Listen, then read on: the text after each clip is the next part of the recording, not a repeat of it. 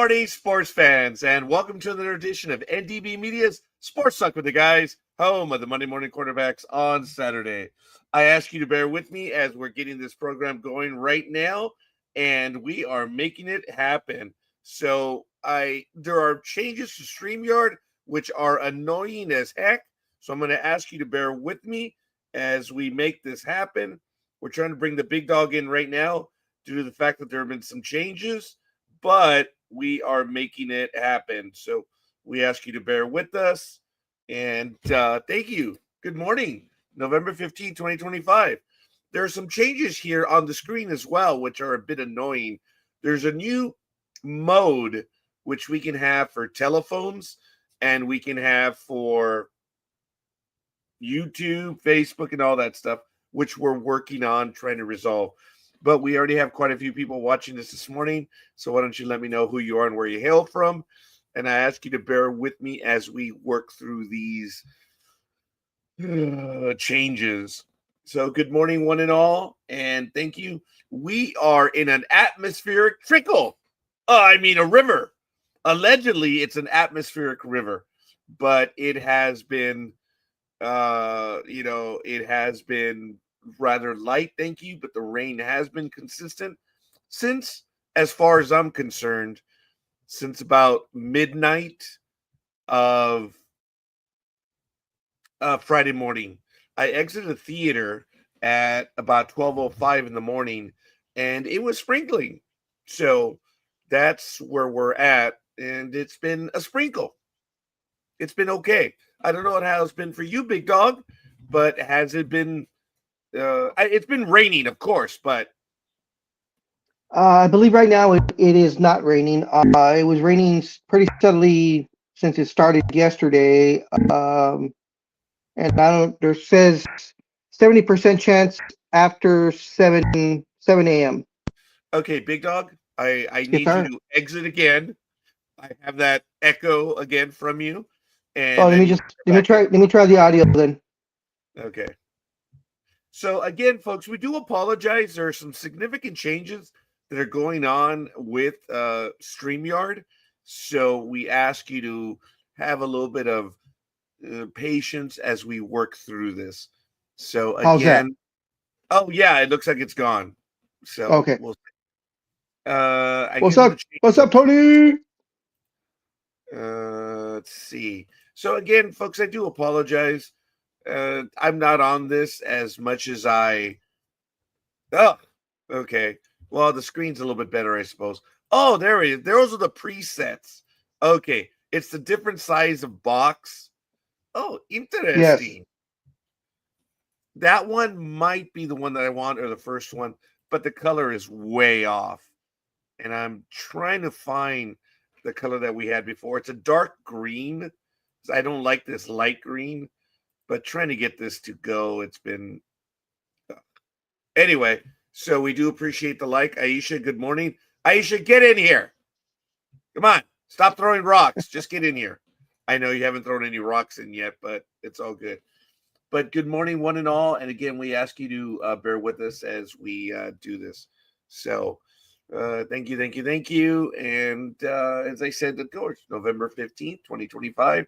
This is episode 3 of year 18. We thank you for joining us. And it's all good in the hood, so they say. Right now, it's 61 degrees. It's going to get to a high of 62. So we are where we are. And it's going to be an overnight low of 53. So it's actually going to be colder tomorrow. We'll see how that's going to work. So who's pressing the buttons, damn it? Oh, that's me. I'm sorry. Is it doing it for everything? Okay. Yeah, it is. You're only in a quarter of my screen. The Okay, now entire that's thing is. interesting because, okay, see, that's what I'm talking about. There are some issues going on since I opened the Grrr. program. I have 2 screens. I Yes, me have too. a video screen, and then I have the one for a phone, and then I have the one for the YouTube and whatever. So I guess you're looking at the phone screen. I don't know. I We're have gonna have 2 to. screens also. I have one that's about like yay big, and then there's a little ittier bittier one right next to it. Yeah, so StreamYard is tailoring it for specific feeds, and we're gonna have to Okay. figure out how it's gonna work.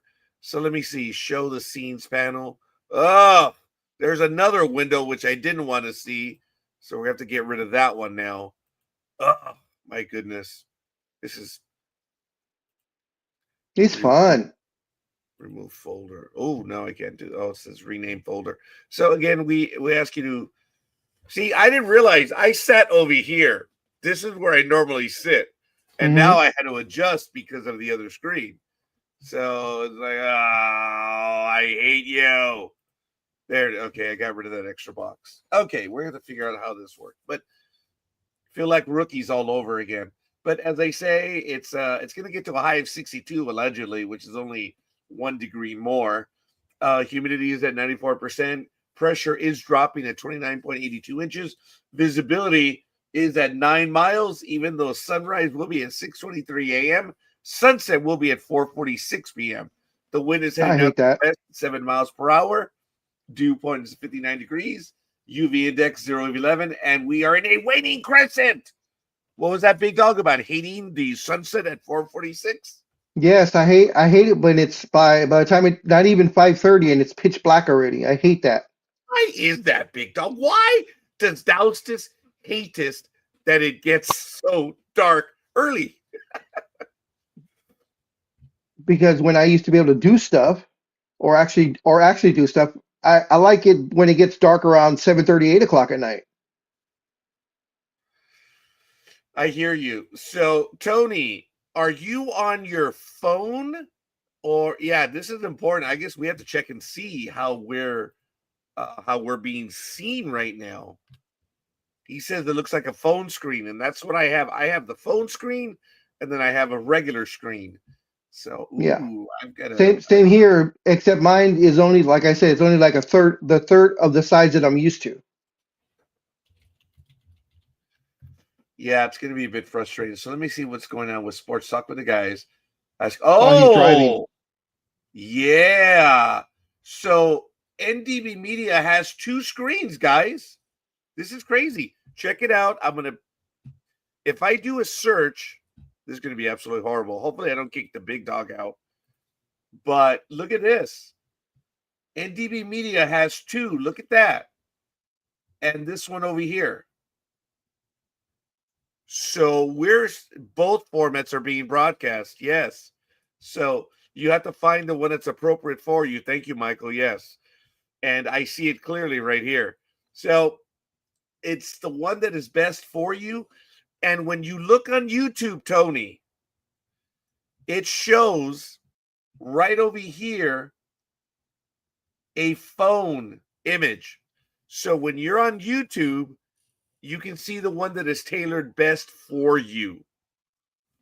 So, like I said, I did a search for NDB Media, and I see this one here, and then I see this one, but there's an indicator of a phone right there. So it is what it is. I saw this last night. I was like, oh man, I don't want to even play this game right now. Okay. Okay, I don't know what you're using, if it's Facebook or if it's if it's YouTube, but we are transmitting in both formats. You have to choose one of them.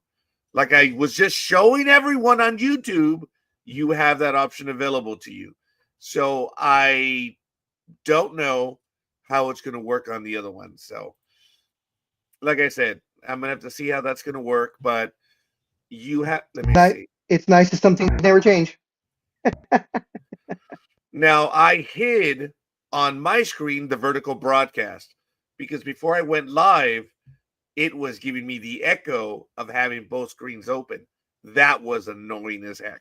So, Aisha, again, thank you. I'm glad they're doing somersaults, but how about you just get in the goddamn program? All right? That way you don't have to worry about any stuff that's going on.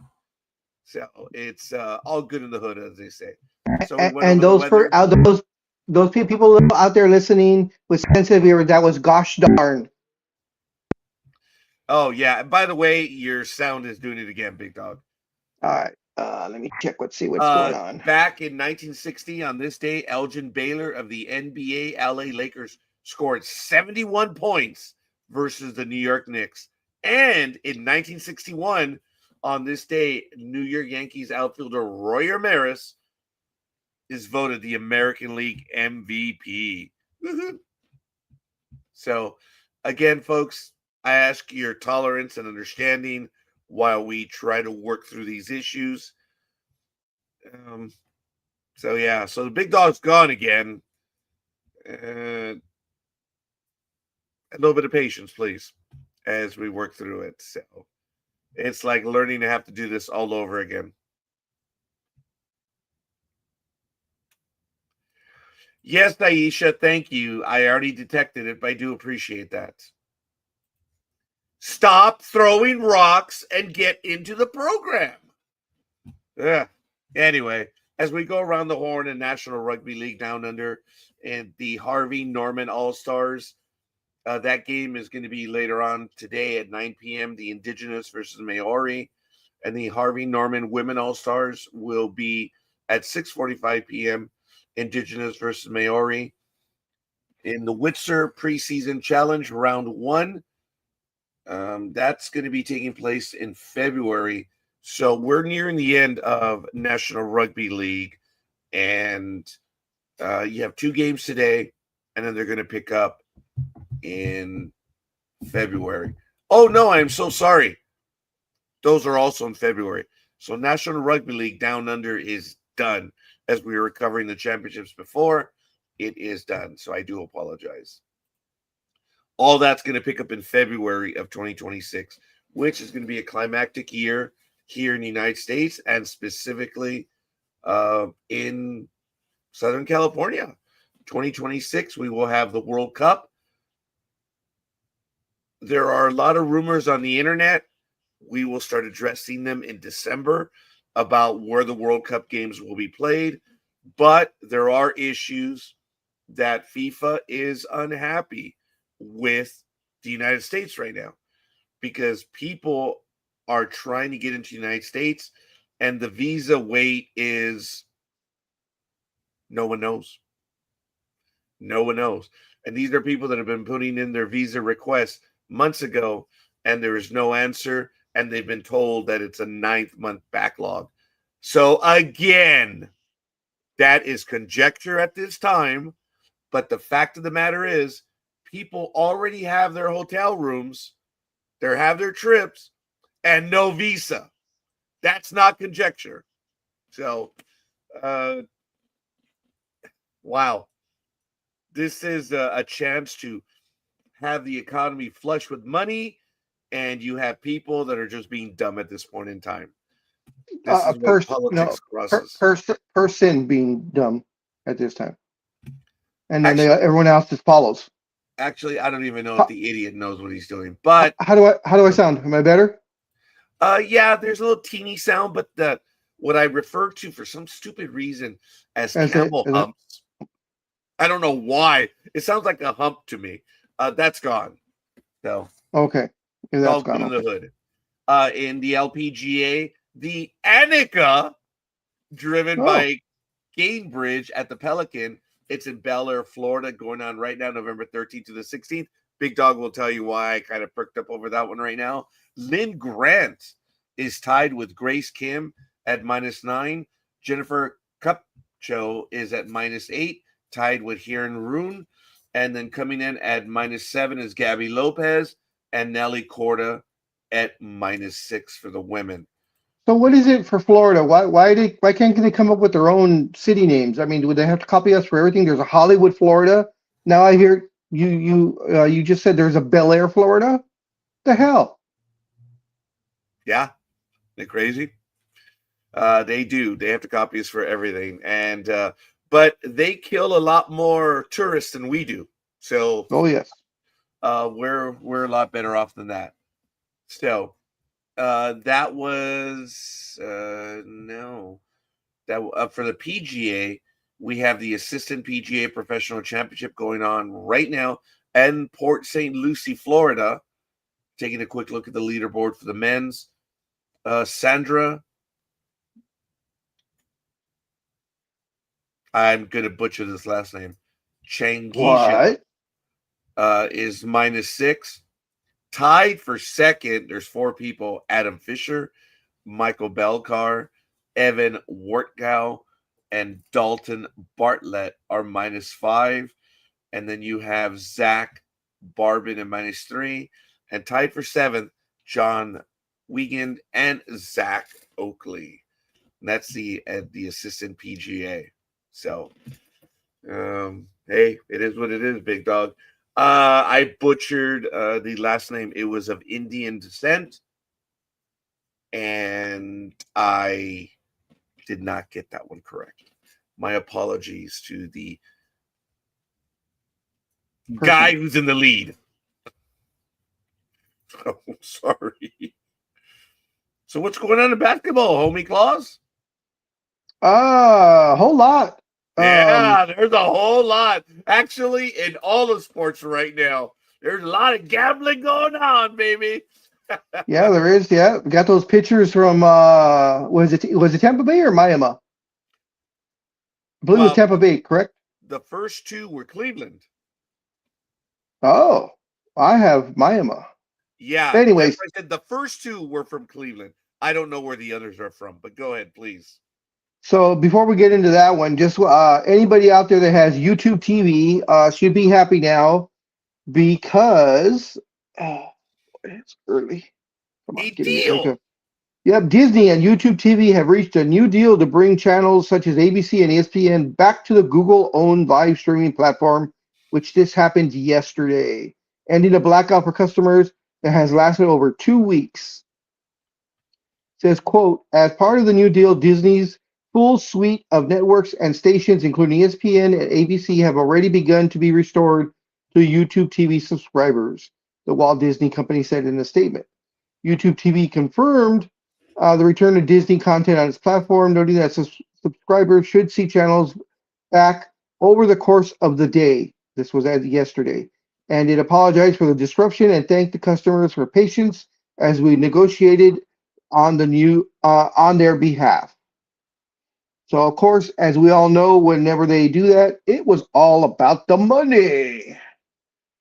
And that's it. And this has been a Disney tactic for decades. Oh, yes. Yes. We've been on the air for 18 years, and I know we've discussed this time and time again. I remember when we were discussing the carriage fees, and folks, once again, Sports Talk with the Guys had it right back then. When we were discussing the carriage fee numbers, we were told that we had it wrong. And I myself got it right when we were talking about the $5.50 carriage fee. This was 10, 15 years ago. Yeah. And what I'm talking about is, for those of you that remember and you had cable, there was a basic, there might have been a mid-row or a mid-tier, or you jumped straight up to premium. You obviously had to pay extra for premium service, whether it was a tier or a specific channel. Well, basic cable kept going up and up and up every year because Disney was demanding huge amounts for each channel, but they wanted all packaged. If you wanted the Disney Cartoon Channel or Disney XD, whatever it was, you had to take everything together. And that's the way they jammed the cable services. And alone, I remember when we were talking about that one time when they were off air for over a month and a half, that we had paid the price at between $5 and $6 just for ESPN alone. Yeah. And everyone in the blogosphere was saying we got it wrong. Turns out that we were the only ones that got it right. What a shock. But anyway, what that meant was that you had your basic price that each channel was charging, but Disney was charging that much more. And that's why basic cable was just shooting up. And it did every however many years. And they weren't the only ones that were doing it, but Disney was one of the more aggressive ones. Hey, yes. It is what it is. We're relitigating things, but what a shock that it was what 3-4 days. No, it was a week, right? According to the article, it had been over 2 weeks. 2 weeks. Over 2 weeks. So I don't watch ESPN anymore, and you all know why. So I don't have. I was a fan of ESPN, but the ESPYs just yes, yeah, it just and plus what they did to Rachel Nichols also, that was kind of down and dirty. And yeah. she's finally starting to flourish. I'm happy for her. She has her own or she's on the morning show or something or other on the other channel that she's now on. And I think she has a podcast also. So, but it's good to see her doing that. But on to other basketball news. This is something Scorekeeper and I knew what was going to happen the second the trade was made last year, and that shook the entire NBA to its core when the Lakers traded oft injured Anthony Davis, a LA fan favorite, but nonetheless injured, very, very injury prone, and a bench guy to Dallas for Luka Doncic. As we all said, he's a generational type of player. And we found the little the insides of this, that it turned out it sounded like it was a sweetheart deal because, of course, Nico Harrison and our GM in LA knew each other since their college days.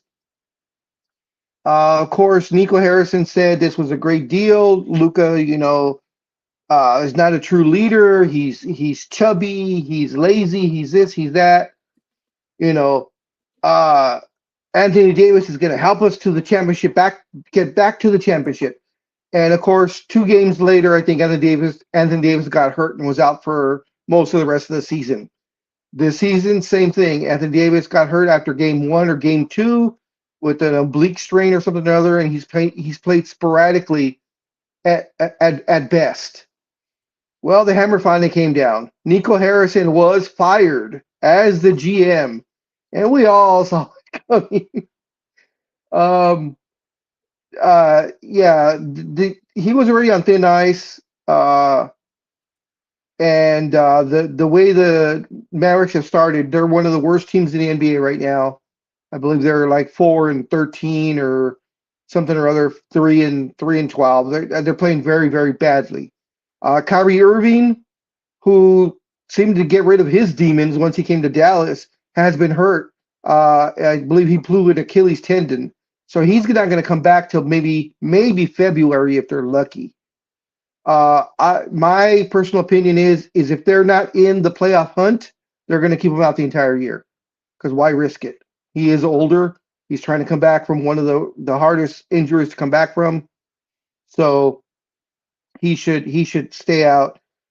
Cooper Flagg, who they're pegging their entire future on, he's playing okay. He's not playing great. He's not playing bad. He's a rookie, and it shows. So they're floundering. And on the flip side, Luka came in back, as we all know, came in shape with a chip on his shoulder, and he is averaging about 37 points a game this young season. So he is out for blood, so to speak, and I think he's going to show, I guess, Nico Harrison, which it doesn't matter anymore because he was interviewed and asked about the firing. He says what happens in Dallas doesn't matter to him anymore. He's now a Los Angeles Laker. So the inner workings of other teams don't matter to him. All he wants to do is win. As a side note, I don't know if Big Dog remembers, but Mark Cuban. Oh God, he was so pissed. He says because there was a joke about him still being in charge or not, and this is how ignorant people were, and it is what it is. But he said, "Dude, that deal did not happen under my watch." He said clearly that would not have happened. I truly believe him. Yeah. Yeah. He had some say in drafting Nico Doncic. Oh, Luka Doncic, yes, Luka Doncic. yeah, because he was the Oh owner. my God, they all look alike. They all sound alike. Scorekeeper is mixing them, and I may have just thrown my life away on that one. So, So anyway, yeah, well, of course, Mark Cuban was the owner when Luka got, excuse me, got drafted.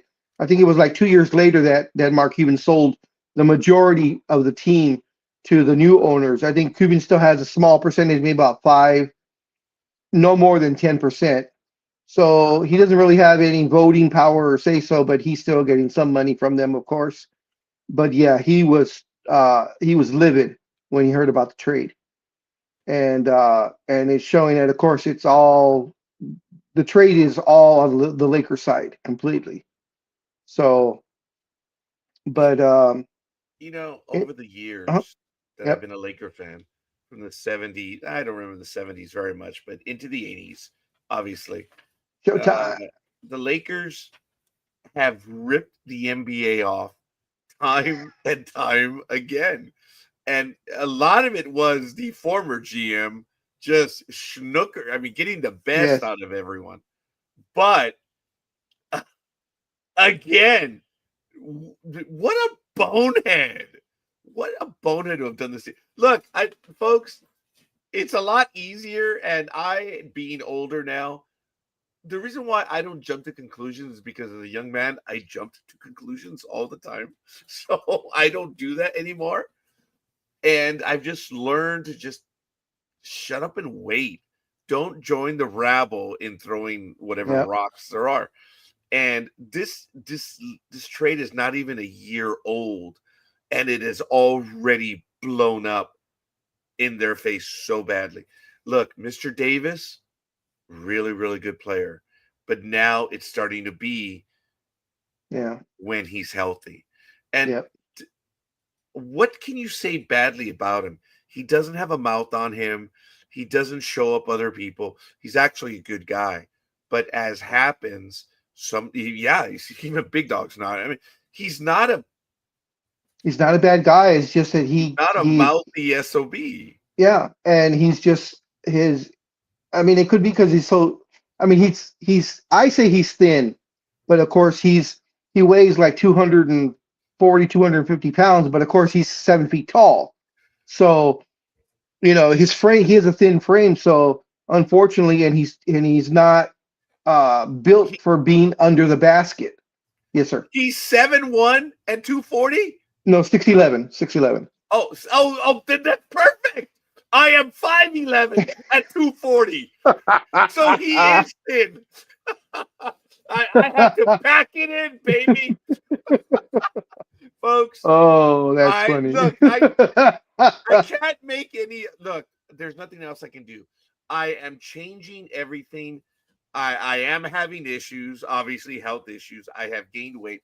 I hit 250 and I snapped.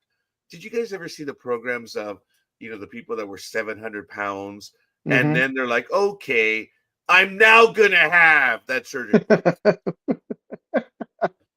650 didn't bother you. 450 didn't bother you. 300. So I always wondered.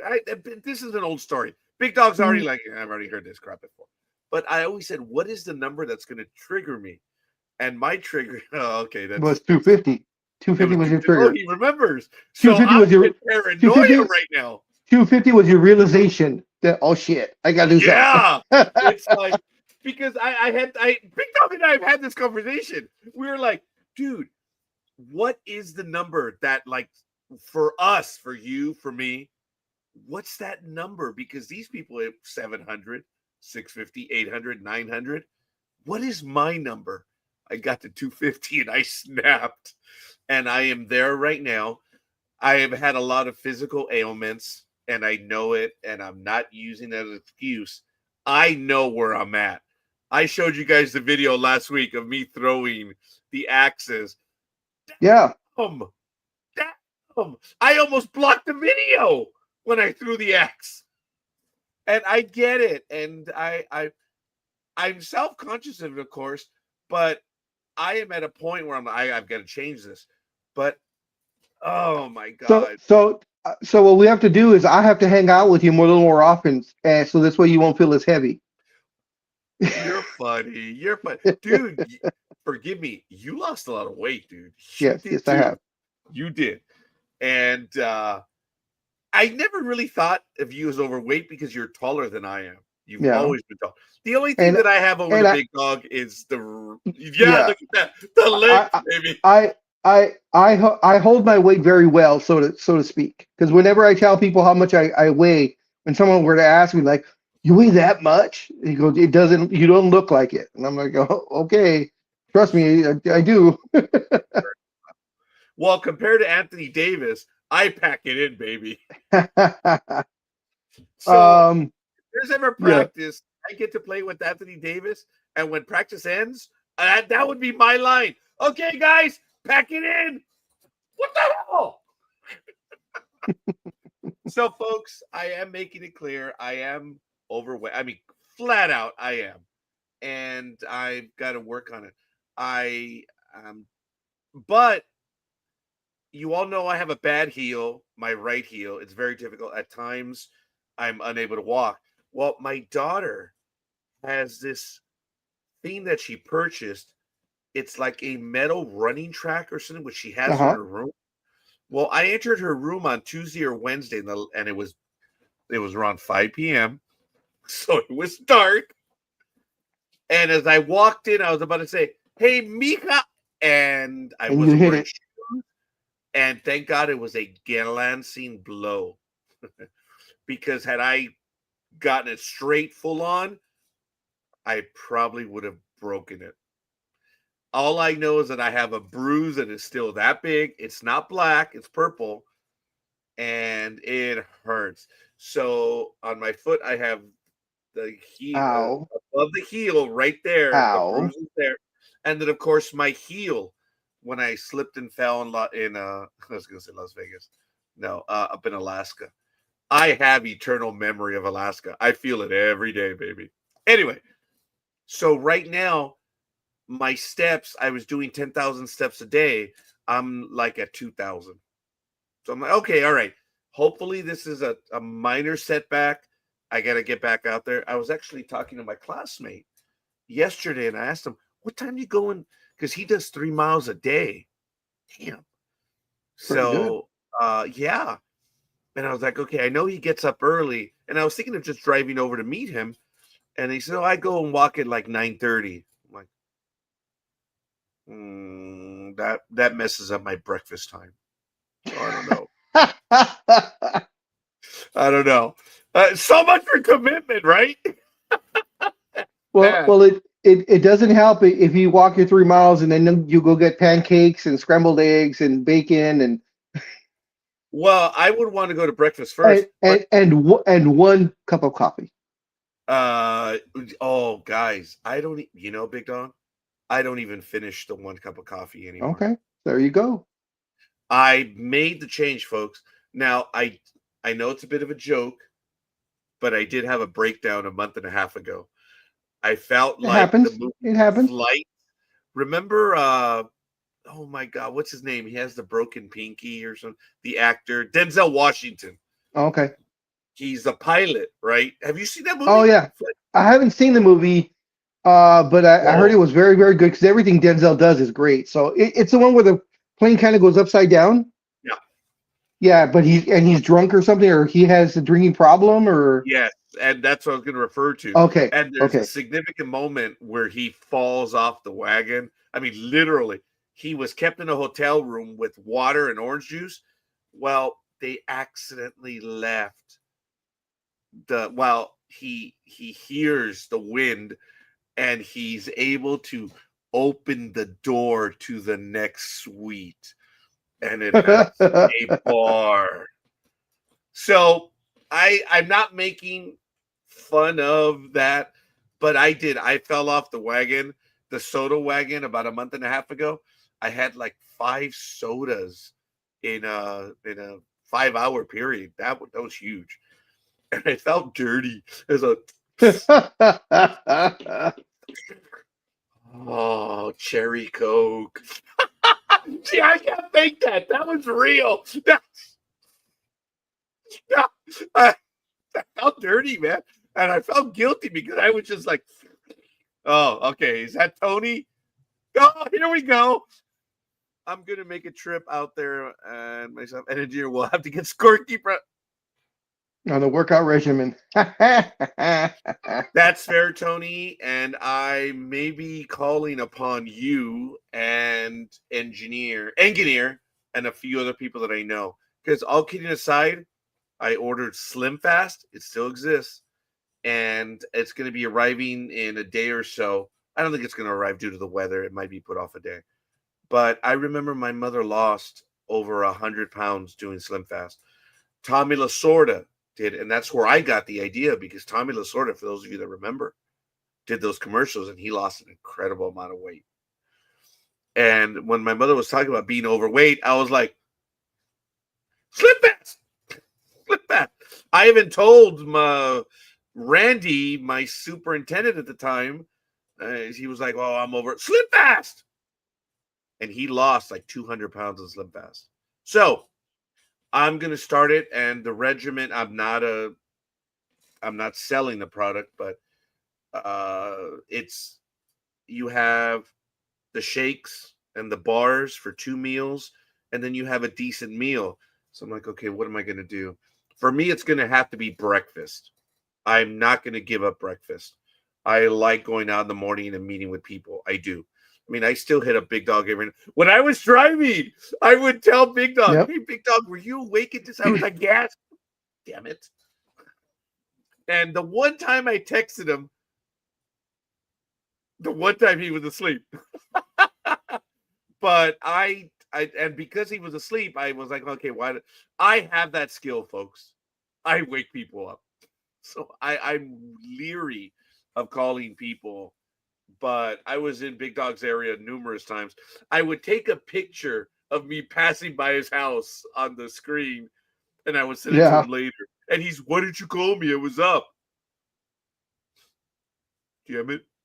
Well, I was on a run. That was one, but I've done that. So, speaking of something that's not on a run, NHRA, Speed Never Lies, November 13th through the 16th, right here. You don't hear them in the background because it was rain postponed yesterday. So apparently they're going to be racing today. The Friday racing was postponed at the In-N-Out Burger NHRA Finals. So they're going to resume their running today. That's going to be a heavy schedule. An entire day of racing. That's going to be really crazy because it's supposed to rain really hard today. More so than yesterday. I was alluding to that. Thank you, Big Dog. That's what, like, an entire day is going to be squeezed in today with today. But Mother Nature said, let's see about that. Mother Nature said, hold my beer. Yeah. And we have been fortunate. Big Dog and I are old enough to know that we're being immature when we're talking about the weather in general. But in Southern California, this atmospheric river, I mean, folks, there's so much water in the app. I'm not going to nerd you out on the geography stuff, but a week in advance, they were already telling the communities, don't play this game, people. Get out. You remember those notices that were issued this week? There will be flooding. It's going to be nasty. Go. 4 days in advance, civil authorities tell you to move. Like, oh shit. Sorry. No, I was good. Okay, there you go. I was gonna say you keep leaning the other way, and the little one, you only get a half face. Now you're a full face. You keep leaning this. This is what you keep. This is what you keep doing, like that. Yeah, I'm sorry. Like I said, folks, I've done this program for years, and this is my spot. That's my spot. And you're gone. There you go. I've always been gone, but professionally. So yes, I have to, and I have both monitors here, but the camera is on the monitor to the right, near the corner. But I realize I have to be here now. But I normally do this. I just do it, and that takes me off screen. So we're gonna have to work on it. So hopefully NHRA is going to be able to do it today. But as Big Dog so eloquently made clear, there's a lot of water today. So that's what they're saying. Yeah. Here's more on Anthony Davis. So this was published, I believe it was Wednesday, the 12th. Oh, what just came in? New Orleans Pelicans have fired head coach. That just came over the ESPN wire right now. Why don't you go ahead and finish that one? It went away. Oh, But okay, let and me see we're if I can get finished. it. Oh, hold on. Yeah, no, it went away. So this one, Mavericks governor Patrick Dumont has requested medical data indicating that Anthony Davis is not at risk of aggravating his left calf strain before giving a green light for the 10-time All-Star to begin to return to the court. Davis was listed as questionable for Wednesday's home game against Phoenix Suns, and it was the third consecutive game that he has had a designation on his injury report. But he will miss his seventh consecutive game, and they've only played about 12 games. He originally targeted his return for last Saturday's game against the Washington Wizards, but there was a disagreement between Mavs Director of Health and Performance, Mavericks Director of Health and Performance, John Billsborough, and Davis's personal medical staff on whether that was prudent. Davis was held out after Dumont sided with Billsborough, referring to err on the side of caution rather than putting them in. So now Davis is not going to play until the governor, Patrick Dumont, gives the okay. So this kind of rings of a certain person whose nickname is the Claw that now plays for the little redheaded stepchildren of Los Angeles. And his medical people saying one thing and the other team saying the other when he was in a certain team in Texas.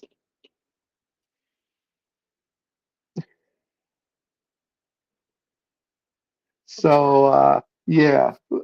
In other news, the Clippers, Bradley Beal, the Clipper luck is starting to turn back to San Diego because Bradley Beal is now out for the season.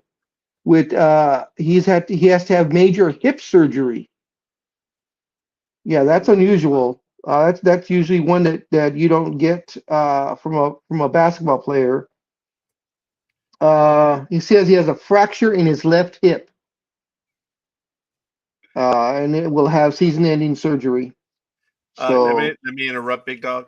sure. I'm now noticing that Tony and Papa Sox, for instance, it indicates what they're looking at. So Papa Sox, why is the screen shrunken? Well, it looks like, well, first of all, we're transmitting on both types of formats. And when you go to YouTube, you can choose which format you want to look at. And this format that you're looking, the shrunken screen, is the one that's good for cell phones, which I'm like, ugh. And then you have the regular screen. And it looks like you're looking at the cell phone screen, Papa Sox, as well as Tony is. So you better transmit hookers. Yeah, we're trying. That was good. I like it. But good morning, Papa Sox. So I'm dying, folks. I have to tell you, I'm gonna be a jerk right now. Big Dog, Yeah. I'm taking a look at it right now. What's that? That may be the newest member of the fleet Oh, right there. now since it's so long, Yeah. that's what she said. Um, No. you don't require a different license. Class C is still okay. Yes. Okay. Yeah. It's actually has to do with the number of people. So very good, Big Dog. But yeah, no matter what, I'm hoping to get my Class A eventually. But I'm going to be taking a look at this one later on today. What year And is it? I can't. It's in it's small. So. a 2007. Oh, So okay. I'm going to take a look It's at not it. too I'm bad. just dying. So, hey, good Is morning, that, Matt. what's up, Matt? So at about 10:30, once the program is over, I'm going to be taking a look at it. I really like the interior. It actually does look nice. Wow. So yeah, Is that a Lincoln or what is it? yeah, it's a Lincoln Town car. Oh, It's okay. not bad. I mean, it can be a little dated, but it's interesting that there's only one person that fits up front because of the design. So Really? yeah, Wow. so it's kind of Huh. cool. But anyway, sorry folks. I was dying to say, Big Dog's been giving me a hard time as of late. Well, actually, you can see it right here. See, no one fits up front right here due to the design. Oh, wow. The Interesting. entire cabin was moved all the way up here, so there is no front seat. But that seat is pretty big, so I mean, if you know, if fun comes to fun, you can make that work. Interesting. But anyway, um, '07, good year for a car. That's what mine is. Yeah. Um, I hear you, Matt. For me to purchase something like that, brand new, that's over $100,000. I have no desire to do as such. But I've been wanting to do this for a while, and because I take clients on airport runs now, and it's kind of cool. So I'm gonna go check it out. Doesn't mean it's gonna happen, but it's within the realm of what I want to do. And if I, my wa- I, sister is watching, sorry, go ahead. I was just gonna say, I want to see you make a U-turn in that cul-de-sac of yours.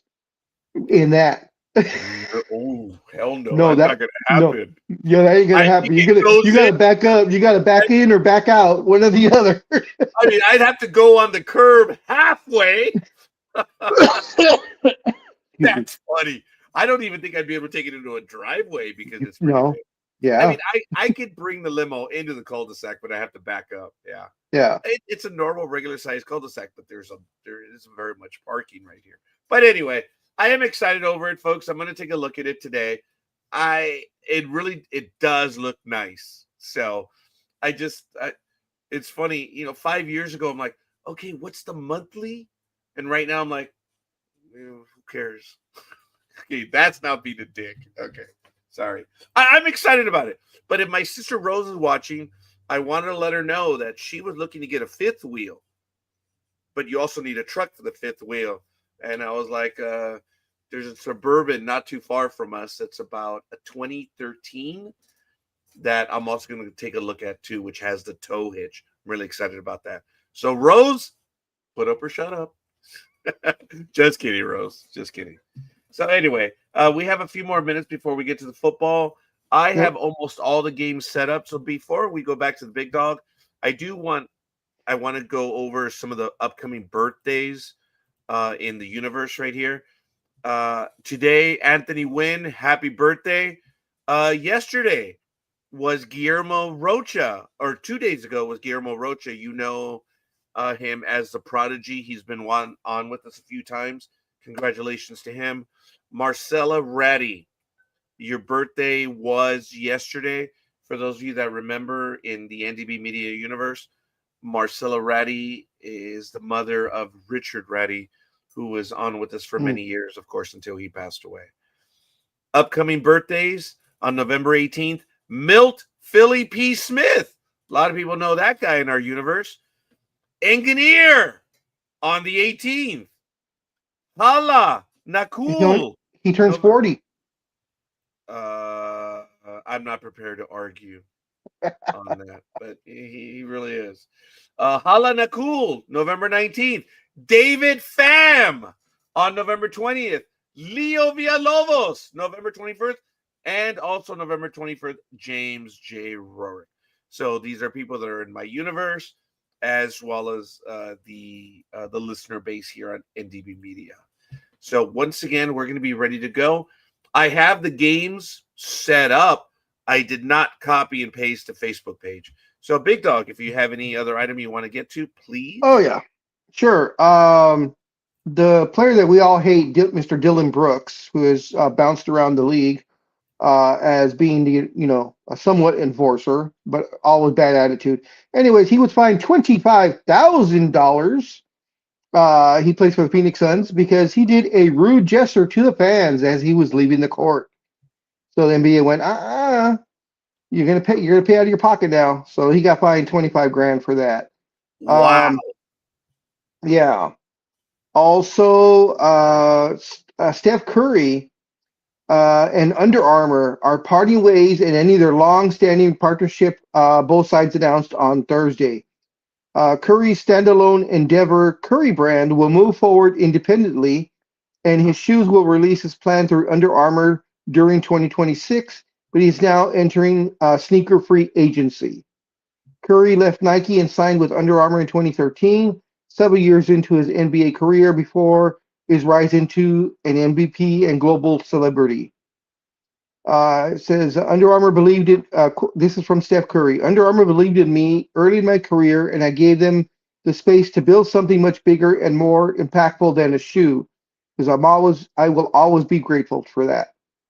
So Steph's looking for one last nice payday away from the basketball court. As you know, he only has a few years left. He has been playing for about 15, 16 years.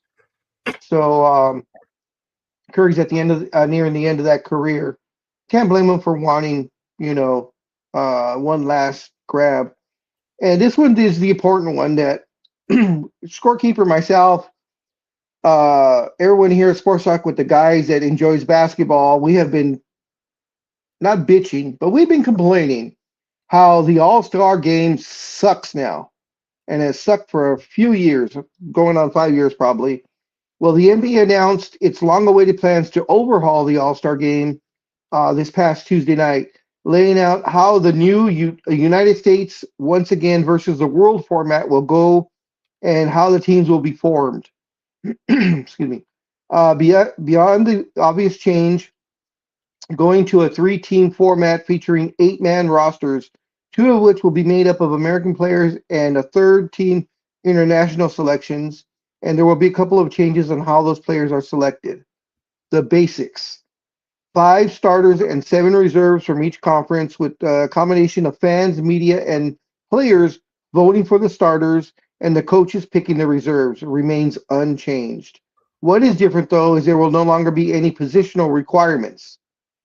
In the past, the starters have been made up of 2 backcourt players and 3 front court players, with the reserves being the same split plus the 2 wild cards. This year, though, the starters will be the top 5 vote getters, regardless of position, and the reserves will be the top 7, also regardless of position. That's a good change. That's a different change. The league answered another lingering question: what happens if those 24 players do not evenly break down into 16 American and 8 international players, or would the league force the voting to adhere to those numbers? The solution is that the player pool doesn't reflect a 16-8. If the player pool doesn't reflect a 16-8 split, NBA Commissioner Adam Silver will name extra players to the roster to get to the minimum 16 Americans or 8 international players. Okay. Sounds interesting. Of course, the All-Star game says will not take place at its usual 8 p.m. Eastern time start time, as it is regularly in the past, but instead will be a 5 p.m. Eastern time, 2 p.m. Pacific time, and will come on the heels of the Team USA hockey game. Ooh, I don't know about that. This year's All-Star Game weekend will be here in Los Angeles at the Intuit Dome, the home of the redheaded stepchildren. What do you think of the format so far, sir? No. Yeah, it doesn't sound. It's folks. Look, the NBA is at fault. The Yes. NBA players are at fault. They don't take it for what it was supposed to be. It was supposed to be competition, and they just don't take it seriously. This is what you do: you get elected to the NBA game, you get a bonus. If you win, you get a bonus. You make it worth their while that they want to compete. But you don't have that attitude to win. And a lot of that has to do with the NBA players. This is something that I have harped on for decades now. But you fix it. Look, if it's all about the Quan, make it the Quan. Give them a bonus for making, and then give them a bonus for winning. And you go back to the traditional game as it was. All these different formats, all these different plans. Okay, great. I'm not talking about the league plan. I'm talking about the All-Star game. Make it what it was before. Put the pride back in it. Oh my God, that might be political. But anyway, same thing for Major League Baseball. You get a bonus for winning. You get a bonus for being named. This whole thing that now it matters. Stupid baseball. You make it, but again, that's a whole endemic other issue. And I'm sorry. Speedy, I went too long on that. I'm sorry. I should have gone to you a little sooner, but good morning, La Tortuga. I mean, Speedy. Speedy! Good morning, and Big Dog, you're upside down for me. You were fine. Oh, really? Yeah. Huh. Okay. Is he upside down again? Yeah. Just on his screen because it's not with us. Speedy, I don't know how your computer is translating. I would like to know how it translates because he's, and I have to be careful when I say this, he's normal. Okay. Oh, God. The video Yeah. screen is normal. Every time a waiter comes over to the table and says, "Are you guys? Yeah, right? Are you fine?" We are now fighting to see who answers first. Before I always caught him, but now he's caught up and he's gotten me a couple of times. Well, there's a whole bunch of things that we do, and we haven't got on in a while, Big Dog. And speaking of good things and glad tidings, young lady, NorCal girl. Yep. How are you? Queen of the herd. Queen of the herd. I'm fine except for my eyes. What's wrong with your eyes? Oh, so how the hell did you get here? I flew on my broom like I should. Oh, I'm getting emotional. Oh, thank you.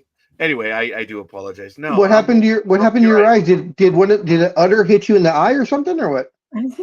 No, it's an allergic it's an allergic reaction. And it's just been really bad, so I've had a hard time like looking at anything with a lit screen. I'm gonna get so much shit for this. Did something shoot you in the eye that caused the allergic reaction? Because I hear that. Because I hear that stings. So I was not doing jumping jacks. And if you're talking about something else, no, I have a tight hand on that. Well, you're saying jumping jacks. I'm just picturing something floppy hit you in the face. Believe me, bigger girls, it hurts. Trust me. Scorekeeper is just like taking it all in. Speedy, did you get the message from Tony? Thank you, Tony. Thank you. Good morning, Speedy. The mouse is in the house, and he even gave you Yep. a positive on that one. Well, it is 7 a.m., folks, and we are just about ready to go.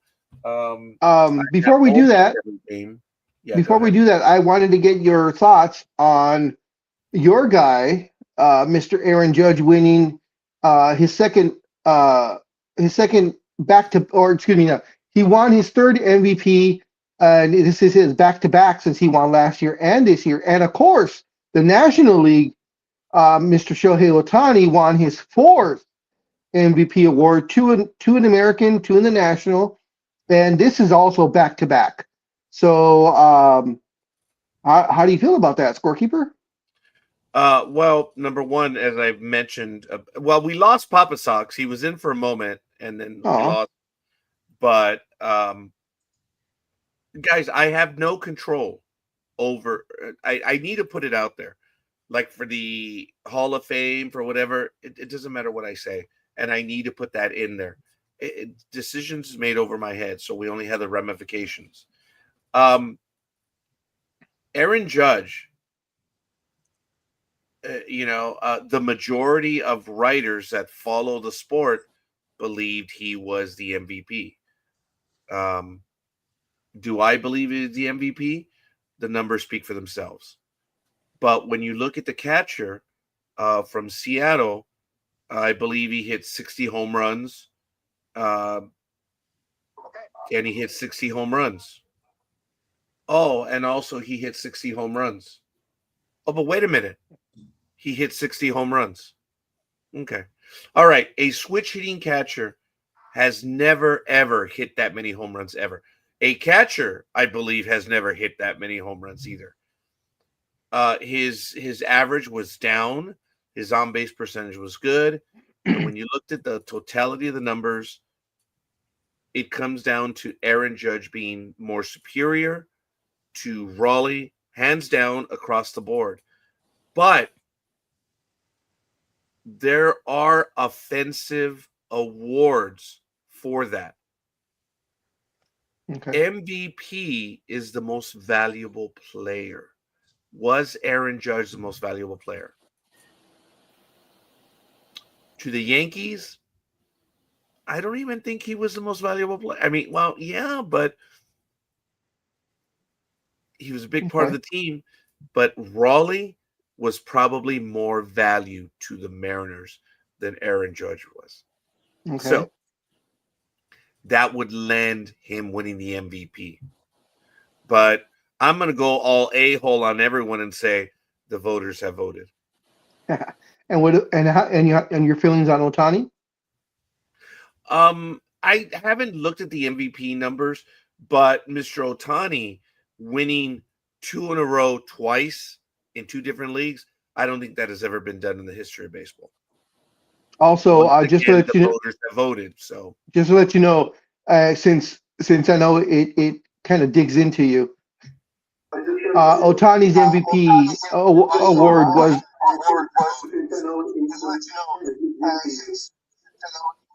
Yeah, Papa Sox, we hear ourselves.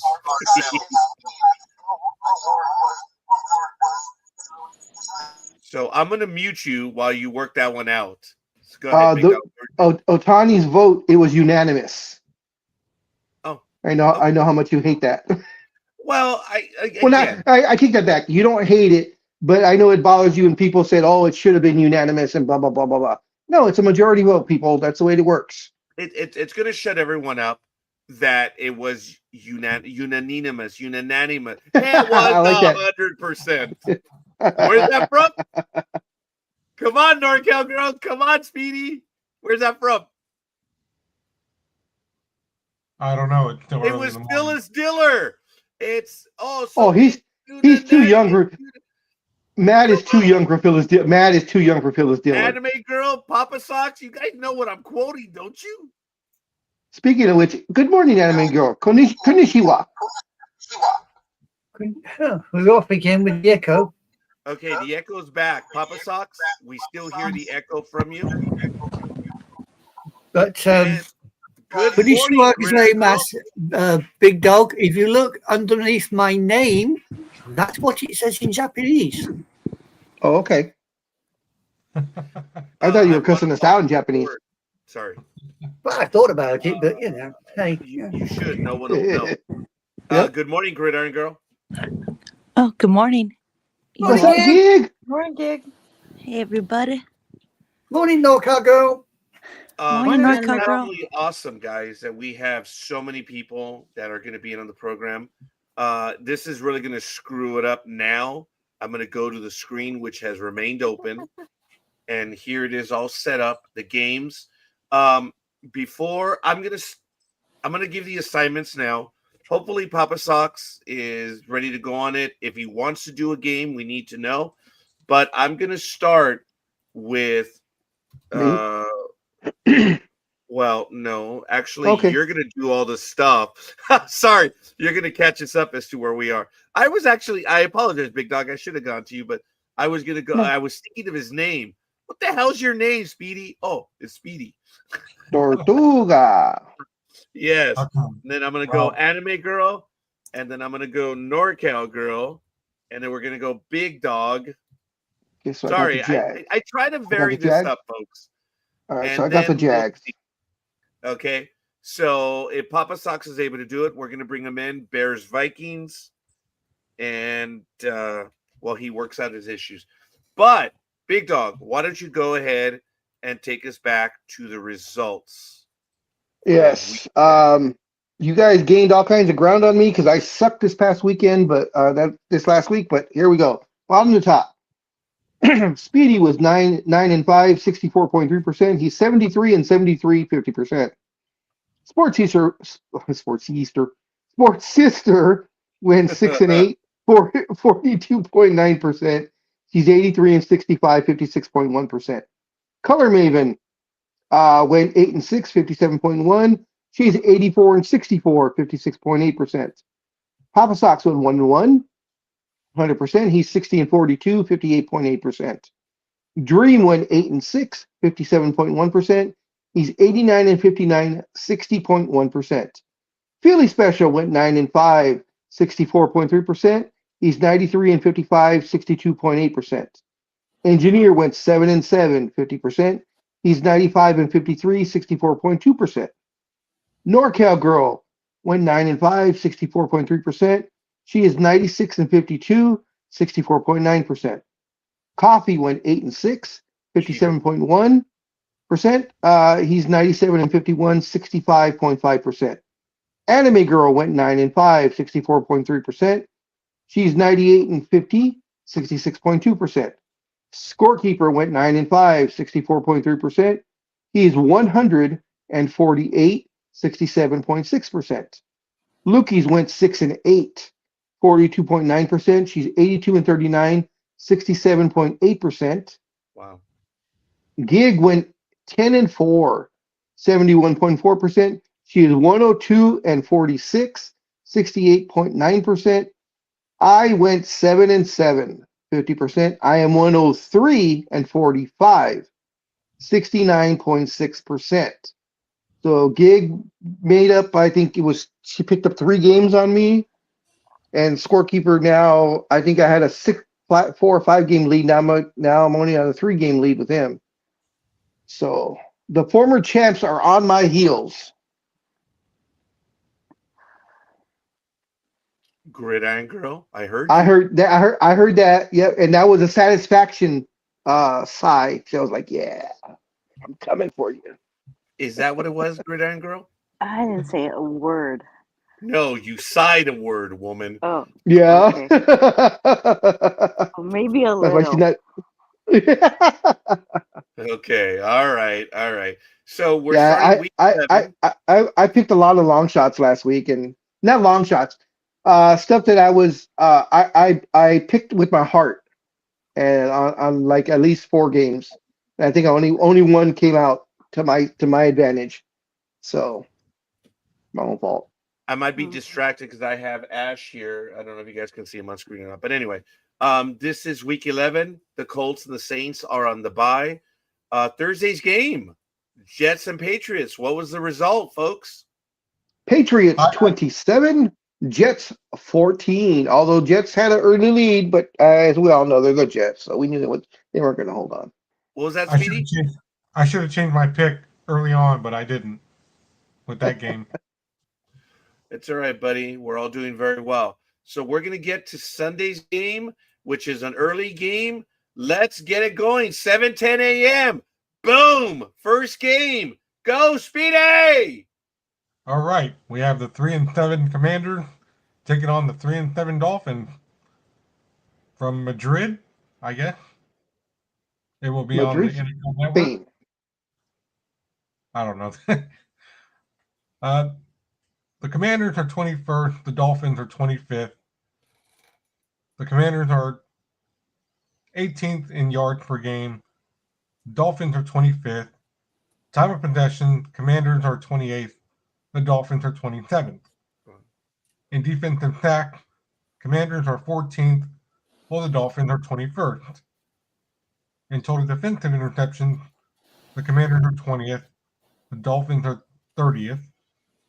In turnovers, Commanders are 28th, and the Dolphins are 29th. Speedy, when you get a chance, could you look up offensive sacks and also offensive interception for me? When you get a chance. Okay, Speedy?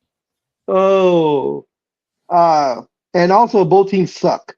So we'll just put that out there. Man, they suck. Previous matchup?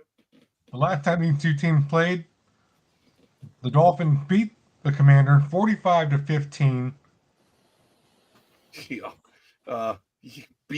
They beat him. They beat him up. They absolutely Yes. They wrecked them. Unbelievable. And we already have our first pick. It's going to be Miami for Tony, but we'll get to that in a moment. Okay, so the betting line is 2.5 for the Dolphins. Yep. Yes, it is. May we have a win probability? Yeah, looks like those fishy folks might take it 55.8%.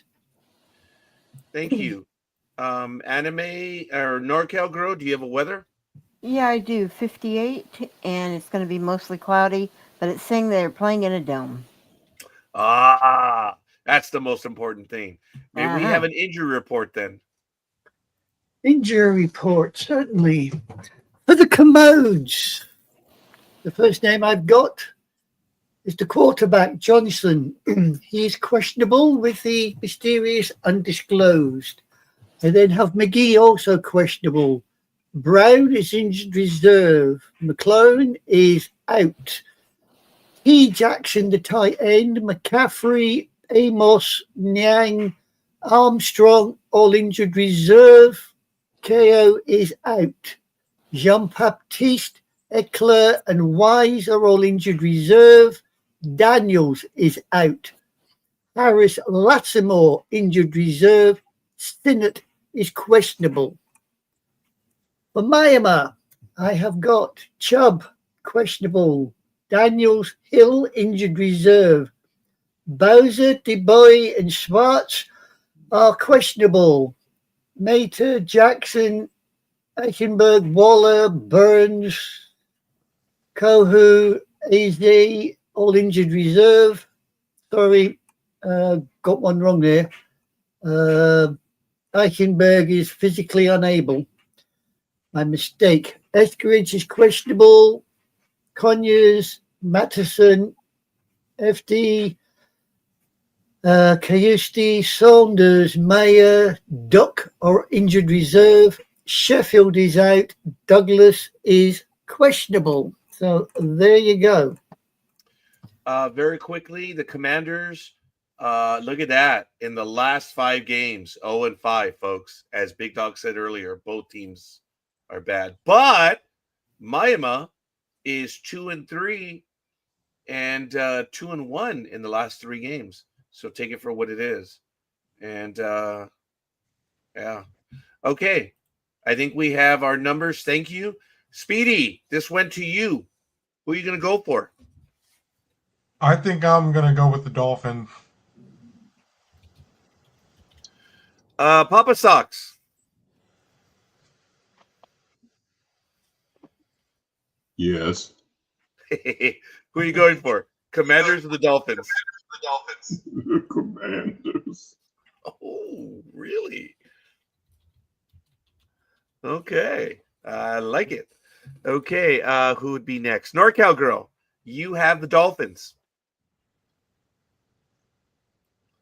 I imagine you're staying with them. Okay. Yeah, I'm staying with the Dolphins. Sorry. Hopefully they'll bring in some fishy food. All right. Fair enough. Anime Girl. Oh, Jesus H. Christ. Yes. I said Jesus H. Christ, not Big Dog with the fleas. No, I am seated. I am seated next to the Almighty. I'm on the his right hand, so that's why. Anyway, I'm not even going to go there with that one. She doesn't All I know. will say to you is camels. She doesn't know. Camels is all I will say. Right. I've got 2 shitty teams. I don't know which way to jump. Oh, bollocks. I'll go with the Dolphins. I've got a funny feeling the Commanders might win this one, though. Okay. Fair enough. Gridiron Girl. I'll be taking Miami. All right. Yeah. That's ballsy, Papa Sox, but no, I don't see it. I'm gonna go with Dolphins. Big Dog.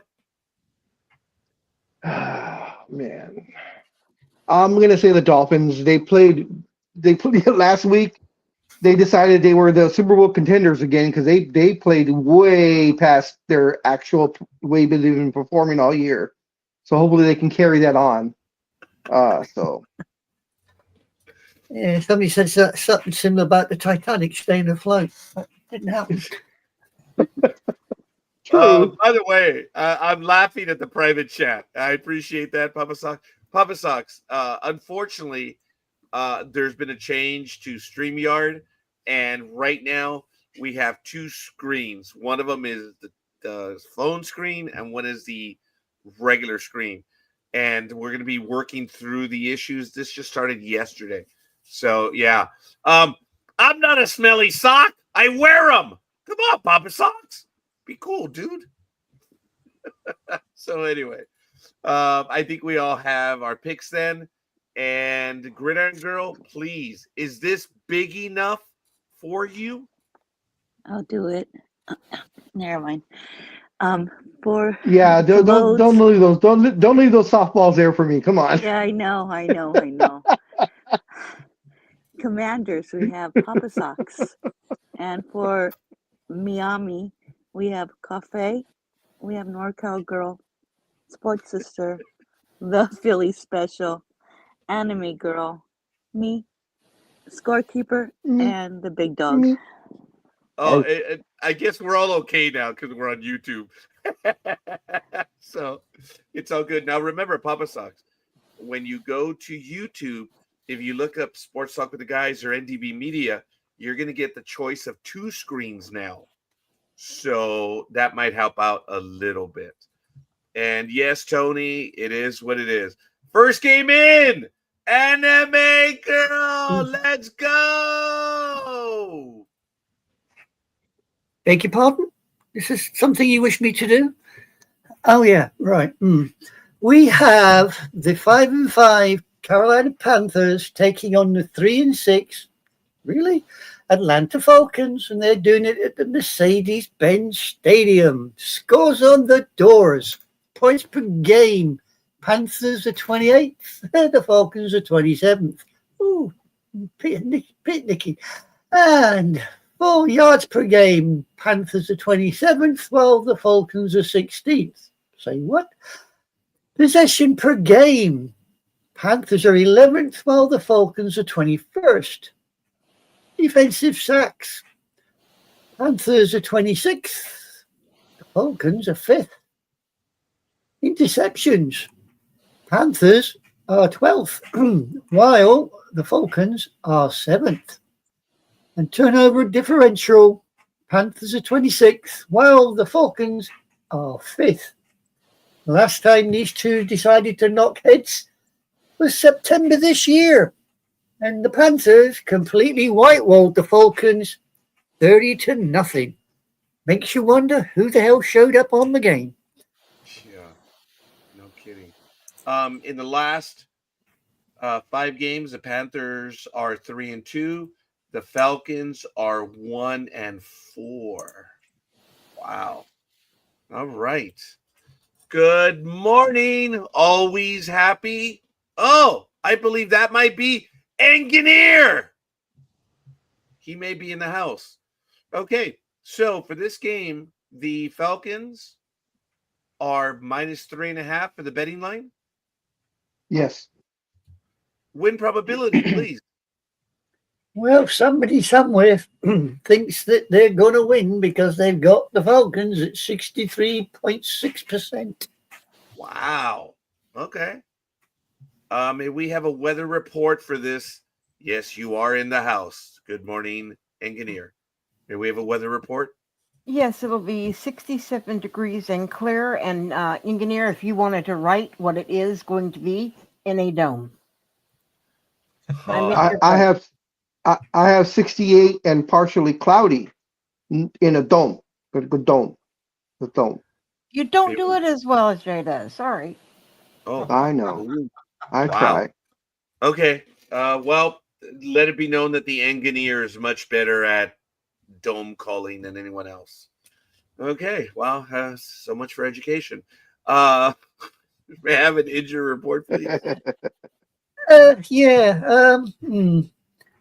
Looking at this, I'm wondering how the hell they're favoring the Falcons, but never mind. Here we go. For the Panthers, Wallace is out. Brooks physically unable. Moore, Amuve, Hunt, Mathis, Jones, Christensen, all injured reserve. Ransom is out. Now, for the Falcons, I may take some time on this one. Trice, injured reserve. Dorius, questionable. Anderson, physically unable. Nielsen, questionable. Phillips, Wheatley, Norton, injured reserve. Agnew, questionable. Jones, McGarry, injured reserve. Woods is out. Roberts is injured reserve. London is questionable. Alford is out. Franks is questionable. Floyd is out. Diablo is injured reserve. Haynes is out. Harrison is questionable. Bertrand is out.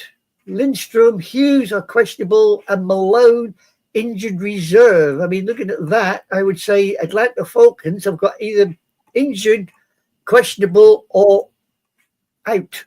There don't seem a lot left for them to play with. So it's I wonder how they've got the 63.6% on the win probability, because most of their team is crocked. I hear you. Well, Anime Girl, then who are you going to go for? Well, I'm going to jump on the side of the Panthers. I'm going to go with the 5-5 Panthers. I don't think the 3-6 Falcons will do it this time. Speedy. I'm going to go with the Falcons. Sorry, Anime Girl, but I see them winning. It's all right. You go for the Falcons. I've got more chance for the Panthers. Yay! Philly is going for the Dirty Birds on this one, with his eyes closed. Papa Sox. May I have the Panthers, please? Ooh. But the God, I love that voice. Yeah. Barry White never sounded so cool. Oh, I know. Yep. Gridiron Girl. I'll be taking the Dirty Birds as well. 23-20. Ooh. So she's taking the win, but not covering. Taking the win, but not covering the spread. Okay. Oh, Exactly. I ain't betting this one. oh, very good. Okay. I'm gonna take this one as 2017, but I'm going with them for that one. So Big Dog. No, NorCal Girl. Sorry. I'll stick with Falcons. Oh wow. The atmospheric river has arrived. I don't know if you guys can hear in the background. It is coming down. Oh, yeah, Sorry. just past us. Oh yeah. Yes. Gridiron Girl and I are only, what are we, about 10, 12 minutes apart from each other? Yes. Yeah, Big Dog and I are about, depends how we fight, right, Big Dog? About 20 minutes? About 20 minutes. Yeah. So we're actually, the three of us are actually within 40 minutes of each other, I suppose. Yeah, well, if you buy that new car that you're thinking about buying, you can walk there, because all you got to do is get in the front door and walk out the back door. Oh, that was funny. I like that. Okay. Big Dog, what's it going to be? I am also going to take the Dirty Birds. Cool. Here's me thinking that you had the kahunas to step outside the blooming box. What a letdown. Nah, right. I think I know the Panthers have won 3 out of the last 5, and the Falcons have lost 4 out of their last 5. But Yeah, they're due. I think they're due. They're at home, so that there's a lot to say about home cooking and sleeping in your own bed. Yeah, but that injury list, Big Dog, that injury list. I mean, come on, man. Any bloody longer, and they'll be asking the reserves to come out of the reserves to play. As a matter of fact, Engineer says that he has to depart. Jay, thank you for stopping in, young man. Appreciate it. And hopefully it's all good in the hood. Later, Jay. Later, Jay. Hi, Jay. He's off to do my fans. Or only fans, or whatever you call it. His feet pictures for his OnlyFans account. Oh, for the love of He's God. off to do them. All right. Gridiron Girl, you're up, please. By the way, you guys can keep the rain over there, please. Thank you. No, send it here. Did We Speedy, will, Speedy. oh, yeah, okay. All righty. So for the Panthers, we have Sports Sister, Anime Girl, and Papa Socks. And for the Falcons, or the Dirty Birds, we have Cafe, NorCal Girl, The Philly Special, me, 2320, Scorekeeper, 2017, Big Dog, and Big Dog. Arf. That's it. Okay, guys, we're doing well. NorCal Girl, you're up, and we've got 2 games in. We are going Alrighty, and blowing. Sorry, NorCal Girl. That's okay. We've got the 6-3 Tampa Bay Bucks versus the 6-3 Buffalo Bills. Okay. Points per game. It looks like the Bucks are 11th, the Bills are 6th. Yardage per game. Bucks are 17th, Bills are 2nd. Time of possession per game. The Bucks are 9th, and the Bills are 2nd. Total defensive sacks. Bucks are 10th, and the I got something in my mouth. Hang on. And What sorry she said. about that. No, something flew in my mouth. I apologize. Shut up. And anyways, the Bills are 11th. Total differential interceptions. The Bucks are 7th, and the Bills are 15th. Total turnovers. The Bucks are 2nd, and the Bills are 12th. Last time these guys played was October 26th of 2003, and the Bills took it 24-18. Well, taking a look at this, the Buccaneers did have a bye in week 9, but they're 2-2 in the last 5 weeks otherwise. And the Bills are also had a bye in week 7. They're 2-2, but they got clocked by Miami. Granted, they were on the road. I need to switch, so I'm going to take Kathy to work. So put me down for the hairy balls, and I'll join you back when I can in a couple of minutes. And I'll have to take over that game. Okay, so Big Dog's going to take that one. Okay, so for the betting line, the Bills are -5.5. Win probability, please. The Hairy Cows are going to walk it 68.8%. NorCal Girl? It's going to be very, very chilly at 35 degrees with massive snow showers. Wow. Injury report. Injury report. Right, here we go. For the Bucks, Goodwin is out. Jones is questionable. Watts is out. We then have Walker, Roberts, McMillan, and Keft all injured reserve. Reddick is out. Wisdom, Cansey, Munch and Evans are injured reserve. Irving, Jones are both out. Haggard is questionable. Bredson and McClellan are both out. For the hairy ones, Hocht is injured reserve. Rogers, Thompson are questionable. Jackson is injured reserve. Kincaid is out. Bass injured reserve. Lewis is questionable. Rapt, Grable, Carter all injured reserve. Johnson is questionable. Oliver Owens injured reserve. C. Johnson, the punter, is questionable with all things with his foot. Strong, Saunders, Hamlin are injured reserve, and Mathis is out. So there you go. Okay, thank you for that. NorCal Girl? Oh, I hate this. Absolutely hate this. I'm going to stay with the Bulls. The Bills. But I have basketball on the brain for some strange reason. Yeah, I don't like the fact that it's the Bills against the Bucks because they're playing about equally as far as I'm concerned. But I'm going to stick with the Bills. Thank you. Anime Girl? Well, Jesus H. I will go with the Hairy Cows.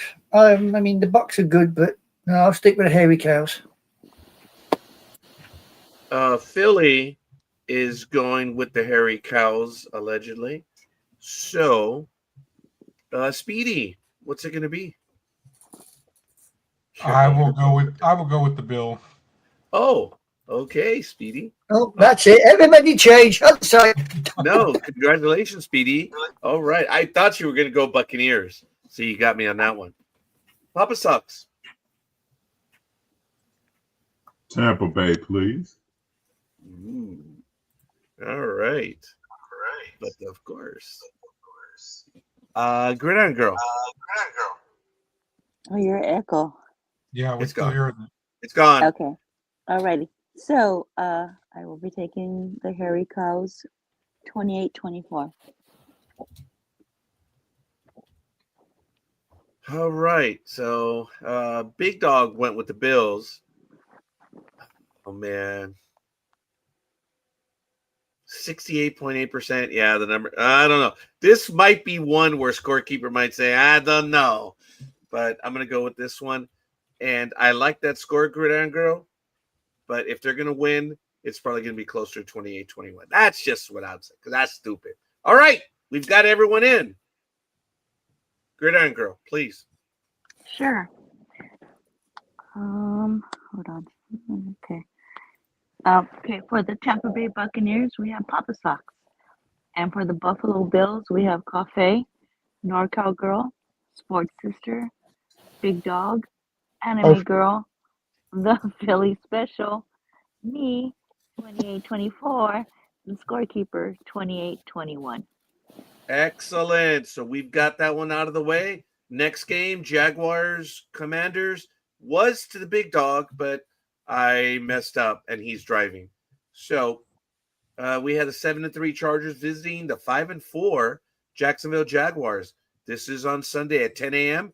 It is on CBS. It's going to be at Jacksonville, Florida at Everbank Stadium. I remember driving around that stadium. It's big. Anyway, looking at the numbers, points per game, the Chargers are 13th and the Jaguars are 18th. In yards per game, wow, the Chargers are 8th and the Jaguars are 19th. In possession, the Chargers are a league best at 33 minutes and 35 seconds. And the Jaguars are not too shabby fourth at 32-10. In total sacks, the Chargers are 5th overall with 29. Jaguars are 30th with 12. In interceptions, Chargers are 5th with 9, but the Jaguars are 2nd with 12. So that takes us to turnover differential. The Jaguars are +8, putting them in 2nd. Chargers are -1, leaving them in 17th. Last time these two teams played, yep, we remember this one. Jacksonville 31-30 over the Chargers. And the Chargers are 4-1 in the last 5 weeks, whereas the Jaguars are 1-4, but they had a bye in week 8. Now, was that offensive interceptions or defensive interceptions?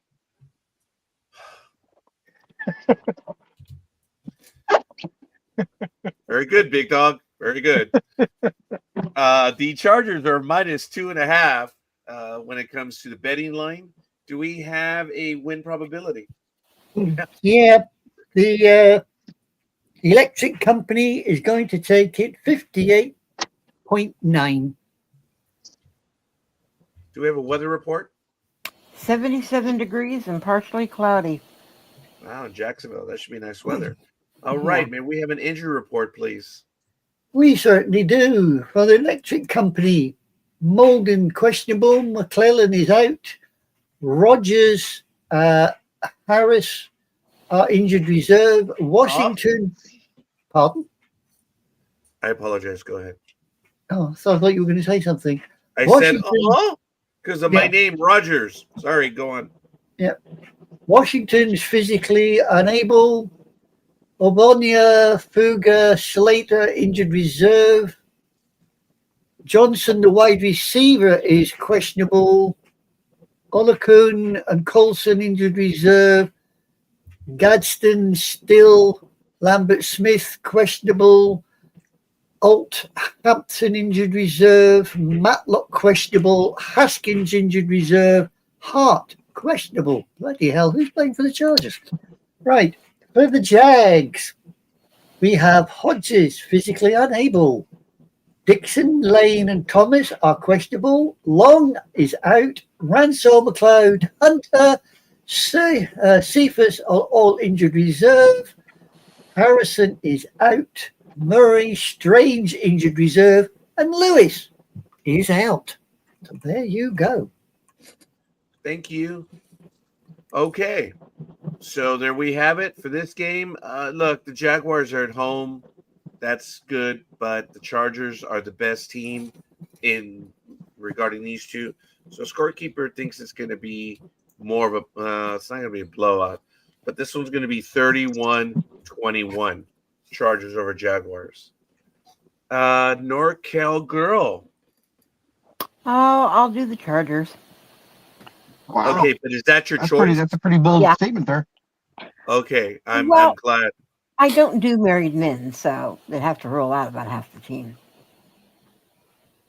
We don't know if half the team's married. We'll have to ask Gridiron Girl for that. That's your team, woman. Are you asking me a question? No, it's okay. We'll go on. Philly's taking the Chargers. Anime Girl. I apologize, Gridiron Girl. Anime Girl. I'm going to take the electric company as well. Okay. And then we have Speedy. I think I'll take the Chargers too, because I wasn't going to go with the Jag, but I don't see it. Thank you, Speedy. Papa Sox. Yeah, I think the Chargers take care of the ball. Yep. Thank you, Papa Sox. Yeah. These guys are dominating offensively at least. Big Dog. Oh no, I'm sorry, Gridiron Girl. I will be taking the Bolts, 30-20. Wow, which is literally off by one. So interesting. All right, Big Dog. Well, much as I love the Jaguars, they're like my second favorite team now. But I believe the Chargers are just they're just too strong. Are they really your second best team? I've been they're my dark horse team. Let's put it that way. Oh, okay. All right, sounds interesting. Gridiron Girl, regale us, please. Alrighty, for the Chargers, we have Cafe, we have NorCal Girl, we have Sports Sister, we have Scorekeeper, 30-21, we have The Philly Special, Anime Girl, Speedy, Papa Sox, me, 30-20, and Big Dog. Oh. And for the Jaguars, we have nobody. Uh-oh. Okay. You know that means trouble, guys. Yeah, that's what please. happened. Not this game, please. Ooh, okay. So let's get to the 10 a.m. game. Bears Vikings. Papa Sox, if you're ready to go, let's go.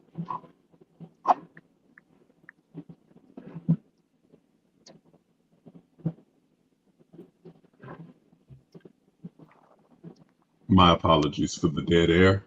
It's all good. The alarm started going off in the house, and Uh-oh. anyway, no, the phone alarms. Anyway, we have the Chicago Bears versus the Minnesota Vikings. Okay, the Bears in points per game are 7th, the Vikings 21st. In yards per game, the Bears are 3rd, the Vikings are 24th. In time of possession per game, the Bears are 10th, the Vikings are 26th. In total sacks, the Bears are 18th, the Vikings are 12th. In defensive interceptions, the Bears are 1st, and the Vikings are 28th. And in total turnover differential, the Bears are 1st, and the Vikings are 29th. The last time these two teams met, Minnesota took it 27-24. Excellent. In the last 5 games, the Bears are 4-1, and the Vikings they had a bye in week 6, so they are 1-3 in the last 5 games. Okay, the betting line is the Vikings -2.5. Do we have a win probability? Yeah, the horny ones are going to squeak past with a 57.7% chance. Weather? You have a brisk walk at 43 degrees with crystal clear skies as you walk from your car to the dome. All right. I'm sorry for that delay. Injuries. Right. For the Bears, we have Johnson and Jones are both injured reserve. Briscoe Williams, questionable. Turner Gordon, injured reserve. Edwards Walker are both out. Amagaji, Hatkins, and Smith are injured reserve. Carlton, questionable. Oh, bloody hell, another A to Z. Hobie Biangbu, or whatever his name is, he's injured reserve. And Stromberg is out. Bloody hell. Where do they find these people? Right. For the horny ones, Moore injured reserve. Bartholomew physically unable. Corell, Nelson, Odoa, Chandler, and Kelly injured reserve. Murphy questionable. Greenard is out. Wentz, who is a quarterback, is injured reserve. There you go. Excellent. Okay, so Papa Socks. Yes, sir. I'm going to go with Minnesota closes the deal. Ooh. That would I know they're at home. Do you have any feeling or insight why? Just curious. No, they're at home, and it's a coin toss for me right now. So Okay. I think they close. I don't think the Bears do. Got it. Appreciate that, Papa And it's Socks. a dome, right? Yes. Is it a dome? Yes. It is a dome? Yeah. Okay, then I blame it on the dome.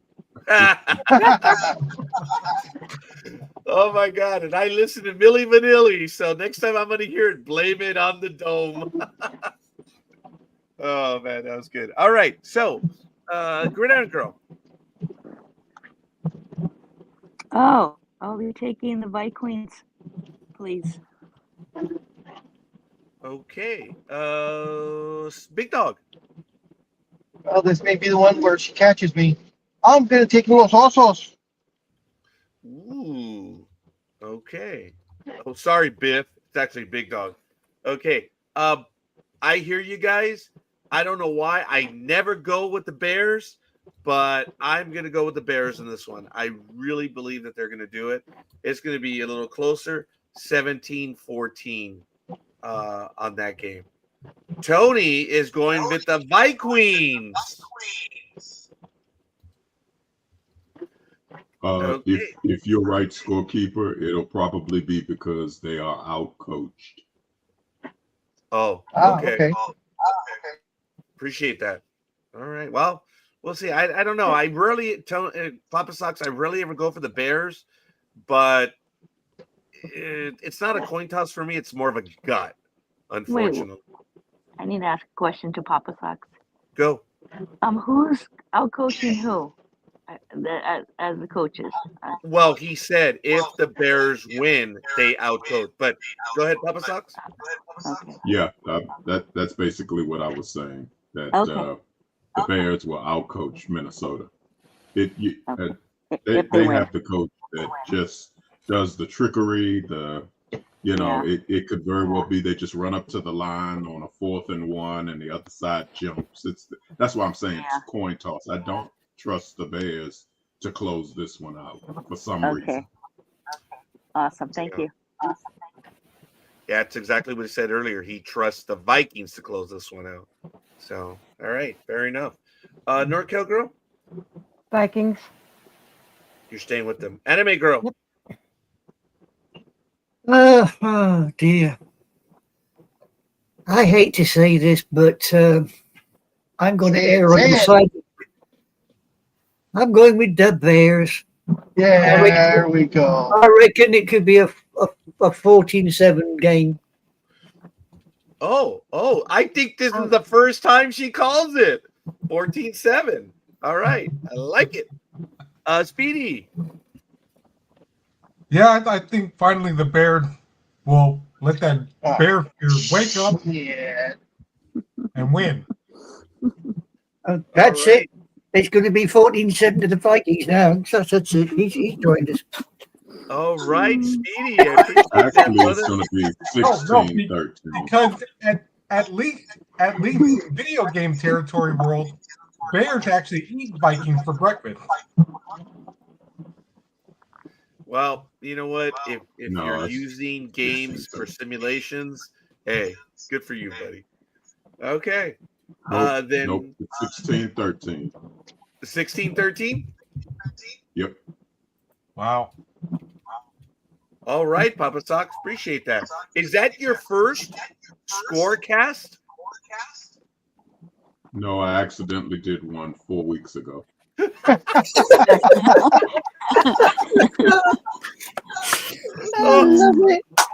that was great. I'm gonna have to save that moment. 7:48 a.m. All right, I like it. The Gridiron Girl, do what you do, please. Okay. So for the Bears, we have Sports Sister, Big Dog, Scorekeeper 17-14, Anime Girl 14-7, and Speedy. And for the Queens, we have Cafe, we have NorCal Girl, we have Papa Sox 16-13, and we have Gig, and I'm saying 27-23. And last but definitely not least is the Philly special. Oh, and I apologize. Billy did put in a score of 24-23. 24-23. Vikings or Bears? Queens. Ah, And that is all.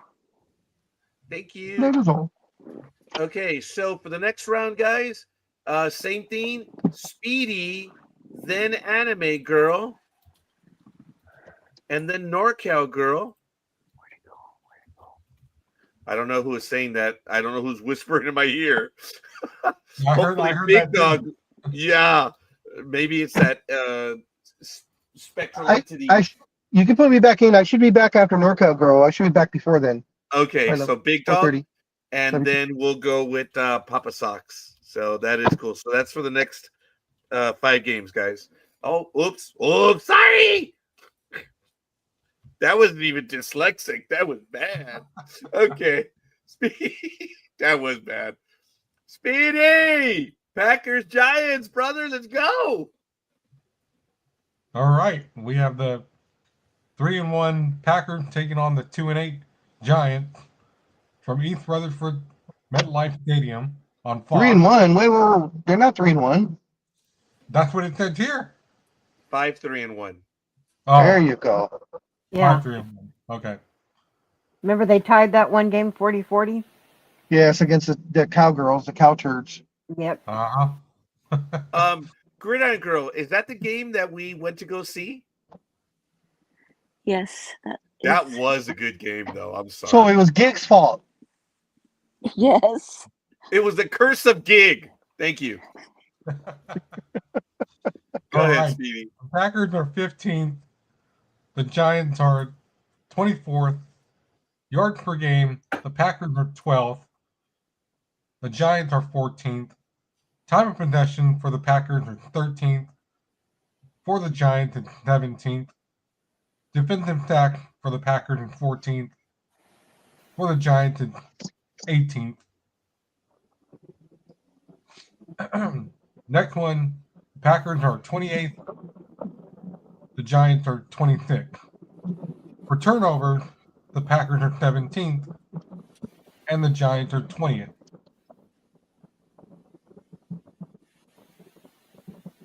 The last time these two teams played was, the Giants beat them 24-22. Excellent. In the last 5 games, the Packers are 3-2, winner or losers of 2 in a row, and the Giants are 1-4, losers of 4 in a row. So It'll soon be 5. yeah. All right. The betting line is Packers -6.5. Do we have a win probability? It looks like the cheesy heads may take it 74.7%. Just a little bit more than necessary, but there you go. In Rutherford, may we have the weather report, please? Yeah, it's going to be nipply for anything out there that's nipply. Because it's Squeeze going to me. be, you heard me, nipply. I see you pointing in opposite directions. Okay. You've never heard that before, seriously? It's going to be 45 degrees and partially cloudy. When we say it, it's not meant as a sexual thing. Even our DJs announce it on air with cooler weather. That is true. Wow. Excellent. But I will say it'd be better for the nipply weather to be pointing different directions rather than going north and south. I'm not going there. I actually envision that. Let's go with the injury report because Tony has already given his pick for this one. Nice one. Right. For the cheesy heads, we have got Jenkins Reed injured reserve. Hayes is questionable. Lloyd injured reserve. Whelan Belton questionable. Oliver physically unable, along with Williams. That's the guard. Wide receiver Williams is questionable. Glover is injured reserve. Hobbs is out. Kraft is injured reserve. Randall Van Nies is questionable. Cox injured reserve. Golden is questionable. And Niemann injured reserve. For the little people, we have got Okere is questionable. Neal is out. McFadden injured reserve. Newbin is doubtful. Neighbours injured reserve. Williams is questionable. Johnson is physically unable, along with Gray. Ford Wheaton is injured reserve, along with Scatbo. Slayton is out. Esdu is injured reserve. Nunes Rocher is doubtful. Nassau injured reserve, along with Board. Golston is out. Gano injured reserve, along with Greens and Collins. Dart is out. Abbo is questionable. And Thribo is out with his shoulder. Boo-hoo. There you go. The question from Papa Sox is Dart is out and it's due to a concussion. Yeah. Ooh. Great. So. Yeah. Okay. Sorry about that, folks. Yeah, Dart is out with concussion, definitely. Yeah. All right, let's go to Speedy, please.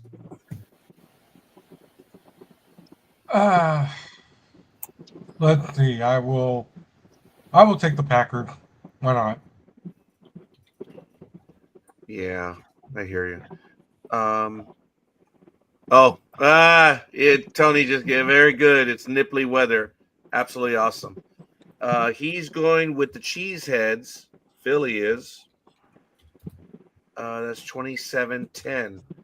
All right. So Speedy went first. Papa Sox. Oh no, wait. Oh yeah, please, Papa Sox. No problem. I'm gonna have to take the Packers. The Giants' magic is gone right now.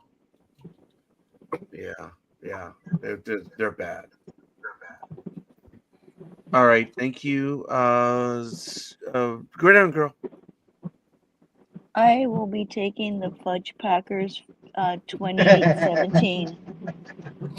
Wow. I'm sorry. What was the score again, please? 28-17. Big Dog.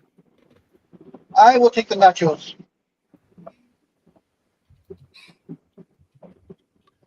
Scorekeeper is also going to take the Packers.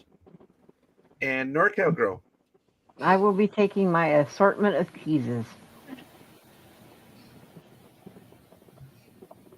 Understood.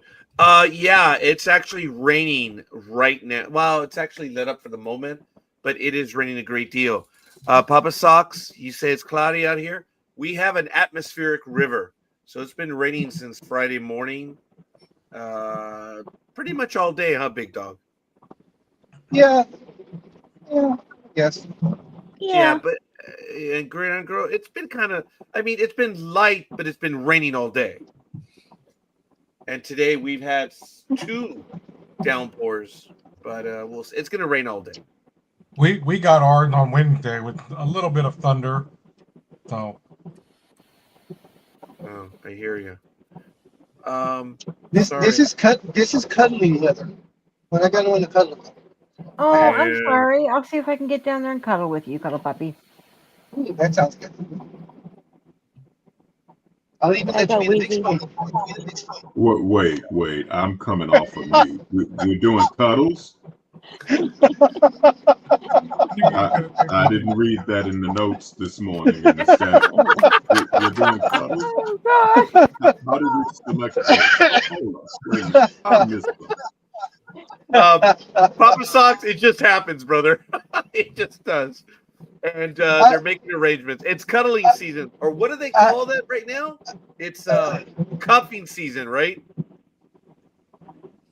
something like that. Yeah, the kids call it cuffing season right now. August and September through October. That's the trial. So we're all right. It is what it is. Okay.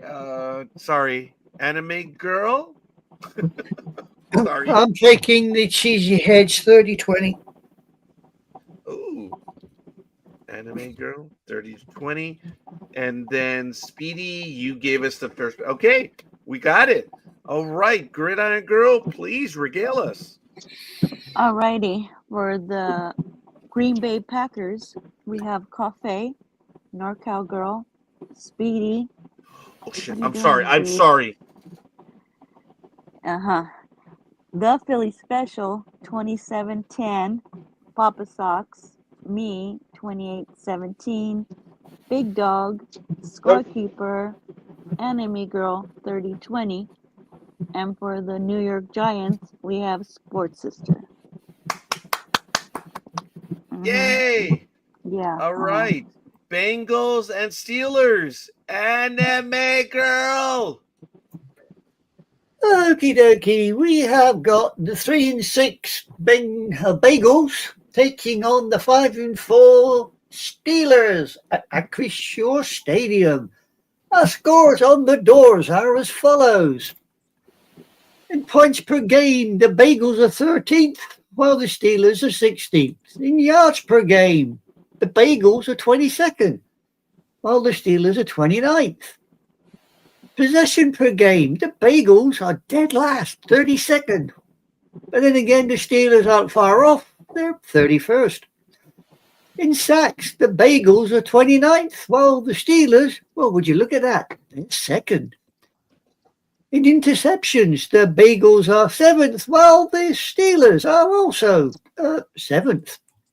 In turnovers, the Bagels are 26th, while the Steelers are 4th.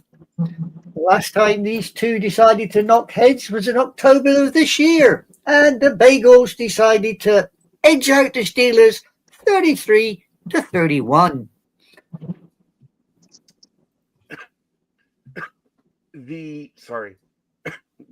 That's all right. You can copy heart up. I don't care. It's 5.5 for the betting line. Do we have a win probability? Yeah. We have got the Steelers sitting at 67.2%. Oh, wow. Weather report, please. 42 degrees with mostly cloudy overcast. That is And nippy weather. yeah, that is cold. I don't All think I right. like being out here on the West Coast. East Coast is getting all the nice, cool weather. I'm not. Well, didn't you hear that Papa Socks is going to get some rain right now? Yeah, I know. Michael had mentioned that too up in that area. Oh, yes, of course. All right, fair enough. Maybe we have an injury report. We certainly do. Thank you, Big Dog. Right. For the Bagels, Ford, Karat, and Hill are questionable. Ali is physically unable. Hendrickson is out. Patrick is questionable. Ginsky, Anthony, Volson, Lee are all injured reserve. Moore is questionable. Burrow injured reserve. Stewart, Perrin is out. And Hayward injured reserve. For the Steelers, we have Slay is out. Parham injured reserve. Samalo questionable. Trice, Lowry injured reserve. Highsmith out. Kent, Thompson, Sharping, Elliott, Loudermilk, Kilbrew, and Iqbal are all injured reserve. And Holcomb out. There you go, ladies and gents. Pays your money, takes your chances. I don't understand why Simalo is out with his pectoral, but I mean he's questionable, and Highsmith, he's out. Come on, man. You gotta talk to your girlfriend, dude. That's not good. Yeah, Highsmith is out with his pectoral. Boo-hoo. Yep. Yep. All right, that fell on deaf ears. Anyway, here we go. I'm sorry, scorekeeper. Who's sorry. quarterbacking? Oh, I'll go back to that one right now. Sorry. For this one, Flacco is with the Bengals, and Rogers is with the Steelers, and they're both starting. The battle of the geriatrics. Mm-hmm. Okay, got it. They'll be starting this game Thank with you. walkers. Okay. Anime Girl. Uh-huh. Yeah.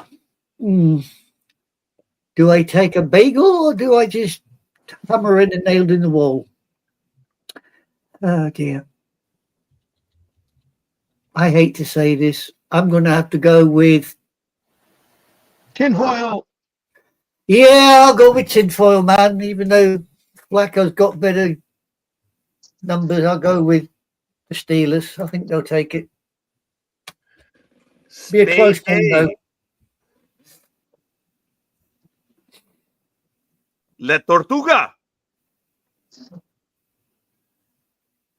You're muted, Speedy. Okay. Papa Socks. You're muted too. No. My normal pick would have been the Steelers, but I just don't trust them right now. And now that you say Flacco's still playing, yeah, I'm gonna go with the Bengals. Yeah. That's definitely an upset. Steelers are at home. I think they're gonna score more points, to be honest with you. Oh, okay. All right. Philly says it's the Steelers 27, the Bagels 23. Okay, I like it. Speedy, are you back? Yeah. I'm going to go with the Steelers.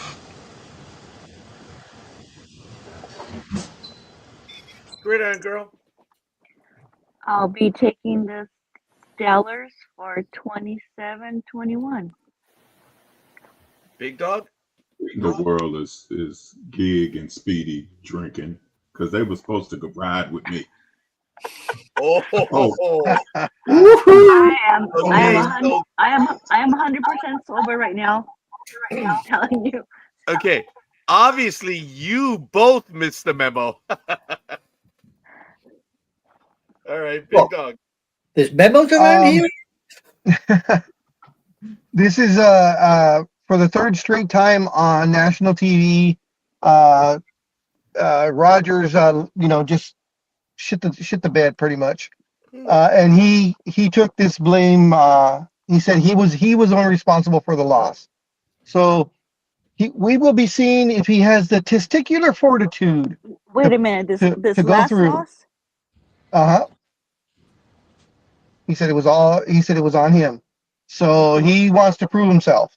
So I'm going to take the Steelers, and I think we're going to see Aaron Rodgers from about 10 years ago as far as his throwing's concerned. Okay, what the hell are you on? Me? Yeah, What do you mean?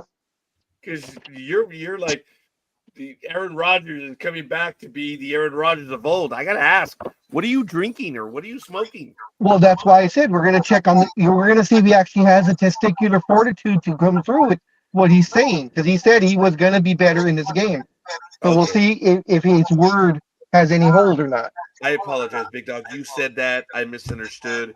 I am so sorry. No, Scorekeeper, No problem. you're right to ask that, because I was thinking the same thing until Big Dog explained it. But Big Dog explained it, and it makes sense because this is a pivotal game that has implications for Baltimore. So it's not just on Pittsburgh. If Pittsburgh wins, they keep the trajectory in the right direction. If they lose, that's a volatile division. So I'm hearing what Big Dog is saying. I thought about that. Yep. I thought about that. Right. This is a huge game for Pittsburgh. Huge. And I'll be back momentarily. I'm going to make the switch. Thank you, sir. I'm going to go with the Steelers, knowing that it is. But I do want to comment that Tony in the chat room did pay attention to what Gig said, quote unquote, sober right now. So he heard you. He heard you, Gridiron Girl. Okay, NorCal Girl. I'll stick with the Steelers. That was funny, Gridiron Girl, because I did hear that, but I missed it. That was good. That was funny. I'm sober right now. Thumbs up, Gig. That's because the girl has got plans for later on. And it doesn't include us. You go, smart. girl. NorCal Girl. I said I was going to pick the Steelers. Oh, I'm sorry. That's okay. Oh, okay. Anime Girl rounds us off. So that's it. Gridiron Girl, who is sober right now. Regale us, please. Alrighty. So we have for the Cincinnati Bengals, we have Papa Socks. And for the Pittsburgh Steelers, we have Cafe. We have NorCal Girl, Sports Sister, Anime Girl, The Philly Special, 2723, Speedy, me, 2721, Big Dog, and Scorekeeper. Thank you. And Papa Sock says, "Oh man, I'm on the wrong coast." Yeah, don't worry about it, Papa Socks. I'm on the wrong continent, but I don't care. That's right. That's funny because if you think about it, it's Tony and Papa Socks that are on the East Coast. That's it. Everyone else is on the West Coast. Wow. Well, myself, Gridiron Girl, Big Dog, and Speedy and NorCal Girl. Actually, we're in 5 of us are in California. Yeah. What you don't know is that Speedy, Gig, and I got together and we had formed an alliance, and we were all going to bet a certain way. And now I see I've been set up on national TV. Stop playing a Rob. Hey, let me tell you, Tony or Papa Sock's already said this twice, and both of you remained silent. So the silence was deafening. It is what it is. So it's all good. I'm just not gonna entertain that. I'm giving a disclaimer now. I was just joking, and sometimes you have to say it right after you say what you say. I was just kidding. Which, by the way, Gridiron Girl has still not said just joking over the sober right now comment. So it's okay. Let's go to the next game. NorCal Girl, Texans and the Titans. I am. All right. We have the 4-5 Houston Texans versus the 1-8 Tennessee Titans, and they're going to be playing at Nissan Stadium. Alrighty, for points per game, the Texans are 19th, the Titans are 32nd. For yardage per game, Texans are 15th, Titans are 32nd. Time of possession per game, Texans are 3rd, Titans are 29th.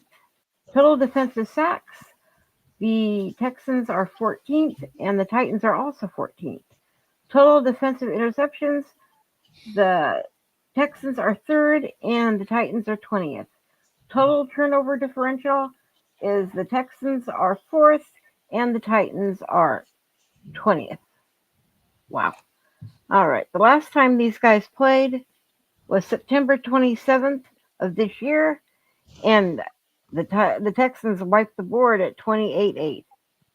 Excuse me, 26-8. My eyes are really giving me problems right now. Yeah, I know they are. And I have to ask you as well, NorCal girl, at your earliest convenience, could you give me the numbers for the offensive sacks as well as offensive interceptions as well? At your earliest convenience for this game. Mhm. For the love of God. Okay, in the last 5 games with the bye in week 6, the Texans are 2-2, and the Titans were off last week. We'll see if it does anything for them because they are 0-4. They lost to the Raiders. Wow, Tennessee. It is what it is. Okay. The betting line is Texans -5.5. Yep. Do we have a win probability? Yeah, looks like the Texans are going to waltz over the Titans 69.9%. Wow. Do we have a weather report, Norco? 63 degrees with a slight chance of showers. Wow. I have 65 and sunny. No dome. It's not dome. Not dome. I'm sorry, was that a dome? No, no It's dome. it's no dome. No dome. Okay. May we have an injury report, please? Certainly. For the Texans, Jordan injured reserve. Ward and Dell are physically unable. Stovall is injured reserve. Holman questionable. Stroud is out. Bukasi is injured reserve. Hennis is physically unable. Hamilton is injured reserve. Ingram is questionable. Petrie is out. Watson, Smith, Taylor, Johnson injured reserve. Bryant, Fairborn out. Stewart injured reserve. And Arnett out. For the Titans, we have got Key questionable. Need injured reserve. Hardy is questionable along with Bruss. Lyon and Wallow are injured reserve. Johnson is questionable. Mullings is injured reserve along with Levi, who's a quarterback. Just for your information, along with Hance. They're all injured reserve. Small, Ridley, Prince are questionable. Origi is injured reserve. Ravenel questionable. Oliver, Watson are out. Simmons is questionable. Olanio is injured reserve. Woods is out. Gay is injured reserve. And Lynn is questionable. So it looks like the Titans are in for another hammering this week. That's what she said. May the fleas of 1,000 camels infest your butthole. Wow. NorCal girl. I think I'm going to stick with the Texans. Thank you. Anime girl. Yeah, I'll go with the Texans. I'm not going to give the Titans a second glance. Philly is taking the Texans. Thank you for that. Speedy. I'm also going to go with the Texans. Papa Sox? Yeah, Texans have a chance to become second in their division with the win, or tie for second in their division. I think they They take it too. Great on, girl. I too will be taking the Texans. Getting nervous here. Big dog. Los Tejanos. Uh-oh. We have an upset in the works. Gridiron girl. What about you? Oh, thank you. You see, I don't do it deliberately. I'm just old. Scorekeeper, we'll take the Texans. This one, I'm looking at a colossal one. 28-7. Ooh. Yeah, it's gonna be a blowout. Guys, did you look at Thank those you. numbers? Thank you, scorekeeper. You didn't pause, so you didn't give me a chance to get that shot in there. So thank you for that. Oh, that was unintentional. Sorry. I'll see I if I know. can do it better. No. Look, they're 32nd, and 29th, man, in yards, points, and time of possession. I mean, they're bad. So, hey, NorCal girl, did you come up with the offensive sacks and offensive interceptions yet? Oh, she's not talking to me now.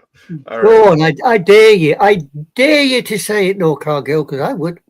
Gridiron girl, did you give the recap? No, because you keep on fiddling with your fiddle.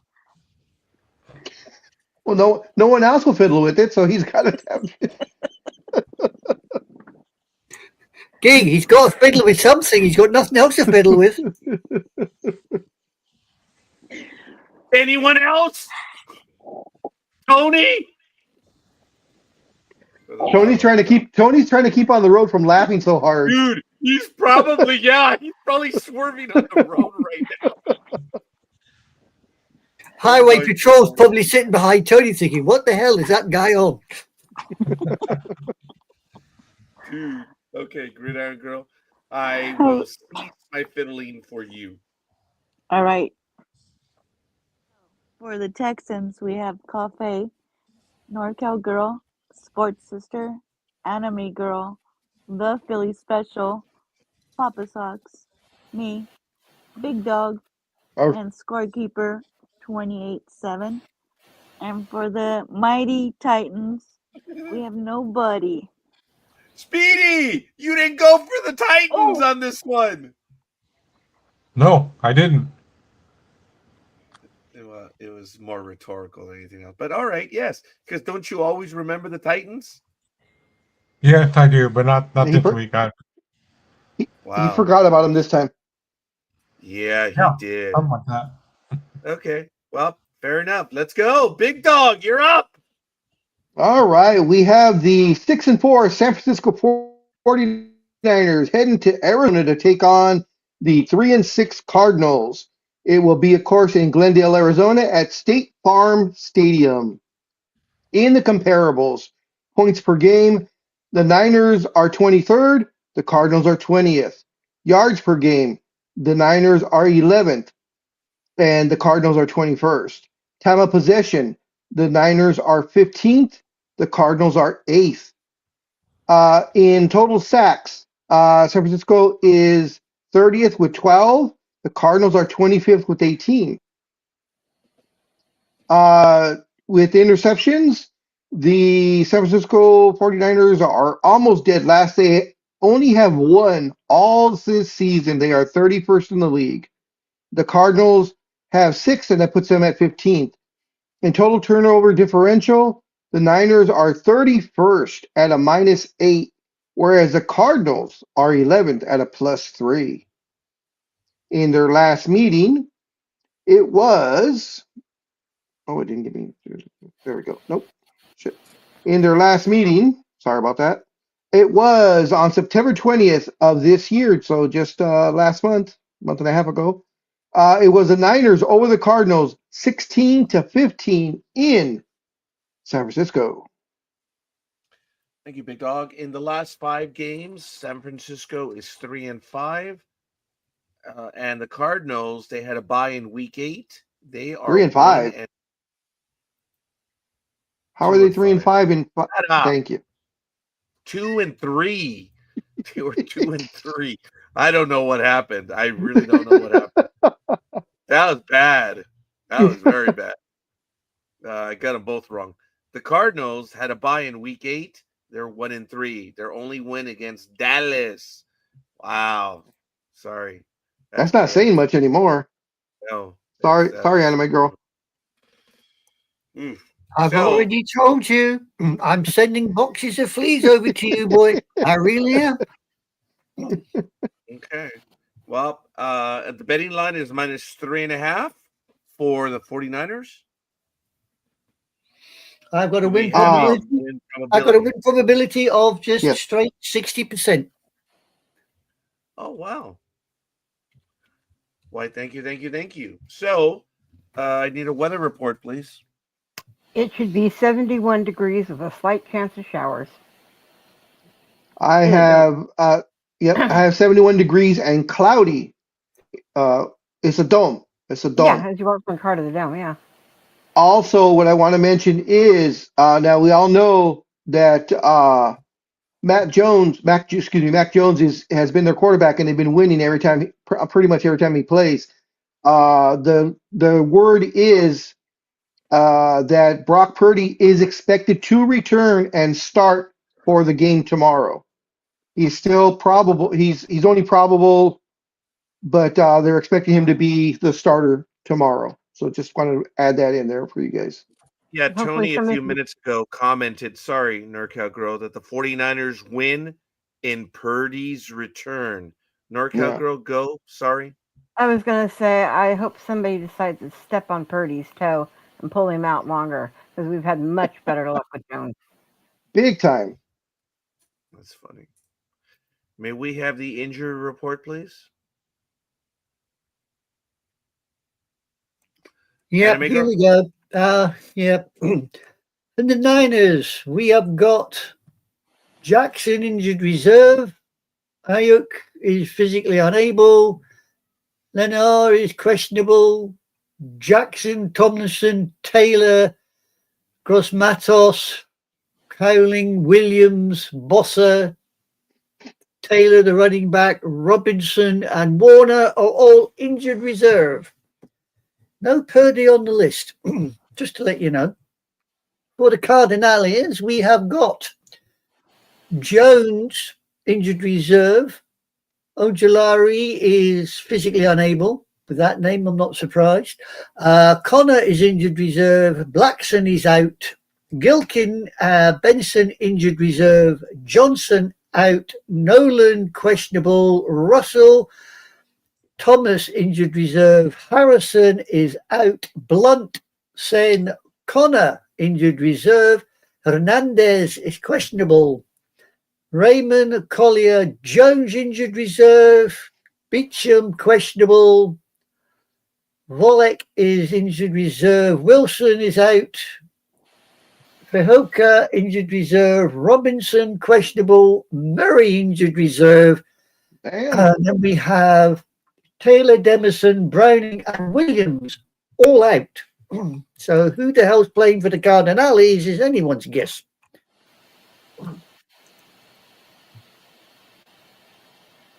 Wow. That's crazy. Yeah, crazy is not what I'd call it. Yeah. All right, fair enough. Thank you. Big Dog. Yes, sir. Your choice? I'll take the 49ers. No, you're right the first time, but never mind. Wow. Okay. Oh, I'm not. Damn it. Scorekeeper. Okay. NorCal Girl? I'm picking my Niners. The 49ers or the 69ers? Any Niner will do. Wow. Okay. Good. Awesome. Enemy Girl. I'll go with the old folk. I'll risk it for a biscuit. La Tortuga. I'll go with the Cardinals. I know. Yay! There was no way. They're going to win this week. There was no way he's going to pick the Niners, even though he knows they're going to win, but he just can't do it. Oh, that's right. That's right. Okay. Very good. Okay, Papa Sox. Cardinals, please. Oh, all right. I like that. Someone keeps to their alliance.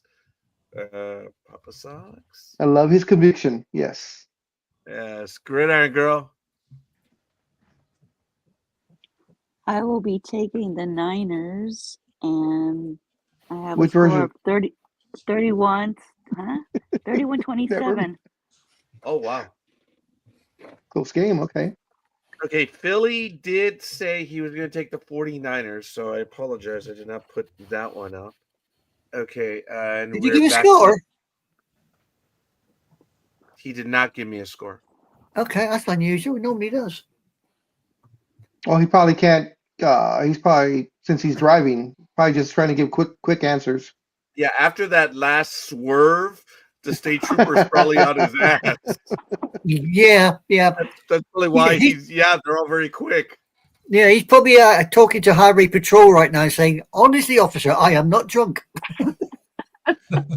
Officer, No, he's got the cop listening to us now too. Okay, I was gonna say, officer, if you listen to these idiots, you will let me go. Yeah. Oh my god, that is funny. Hey, maybe we got a cop. Hey Tony, where are you? Because I know you're driving I believe you're driving right now. Where in the world are you, buddy? So Yeah, where are you and where are you headed to? Yeah, where are you, Carmen San Diego? So I would go say that. Gridiron Girl, please do what you do. All right. For the San Francisco 49ers, we have Cafe, NorCal Girl, Big Dog, Scorekeeper, Anime Girl, me, 31-27, and the Philly Special. And for the Caldonarias, we have Sports Sister. That's as good as it's going to get. Speedy sucks. The end. Oh. Jesus. Yes. Oh, Yes. I mean Big Dog. Big Dog. Yes. Yeah. Okay. Sorry. Okay, we're good. Was that the last morning game? I think it was. Now we have the afternoon game. Papa Sox! For the afternoon game, it would be San Francisco 49ers versus the Arizona No, I just did that one. Papa Sox, I apologize. No, he was watching the screen. I am sorry. Oh. Seahawks and Los Angeles. Sorry, young man. That was my fault. For the afternoon game, we have Seattle Seahawks versus the LA Rams. Both are tied with a 7-2 schedule. In points per game, Seattle is ranked 3rd. LA is ranked 5th. In yards per game, Seattle is ranked 9th. LA is ranked 5th. In time of possession per game, Seattle is ranked 24th. LA is ranked 12th. In defensive sacks, Seattle is ranked 2nd. LA is ranked 8th. In defensive interceptions, Seattle is ranked 5th. LA is 15th. In total turnover differential, Seattle is -4 at 20th rank, and LA is 4th. The last time these two met, Seattle took it 30-25. Excellent. Seahawks in the last 5 games with a Week 8 bye are 4-0, and the Rams also with the Week 8 bye, they're 4-0. Ooh. Quarterbacks Stafford and Darnold. Look at the numbers right there. Okay. Let's move it on over here. The Rams are the betting line -3.5. Yes. Do we have a win probability? Yeah, we have the fluffy ones sitting at 62%. Oh, wow. Okay. Big Dog? No. This should be actually a hell of a game.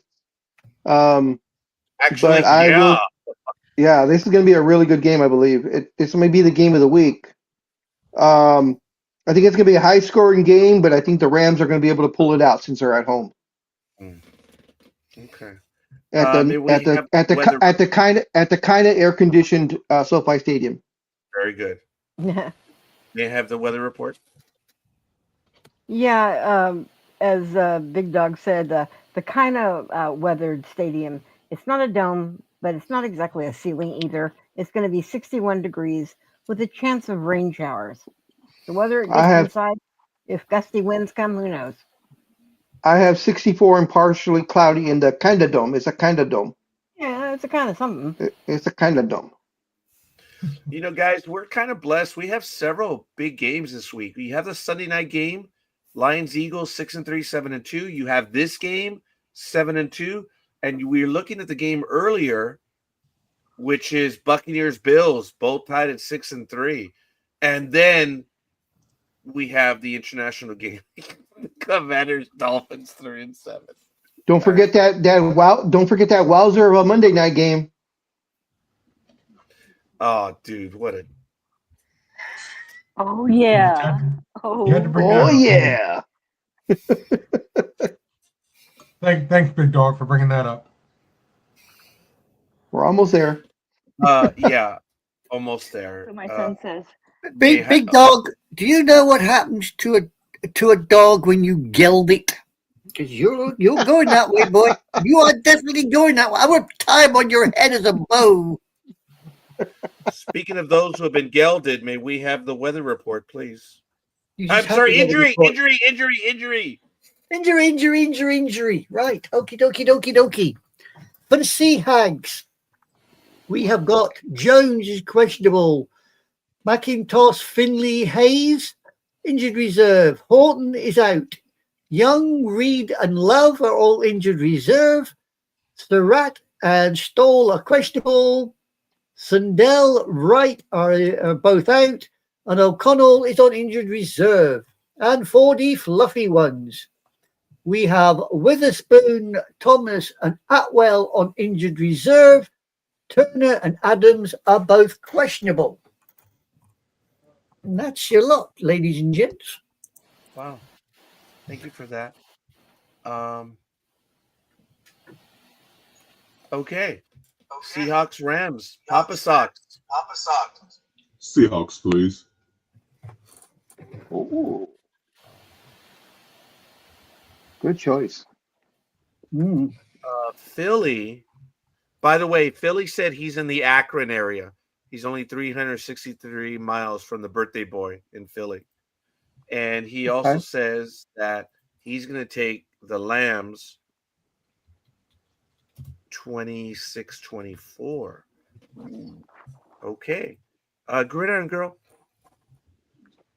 I will be taking the Rams, and it is going to be a close one, 32-28. Oh, wow. Big Dog. I'll take the Gardneros. Is that how you say it? What did you say? Gardneros? Is that how you say it? Is that a beak?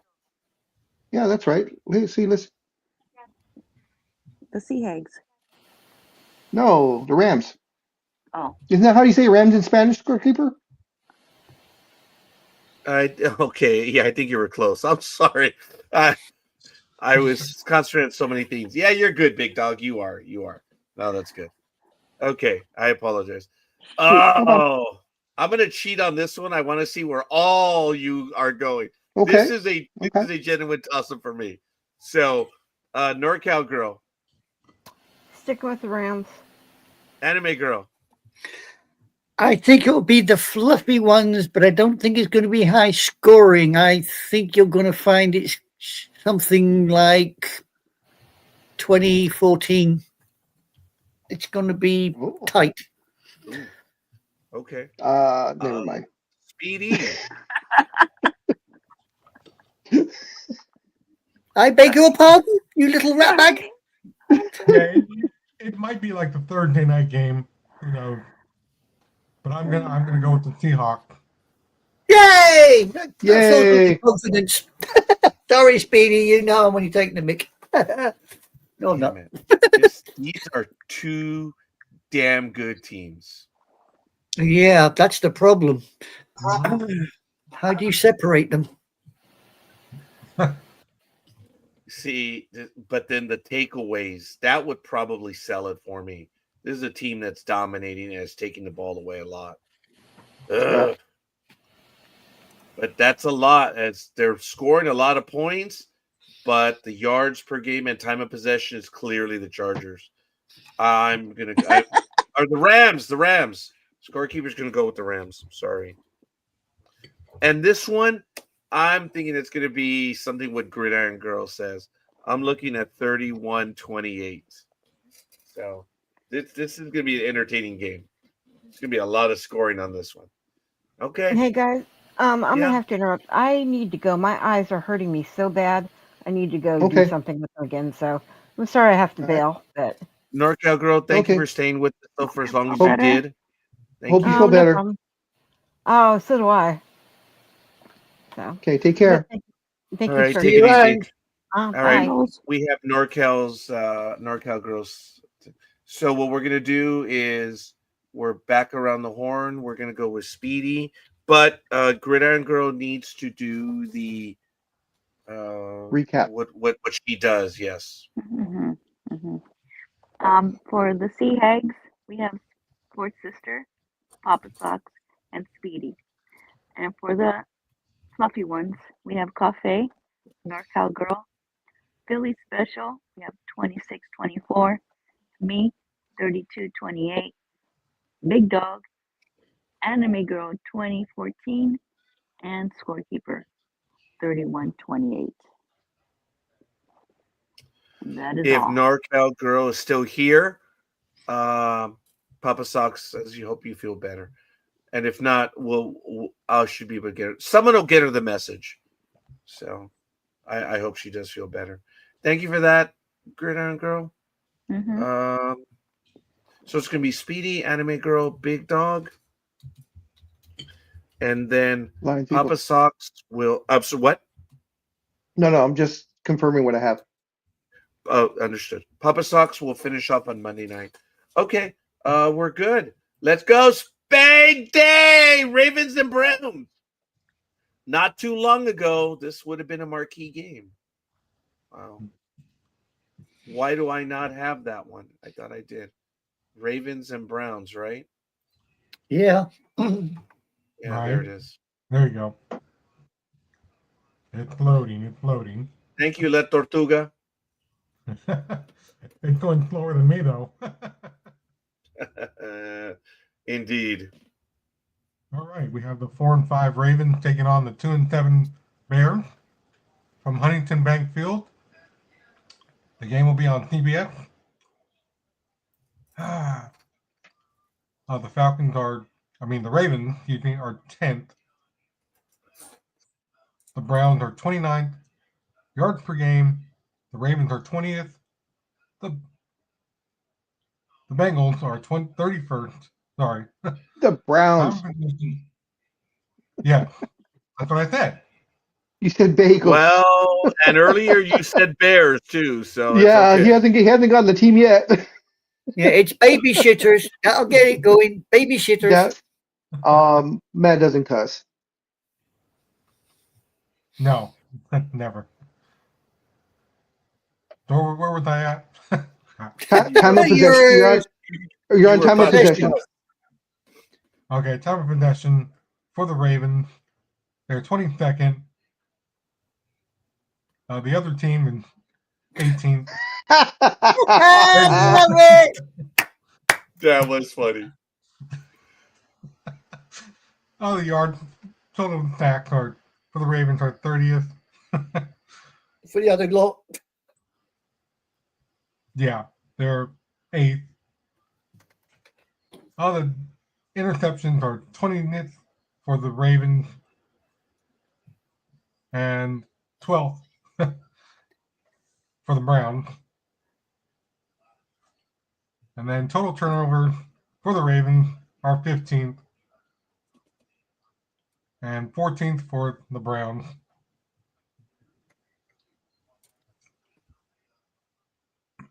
The last time these two teams played, the Ravens beat them 41-17.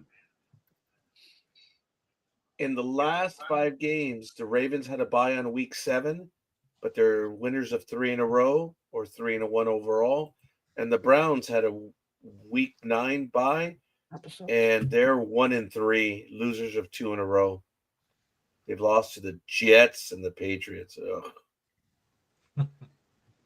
Yeah, this doesn't look good. Yeah, Okay. we've lost Papa Socks. Oh, did we? Yeah, Okay. Papa Socks gone. Papa Sock should return. He didn't leave a message or anything. Hopefully, it was just a. Oh, maybe it started to rain over there. Okay. Oh, yeah, that's true. Maybe he lost his internet connection for a moment. Big Dog's Okay. just gone black as well. That doesn't look good. No, it does not. My connection looks solid right now, but we'll see. Whoa. Okay. Yeah, Papa Socks is back. Did we lose the big dog? We have Yeah, lost we the Big did. Dog. Uh-huh. Yeah, Big Dog has buggered off. Okay. All right then. That's not good. The Ravens are favored. No, I'm sorry. The Ravens are 7.5 for the betting line. And do we have a win probability? Yeah, the Ravens are at 78.1%. 70. Wow. Okay. Do we have a? Oh, he's Big gone. Dog's back.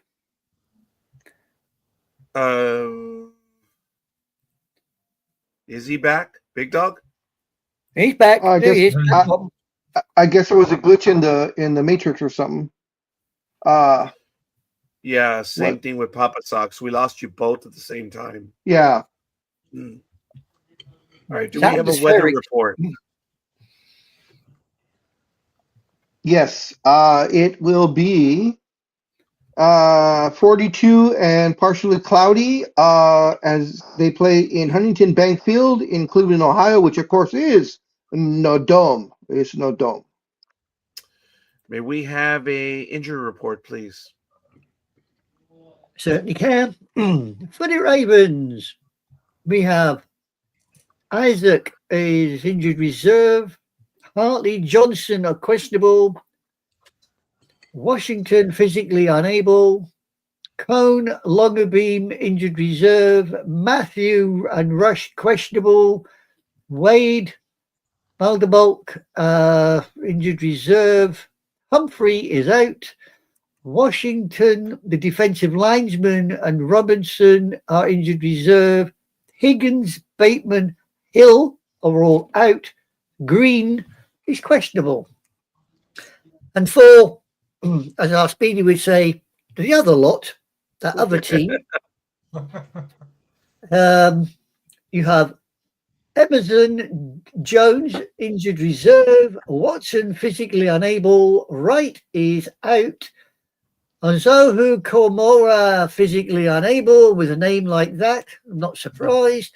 Swain is questionable. Osborne, Watson, Reed, Carter, injured reserve. Williams and Collins are questionable. There you go. Thank you. All right, Speedy. La Tortuga. Who are you going for? I will go with. I think I'm going to go with the Browns. Even though they're at home? Yeah, good. Okay, good job, buddy. All right, Papa's Gridiron Girl.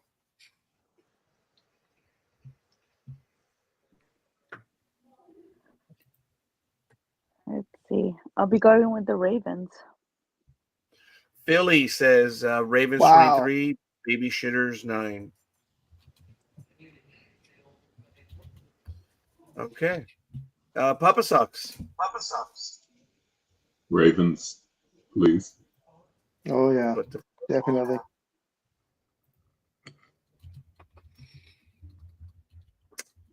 Oh, come on. Someone's got fat finger syndrome. Someone's just fat. That's me. Big Dog. Yeah, no, my baby shooters are going to get eaten up big time in this game. They're going to lose big.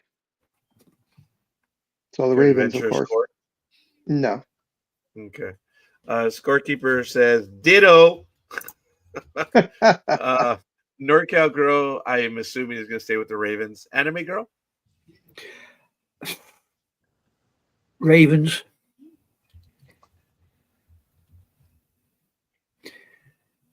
All right, Gridiron girl, please do what you do.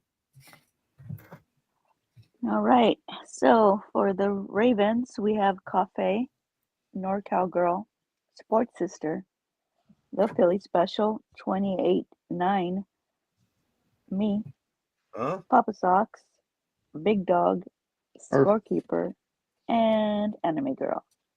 And for the Browns, we have Speedy.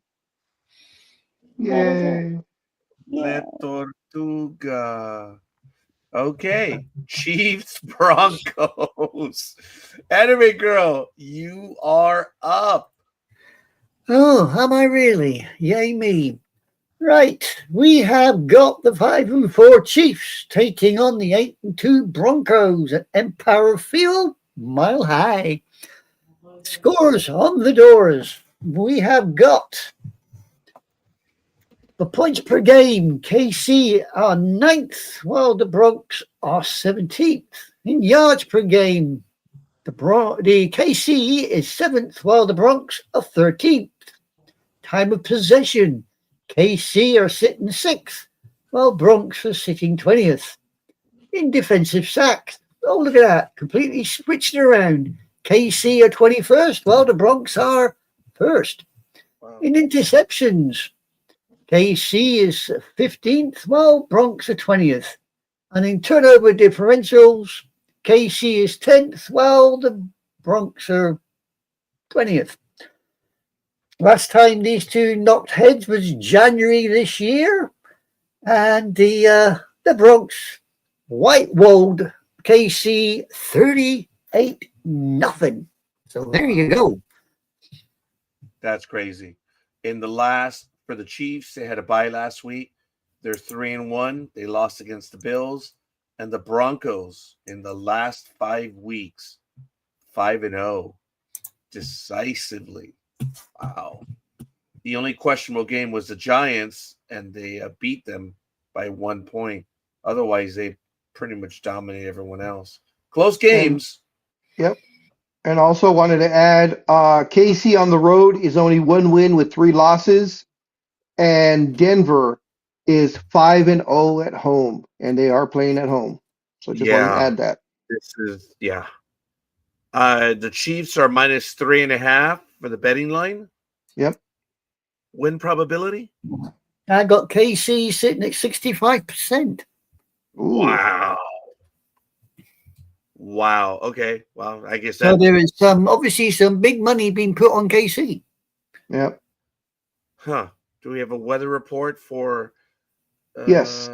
70 degrees and partially cloudy at Empower Field at Mile High in Denver, Colorado. And of course, it is no dome. No dome. That's gonna be a beautiful day, man. Wow. Well, Okay. beautiful day for someone. Don't know who. Someone. Not us. Not any of us. All right. May we have the injury reports? Certainly.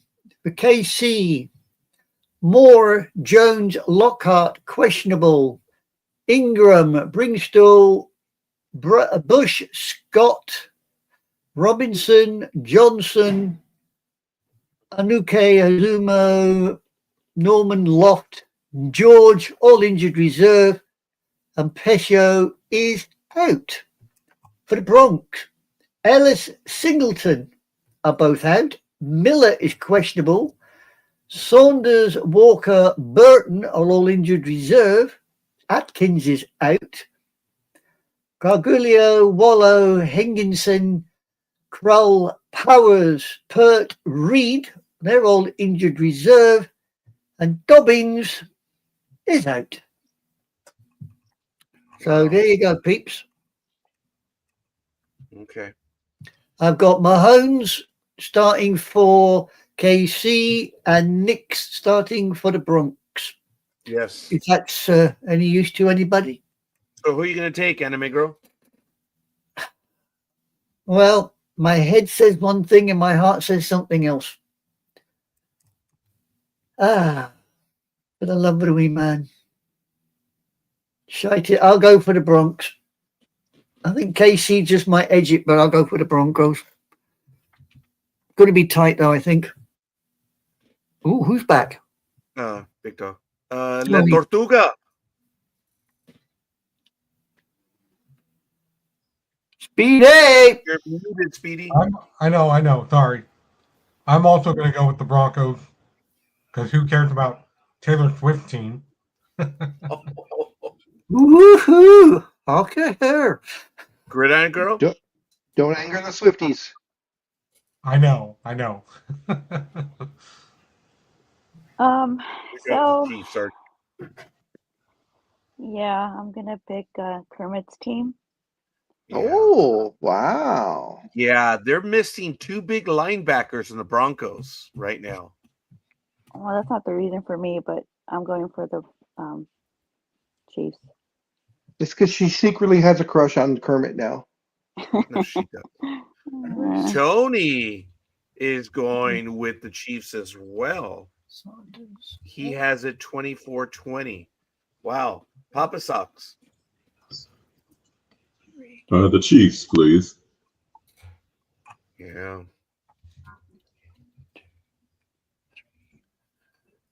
Big dog? Much as I think this is going to be it's going to be an awesome game. But I think the Chiefs are going to pull it out because they need it way more than the Broncos do.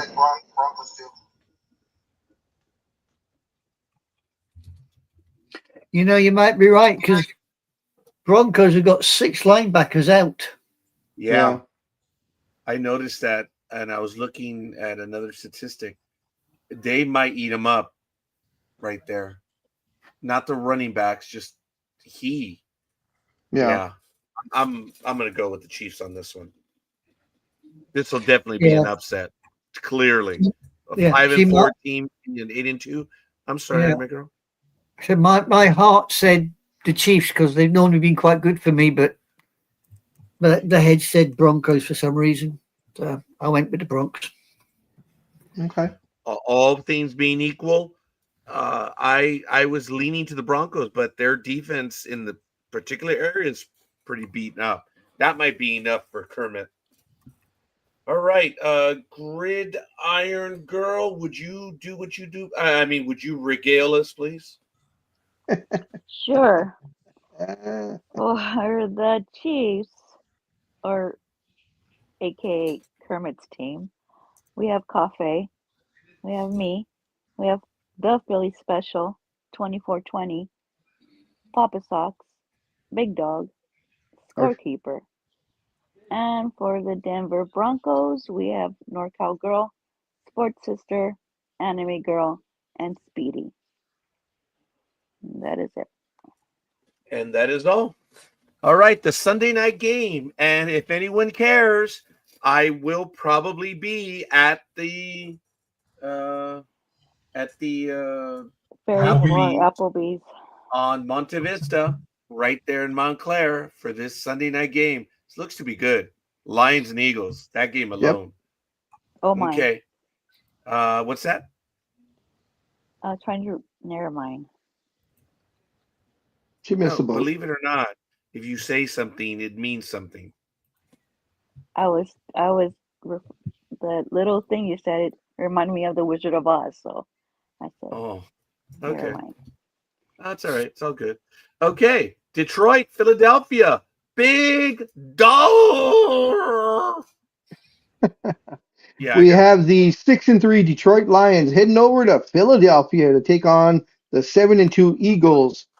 Of course, it'll be at Lincoln Financial Field Stadium in, of course, the city of Philadelphia. In the comparables, points per game, the Lions are 2nd. The Eagles are 12th.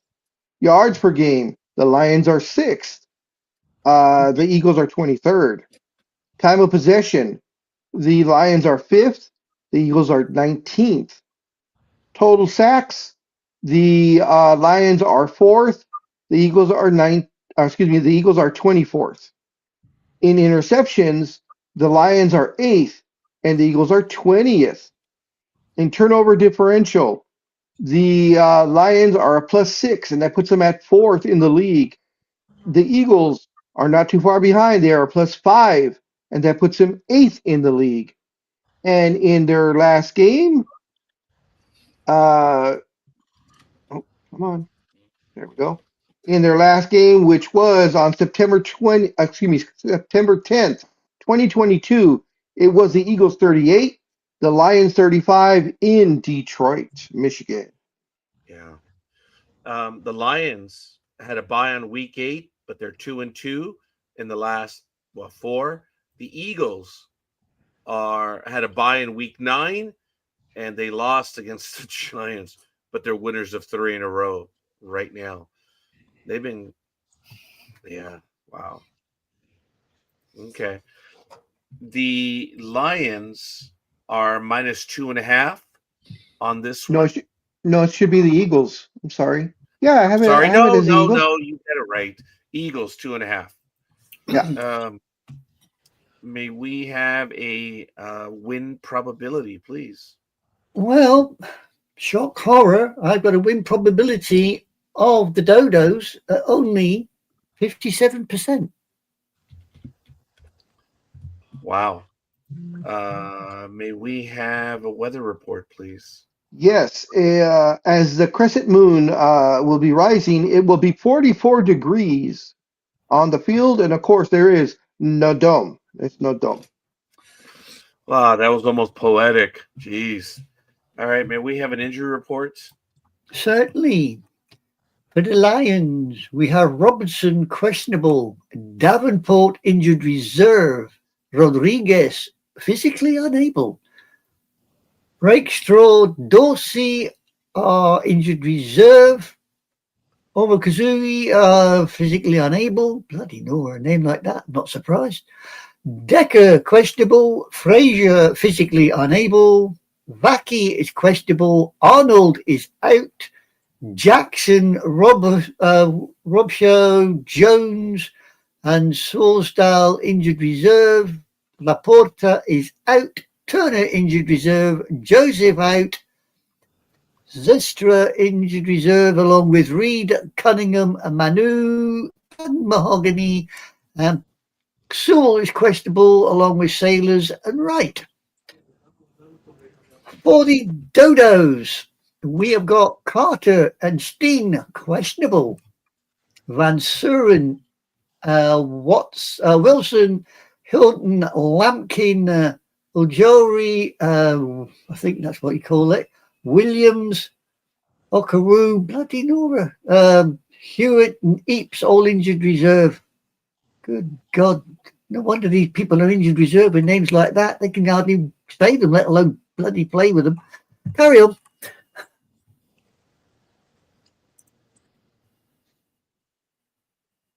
Is that it? Yeah, that's it. Okay. Appreciate that, anime girl. Okay, we have it. Big dog. An interesting game, dude. Lions and Eagles. This gonna be one hell of a game. Billy already called it 27-24 for the Eagles on his one. What are you gonna do? Oh, is he going to the game? Yeah, I think he is going to. That's why he's traveling. Oh, okay. Yeah, He's so not that's that 9.5-hour drive that he takes. Yeah, that's why he was near Akron about an hour ago. Oh, okay. So, in honor of that extremely long drive, I'll go with him and I'll take the Eagles. Wow. Okay. I have a feeling the Lions are going to win though. But anyways, anime girl. Yeah, again, this is one of these torn between the two. Yep. Who do I go for? For the love of the wee match, sod it, I'll go with the Dodos. I think the Lions will probably stomp all over them, but yeah, I'll go with the Dodos. You know, I mean, because if you go by just by the numbers alone, I mean, you have to go with the Lions. Statistically, the Lions. Yeah. I mean, Yeah. looking And at it's not the even scores close, on the guys. fours. It really isn't. Yeah, I know. Yeah.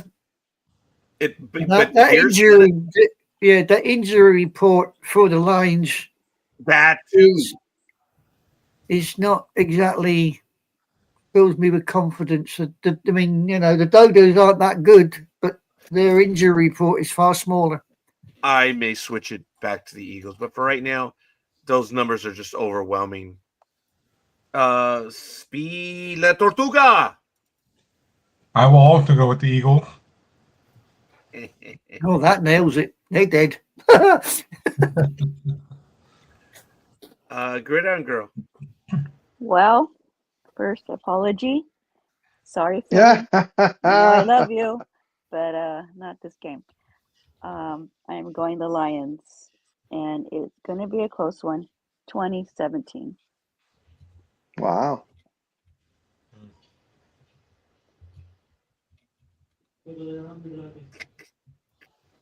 Oh, just no, to no. be No, just it to would be facetious, is that scorekeeper? Yes, actually, 18. I don't see them hitting that many field goals. Yeah, it'd be 17 as well. Just to be facetious. Papa Sox. Detroit, please. Ooh. Yeah. All right. Tony, I respect you. I admire you. I love you. But no, dude. Sorry, Tony. I know we're probably going to be at war again, but it is what it is. What do you mean And again? With Tony and I, it's the time of day. Exactly. NorCal girl stayed with the Eagles. Sorry, anime girl. All right, Gridiron Girl. Scorekeeper, switch me over. Damn it. Switch me over. F What? you, dude. F you. Yeah. Dude, the numbers are no, overwhelming. It's gonna this is gonna bite me. This switch is gonna bite me in the ass. Watch. Notice, Damn it. in the last 2 years that I say I'm gonna, change, I never do either. I've learned it is very rare. Yeah. Tony says, I'm passing through Schittsburg right now. Yeah, I'll be in row 4, left end zone, wearing my Eagles construction helmet since it's going to be a tough game. Okay. LOL. But it's actually pronounced Sheberg, but it's Schittsburg. I love it. I love it. Okay, Gridiron Girl, please. So for the Detroit Lions, we have scorekeeper 21-17, me 2017, Papa Sox, and Big Dog. We thought we snookered him, huh, Gridiron Girl? So for the Eagles, we have Cafe, NorCal Girl, The Philly Special, 27-24, Anime Girl, and Speedy. Okay, this is a good split. It's a good split. Almost half and half. Yeah. There was another one where we had a good split earlier. Oh, Bears and Vikings. Yeah, remember that one, guy? Bears and Vikings was a good split as well. Yeah. I still love you, Cake. Oh, dude, not when it comes to picking, dude. If there's one thing I've learned with this woman, jeez. I did learn something about Gridiron Girl in the last week, that she heard or saw or was in the presence of every Dodger game all year. Good for her. Yeah. Papa Sox, you're up. Okay, can you hear me? Yes. Yep. Okay. This is a fiery matchup between the Dallas Cowboys and the Las Vegas Raiders. Dallas Cowboys are 3-5-1. The Las Vegas Raiders are 2-7. Yeah. The game of the losers. In points per game, Dallas is ranked 4th. The Raiders are ranked 31st. In yards per game, Dallas is 4th. The Raiders are 30th. In time of possession per game, Dallas is 16th. The Raiders are 25th. In defensive sacks, Dallas is 21st. The Raiders are 25th. In total interceptions, Dallas is ranked 26th. Raiders are 15th.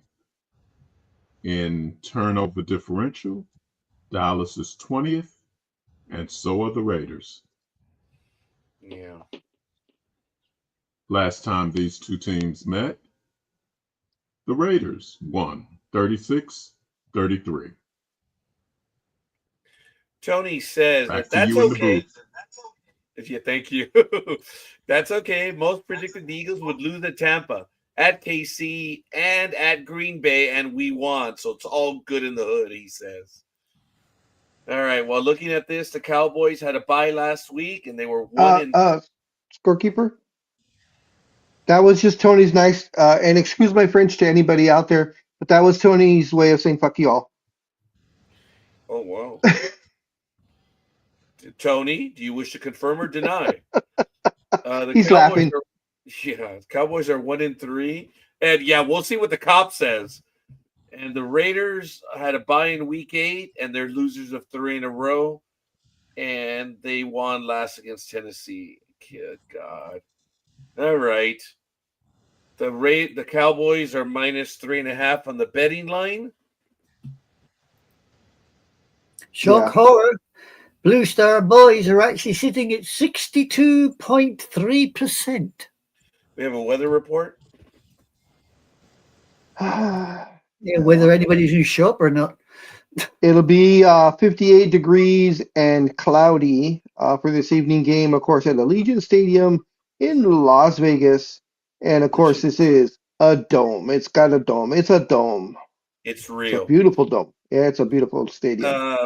Papa Sock says, Tony's right until he's not. Maybe we have an injury report. Yeah, we got injury report. For the Blue Star Boys, we have got Diggs, injured reserve. Smith and Williams are questionable. Butler is physically unable. Sanders, Turner, Mafar, Jones, Winfrey, Stevens are all injured reserve. Cornelius is questionable. Keegan, Hooker, and Sanborn injured reserve. Wilson, Fowler, Clark, Thomas, all questionable. For the Raiders, be they Oakland, Las Vegas, or wherever they decide to hail from, we have got Mayer, Foreman, and Lalou questionable. Powers, Johnson, and O'Connell injured reserve. Steiner questionable. Jackson and Miller injured reserve. And Lindenberg questionable. There you go. That's all. Wow. Just to let you guys know, of course, the quarterbacks, Dak Prescott is 228 of 329 with 17 touchdowns, 6 interceptions, with 2,319 yards. Geno Smith, on the other hand, is 178 of 267, 11 touchdowns, 12 interceptions. And he's thrown for 1,844 yards. Yeah. Thank you for that.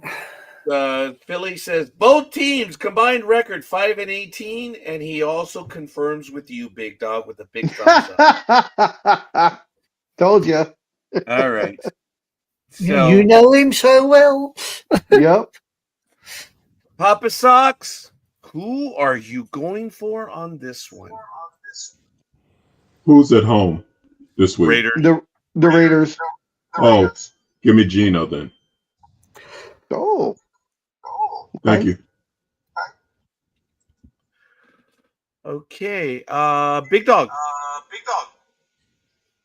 Oh, man. You know you're going to have to go for it, don't you? Raiders.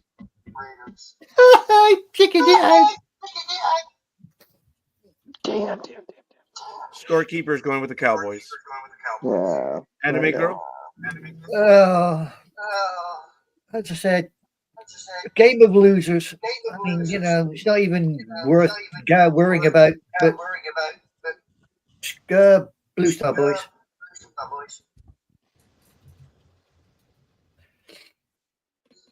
La Tortuga. I'll take the Raiders. Why not?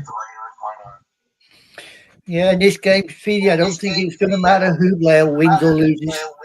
Exactly. It does matter. And Speedy says it in the same disgust as that's in my voice too. Tony says the Cow Turds are going to win 30-24.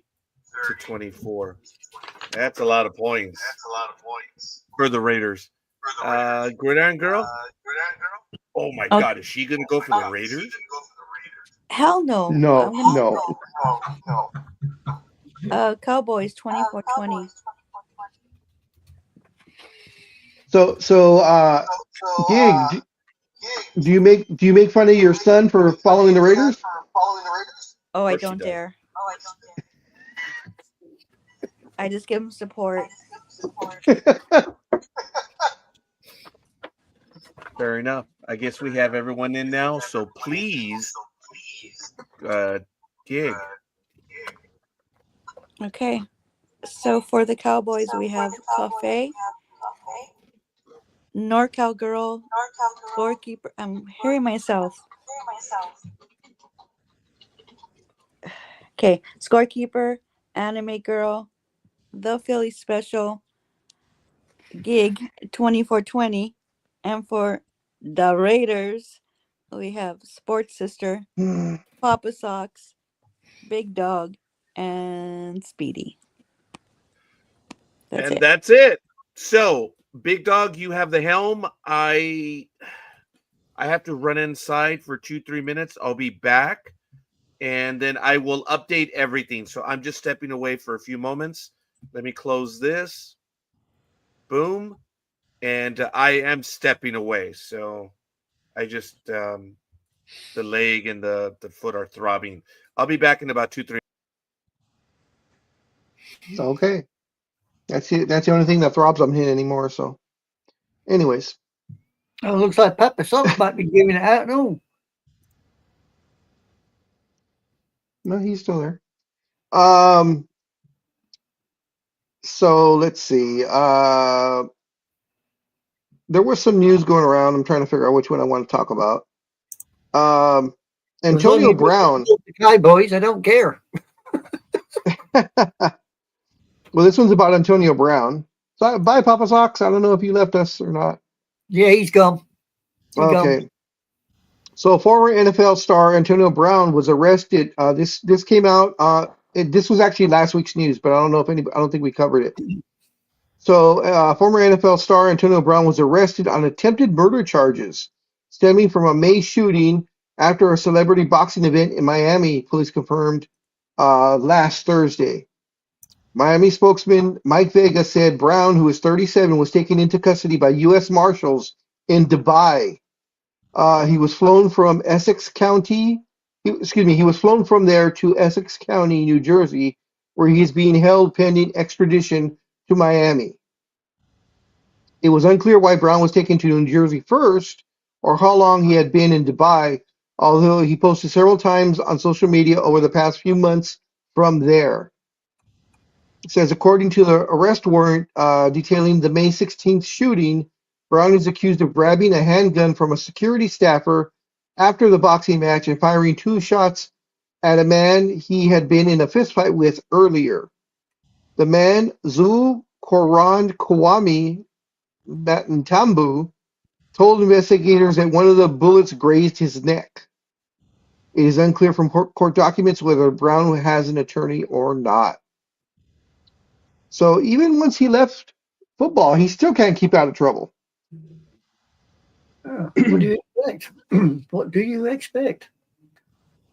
And the fact that he had been in Dubai for months, from one of the reports I read elsewhere, is that he was hiding out in Dubai But unfortunately, they do have extradition. They have an extradition treaty with the U.S., so he picked the wrong country, I guess. And there was an update. This was as of, come on, give me the article. This was as of November 13th, so a couple days ago. He was extradited to Miami jail, and on Thursday he was released. Wow. See, now this is what I don't understand about bonds, guys. He has an attempted murder charge, and he was released on $25,000 bail.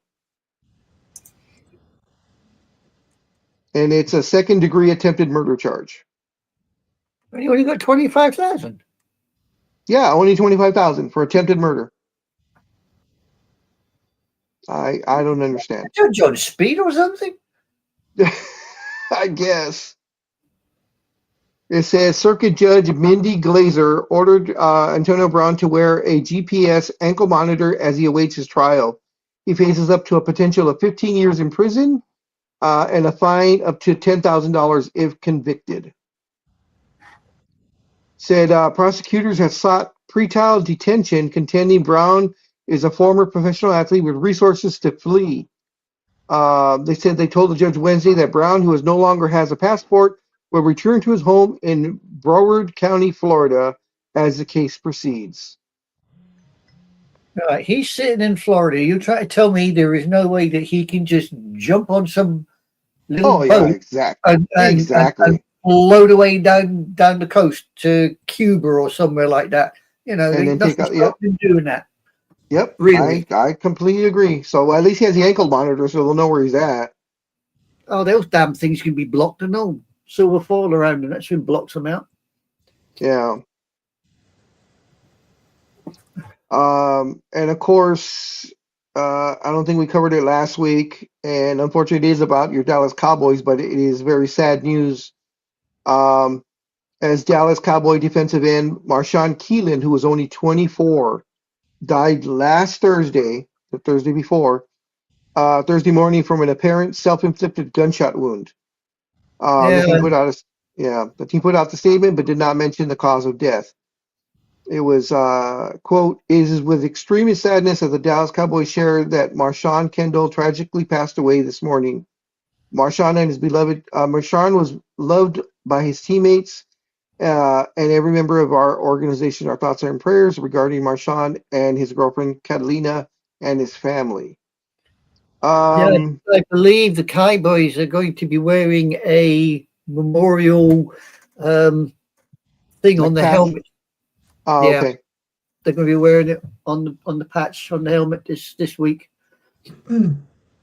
So it says here that according to Frisco, Texas police, the department responded to assist the Texas Department of Public Safety with locating a vehicle that evaded troopers during a pursuit that entered the city approximately 10:39 Central Time the previous Wednesday. It says DPS troopers found Keelan's vehicle crashed on a southbound Dallas Parkway near Warren Parkway. According to the report, Keelan fled the scene on foot, and officers searched the area with the help of a K9 and drone units.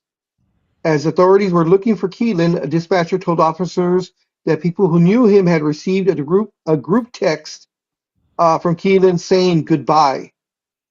They were concerned for his welfare, and according to recordings from Broadcastify, which archives public safety radio feeds, says approximately 3 hours later, Keelan was found with what appeared to be a self-inflicted gunshot wound. I don't know what kind of mental problems he was having or what was going through his mind at the time. So I think there's a lot more behind the shooting or the suicide than just fleeing the police. I don't think it was just that might have been the last straw, but there must have been something else going on behind, with him, whether it be family or professionally. But something was happening with him, and unfortunately, he didn't get the help he needed. That's a sad thing. No, I mean, A lot of people will turn around and say it's a coward's way out, but to take that final step, believe you me, ain't no coward's way out. You're standing on the precipice, and as far as you're concerned, there is nowhere to go. No. The man was definitely troubled. Yes. No, my sympathies to his family and his teammates. That's for sure. So young, only 24 years old, man. Yeah. Wow. On to other news. We have reports from former NFL quarterback Bernie Kosar.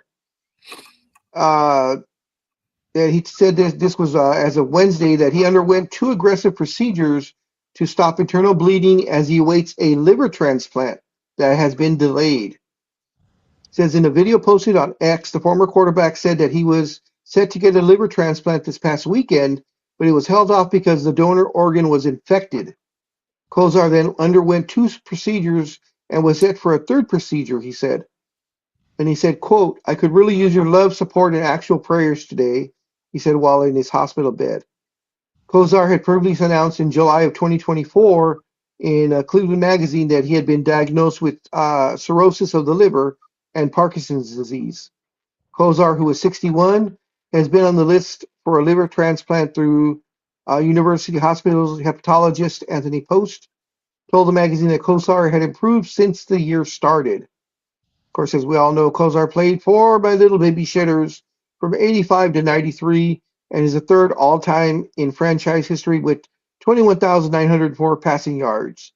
He led the team to 3 AFC Championship games appearances, 86, 87, and 89, losing each time to John Elway and the Denver Broncos. I remember that. Machine Gun Kelly. Oh, no, this is Kosar. I'm sorry. Kosar. Right. Reference your last story about the Dallas Cowboy. Yeah, Mr. Leland. Yes. Yeah. I don't know if anybody's aware of this, but the Cowboys have just announced that his girlfriend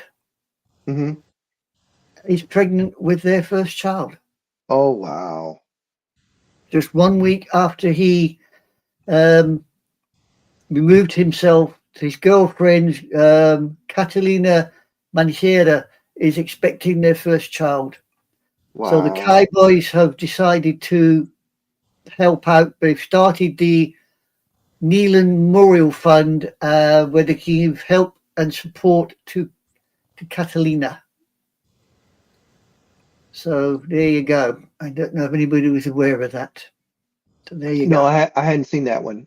No, and the Cowboys will honor Nealon for the remainder of the season by wearing memorial decals on their helmets.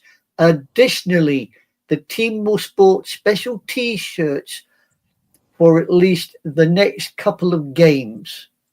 Okay. So there you go. Pre-game moment of silence and a video tribute will be done at the Raiders and the Eagles. Oh, Raiders and Eagles. Okay. Huh. You feeling a little better, scorekeeper, now that you got up and walked around a little? Yeah, I did. And I'm updating Lukey's picks. Yeah. Don't know if you're aware of this, but this Nealon thing. Nealon crashed his car at around 10:33 p.m. on November the 6th after evading a traffic stop in Frisco. He then ran from the scene and was found dead at 1:31 a.m. from a self-inflicted gunshot. Yeah. Police said he had previously expressed suicidal thoughts. That's too bad. Yeah. But as you rightly proposed there, Big Dog, I think there was a damn sight more to that than just that. Oh, evade. Yeah, definitely. There's a damn sight more to it. And I'd be interested to, I don't know if they'll ever release it, but who did he express those feelings to? Because those people whoever it was, person or people, should have went to the Cowboys or the NFL and said, "Hey, you know, you guys have the means, the monetary means to get this kid help." You know, they should have. That's what I'm saying. I don't know who was told that or if it was actually true or not, but someone should have said something to get him some help.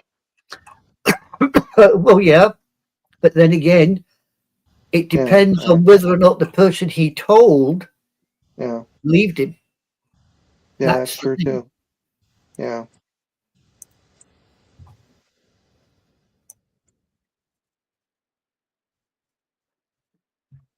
Oh, excuse me.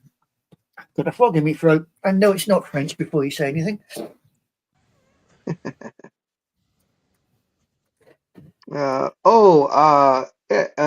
the LA front, is Geek still with us? Yes, I believe Geek's still with us. Yes, she is. She's just on mute. So the proposal to build the gondola that would go from downtown LA to Dodger Stadium has hit turbulence again this week when the city council voted overwhelmingly to urge transportation officials to ground the project. The estimated $500 million aerial tramway would connect fans between the stadium, about a mile away from Union Station, the heart of Los Angeles' rail system. Supporters say the gondola would help fans of the back-to-back World Series champions avoid nightmarish traffic, but critics worry that it would do little to keep cars off the road. In a 12-1 vote, City Council members on Wednesday approved a resolution to advise LA County Metropolitan Transportation Authority to kill the project. Major Karen Bass must sign off for it to take effect, and the mayor had previously voted in favor of the project as a Metro board member. Her office didn't immediately reply to emails on Thursday asking if she will okay the council's resolution. A full council vote to approve the project is expected next year, but this week's action is a sign that developers could face an uphill battle of getting it built. The ultimate goal, of course, is to get people from Metro buses and trains at Union Station from there glide through the sky to the ballpark. That is a tough proposition in sprawling, car-centric Los Angeles, where many people live in areas far beyond the bus and rail networks. Scorekeeper, I know this is near and dear to you, as you like to hear those type of things that whenever it has to do with Metro and so on and so forth. What is your feeling on this latest endeavor or news? 5,000 people an hour. That's what this is supposed to move. And if you look at the time the game opens, this thing is designed. Okay, let's back up. Who's the one who's doing this? It's the parking lot attendant, the former owner of the Dodgers, who Mr. still McCourt. owns McCourt, who still owns a significant portion of the parking lot. Oh wow, coming down hard right now. Sorry. Anyway, it's only going to remove 5,000 parking stalls. Oh, wait a minute. What does that mean? That means that Dodger Stadium will be able to remove 5,000 parking stalls, which is an incredible amount of land, and would allow McCourt and the Dodgers to develop land right around it. Right now, they cannot remove it due to the city council regulations of 56,000 fans and a certain amount of parking stalls. I believe it's 14,000 or whatever. If they're able to get this gondola to go, they could conceivably remove 5,000 parking stalls. And if anyone knows, that's a lot of land. So this gondola, which is skyrocketing in price to well over $1 billion now, what is the endeavor? Because right now, the Dodger Stadium Express is free with your Dodger ticket, and it works. The gondola will be free with your Dodger ticket. It's an endeavor to build on Dodger Stadium land. That's it. So, I like the idea of having a gondola. in its purest sense of the form. It's going to be a stop at Union Station, a stop at Alameda, and a stop at the base of, in the parking lot of Dodger Stadium. Is it worth it? Yes. But the trade-off is there's going to be housing and retail done on the Dodger Stadium lot. Do we really want that?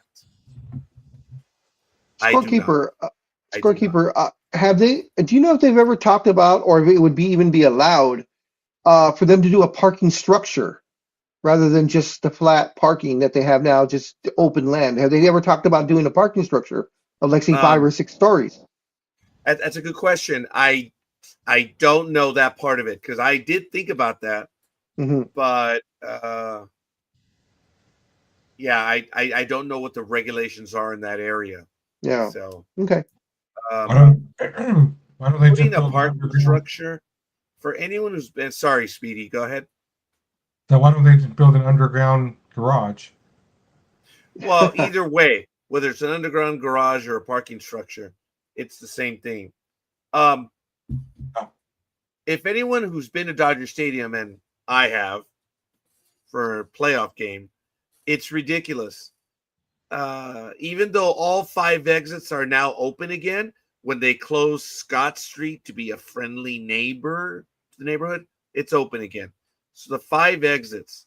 So why can't you get out of Dodger Stadium like you used to? It's because of the design. Frank McCourt, sorry, he's effed it all up. He has. It's sad because Big Dog and I could sarcastically say, what time? Game time 7:35? We could leave our house in East Los Angeles at 7:15 and be in our seats by the national anthem. Yep. Frank McCourt effed up the parking at Dodger Stadium. How is it the number of parking stalls did not change? Didn't change. How is it that it takes you more than an hour to get out before, when it used to take, Big Dog and I could get out of there in 5-10 minutes. Yeah, if once we got to our car, we'd be out of the stadium in 5 minutes, under 5 minutes. Solano Street was the back end. It's still there. Yep. But the way Frank McCourt has effed things up for everyone, it takes forever to get out. That's another reason why I don't like going to Dodger Stadium.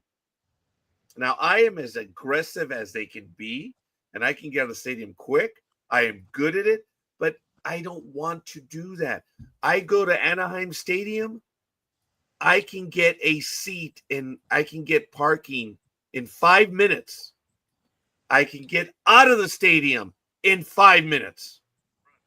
For those of you, this is how'd you do it? So I know I'm off topic on that now, and I apologize, but I think the gondola would be good because it gives you another avenue to get to the stadium.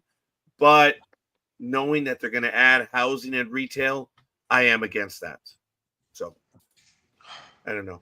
Gridiron Girl, you're a Dodger fan that goes to regular games. When you talk to me about traffic and all that about Dodger Stadium. Oh, it doesn't matter. It doesn't matter if it's playoffs or regular season or spring training or whatever. It sucks.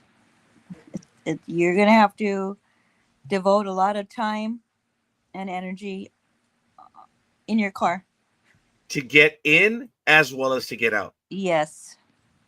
And Gridiron Girl, do you remember going to Dodger Stadium before Frank McCourt? It was a lot easier. Definitely. Frank McCourt, you have effed things up for Dodger fans. Should have kept it the way it was. It was easier to get in and easier to get out. But, whatever. And, it's you talk about the experience of going to a game. It's a nightmare to park. So, but I went to the playoff game. We went there early. We were there at 5:00. We were there 2 hours early when the stadium opens up. And it took us more than an hour to get out. because at the playoff game, what they did is, which I didn't know this, is they ran out of parking. So what they did is they allowed people to park on the exit ramps.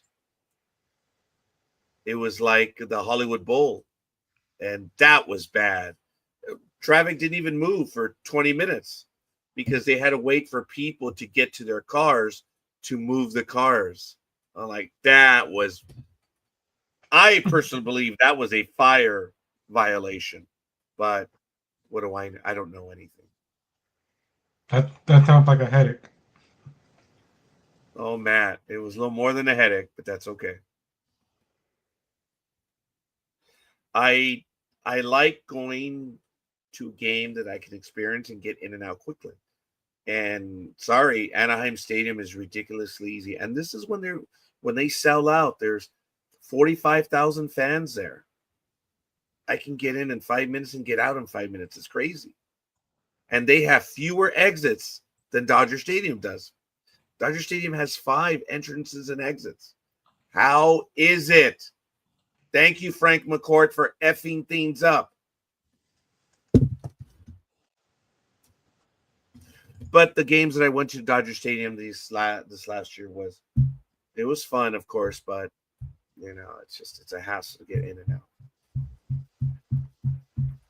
Of the changes, Gridiron Girl, that they've done to the stadium itself, what do you think to the stadium? Not the parking and all that, but the stadium. Oh, I love it. I love it. I love the outfield pavilion, the restaurants and whatnot. Pretty cool.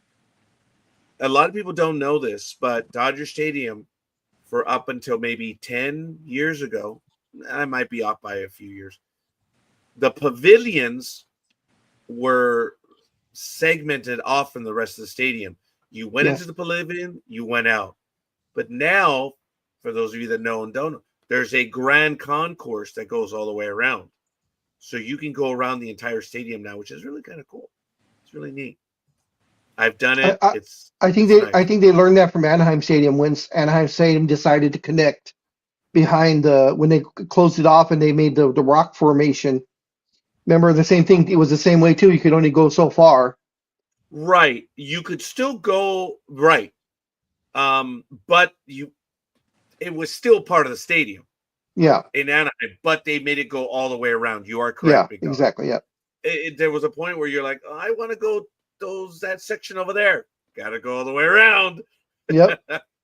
And it's really kind of cool what they have at Anaheim too. But what they've done with Dodgers, it's like they got the idea of Anaheim, and the Dodgers did a much better job. Oh, of course. It's ridiculous. But Dodger Stadium looks nice. It really does. It's a nice experience once you get there. But man, like Gridiron Girl said, you will invest time in your car, and it sucks, man. It sucks. So, Gridiron Girl, are you going to try and make opening day where they raise the new banner and probably give away a replica ring? I will try. I don't know if it's in the daytime. I'm in trouble, so I gotta play hooky. Well, we'll write you a doctor's excuse. Awesome. Let's do it. Yeah, actually, I might be able to get away with writing you a doctor's excuse. Yeah, because your doctorate's coming. Yeah, there you go. Legally. By the way, if you guys can head over to the Facebook page and I already see if did. it did update. Yes, it updated. Yes, I checked. Good job.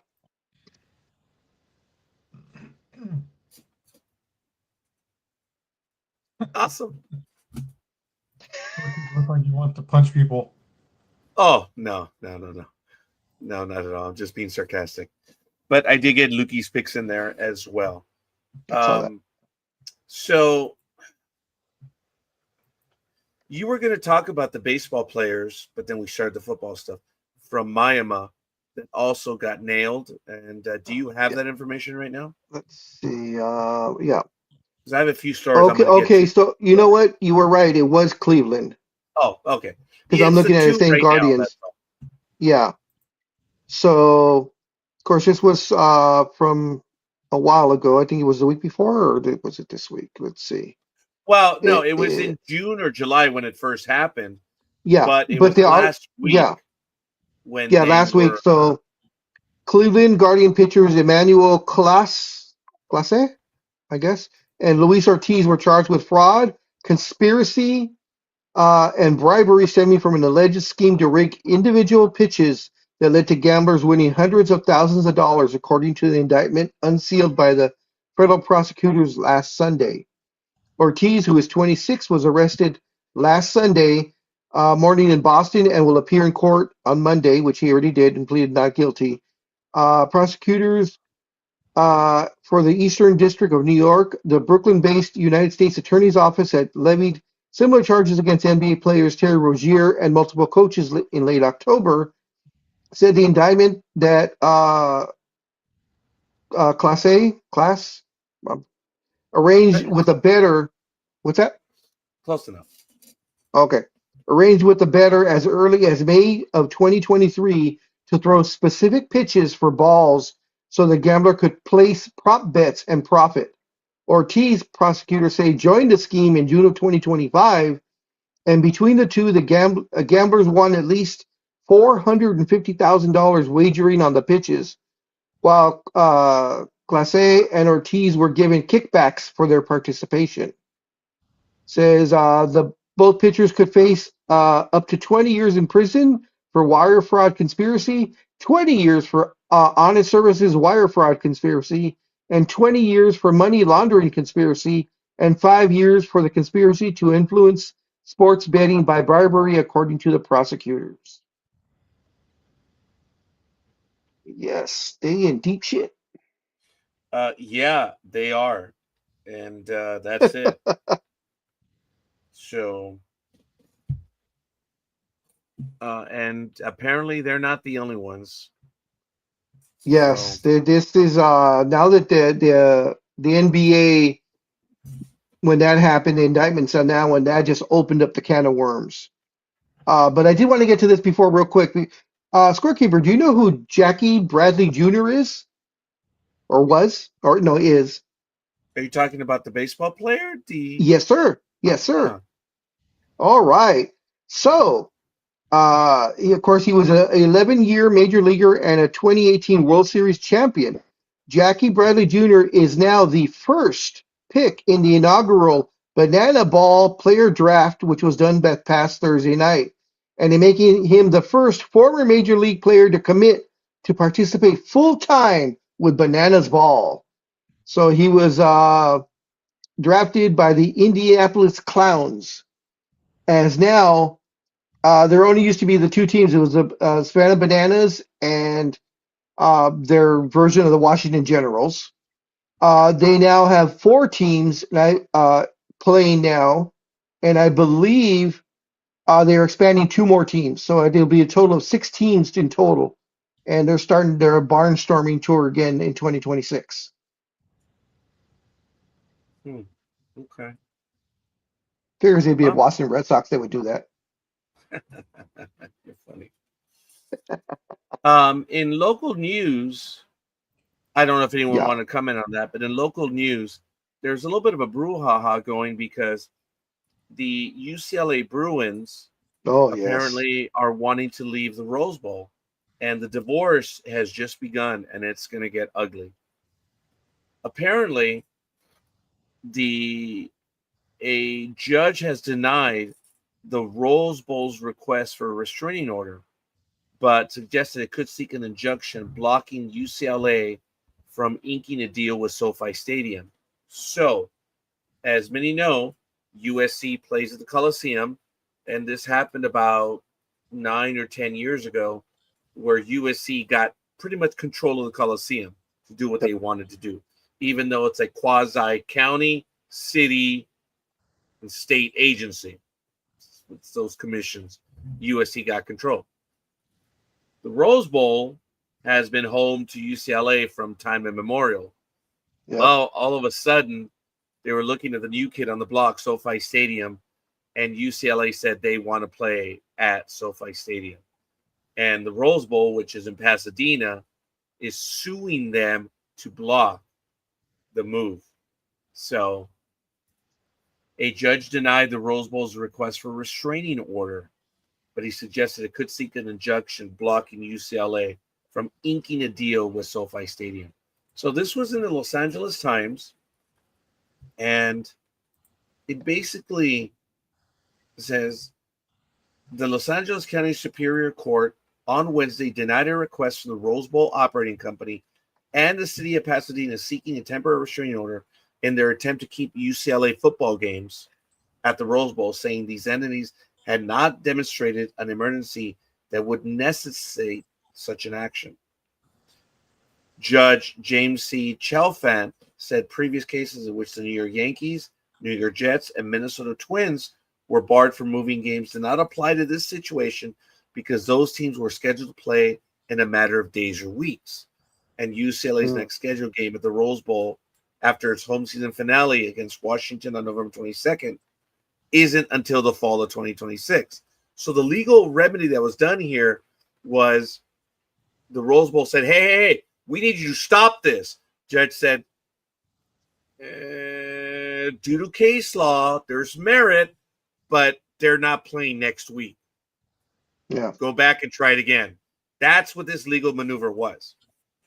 The judge also said there was no indication that the Rose Bowl or Pasadena would suffer imminent financial harm because a contract to construct the field level club on one end zone had not been signed. The legal saga is far from over. Chalfant suggested the plaintiff's attorneys seek discovery information regarding the school's discussions with SoFi Stadium and file a motion for preliminary injunction. My question is, where's the deal? Is there a deal? How can, if there's no deal in place, I understand that they're still arguing over the end zone job. Yeah. There's no deal. There's no deal. So, I think it's more the fact that they don't even want them talking to them or to even try to negotiate a deal. And my other question is, how long is the contract that they're under with the Rose Bowl? UCLA, thank you, Big Dog. As you were asking me that, I moved down.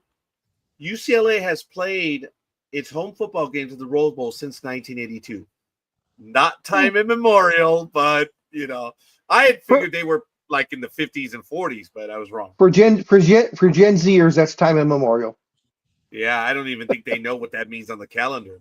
Exactly. That's funny. In 2014, Janet Napolitano, president of the University of California System, signed a long-term lease amendment that did not include an opt-out clause in exchange for the stadium committing to make nearly $200 million in improvements through the issue of public bonds. When the judge asked attorneys representing UCLA if they intended to terminate the agreement, they shook their heads in denial. Yeah. But Moebi accused UCLA of participating in a shell game in which it had furtively explored options for moving to SoFi Stadium. So what I said 2 minutes ago was wrong. Is there is there an agreement? Yes, there is. I think it's just one of those ploys that we always hear about when, so many teams have been dangling Las Vegas or even LA when they say we want to move, and that's just so they get their stadium to get improvements done. And so they're threatening to move, and of course, when you look at the Rose Bowl, which is an iconic historical landmark that's been there forever, and you see the nice shiny toy, now it's in SoFi Stadium. They have all the bells and whistles there, so of course, where would you want to play? A place that's been around, for almost 100 years, or are you going to play in the place that's got all the new bells and whistles and I bet you all the back rooms and the locker rooms and everything are all state of the art.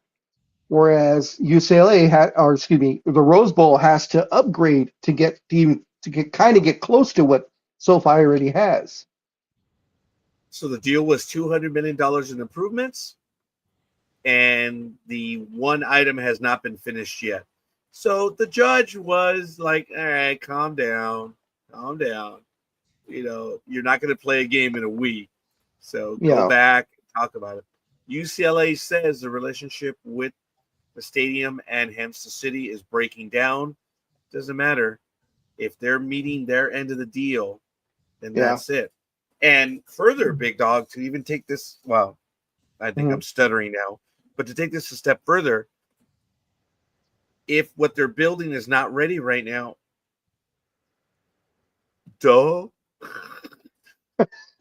not going to play a game right now. Nice try. And I think that's what the judge told him. I said, hey, all right. Look, they were playing games in a few days. You're not, homie. So I think it's a fair judgment, or no, a fair ruling in this case. That's when a lawyer goes, objection. Yeah. Well, there was the moment where the judge asked him, "Are you intending to move?" And the attorneys were like, "No." So, but did they say yes? It said they shook their heads. So, I don't know. I don't know if you guys had a chance to discuss this story.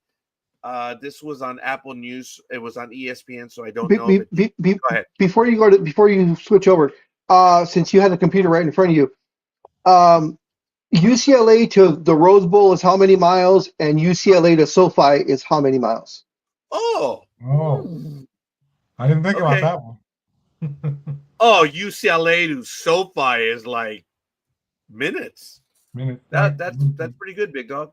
Let me go over there right now. I didn't have Google Maps open as I normally do. It's probably like 3 minutes. No, it's not that close. No, but it's close. It is. It really is. I'm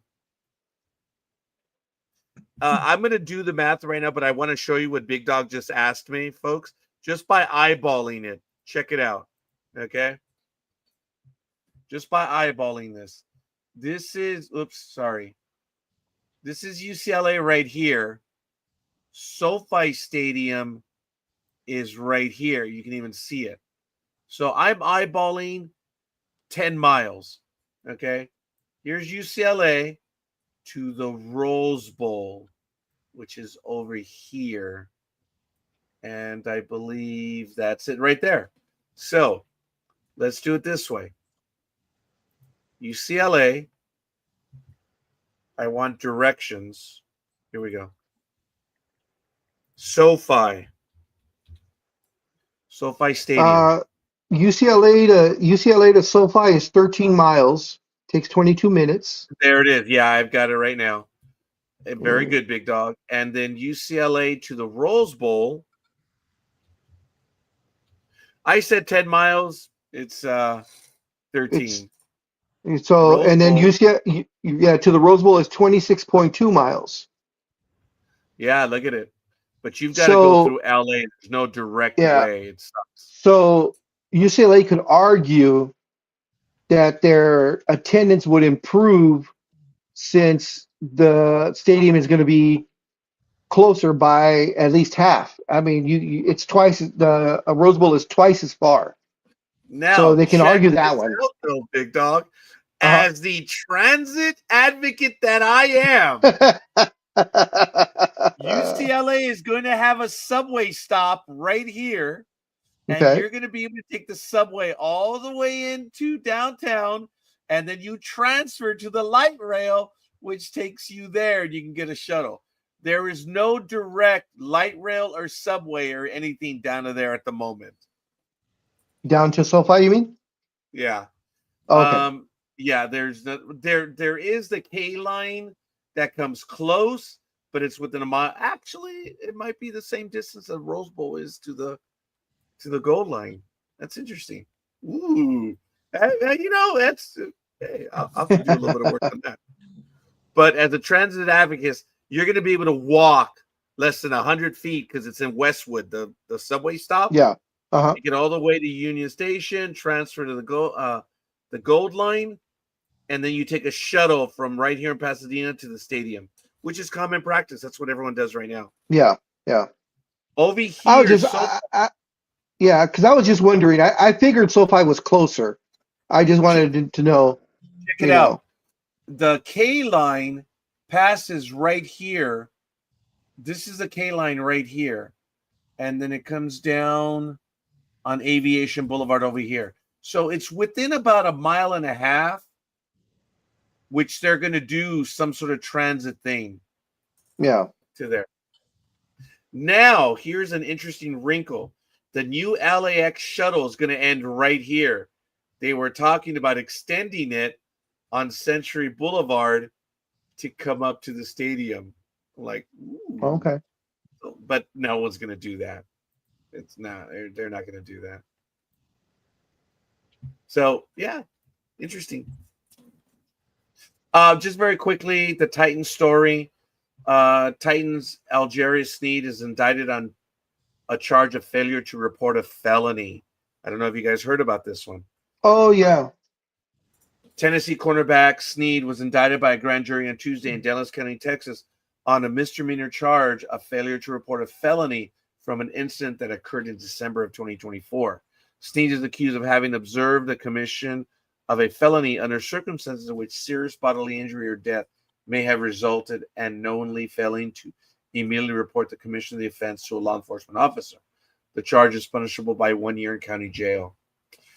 The incident allegedly occurred on December 6th when Excuse me.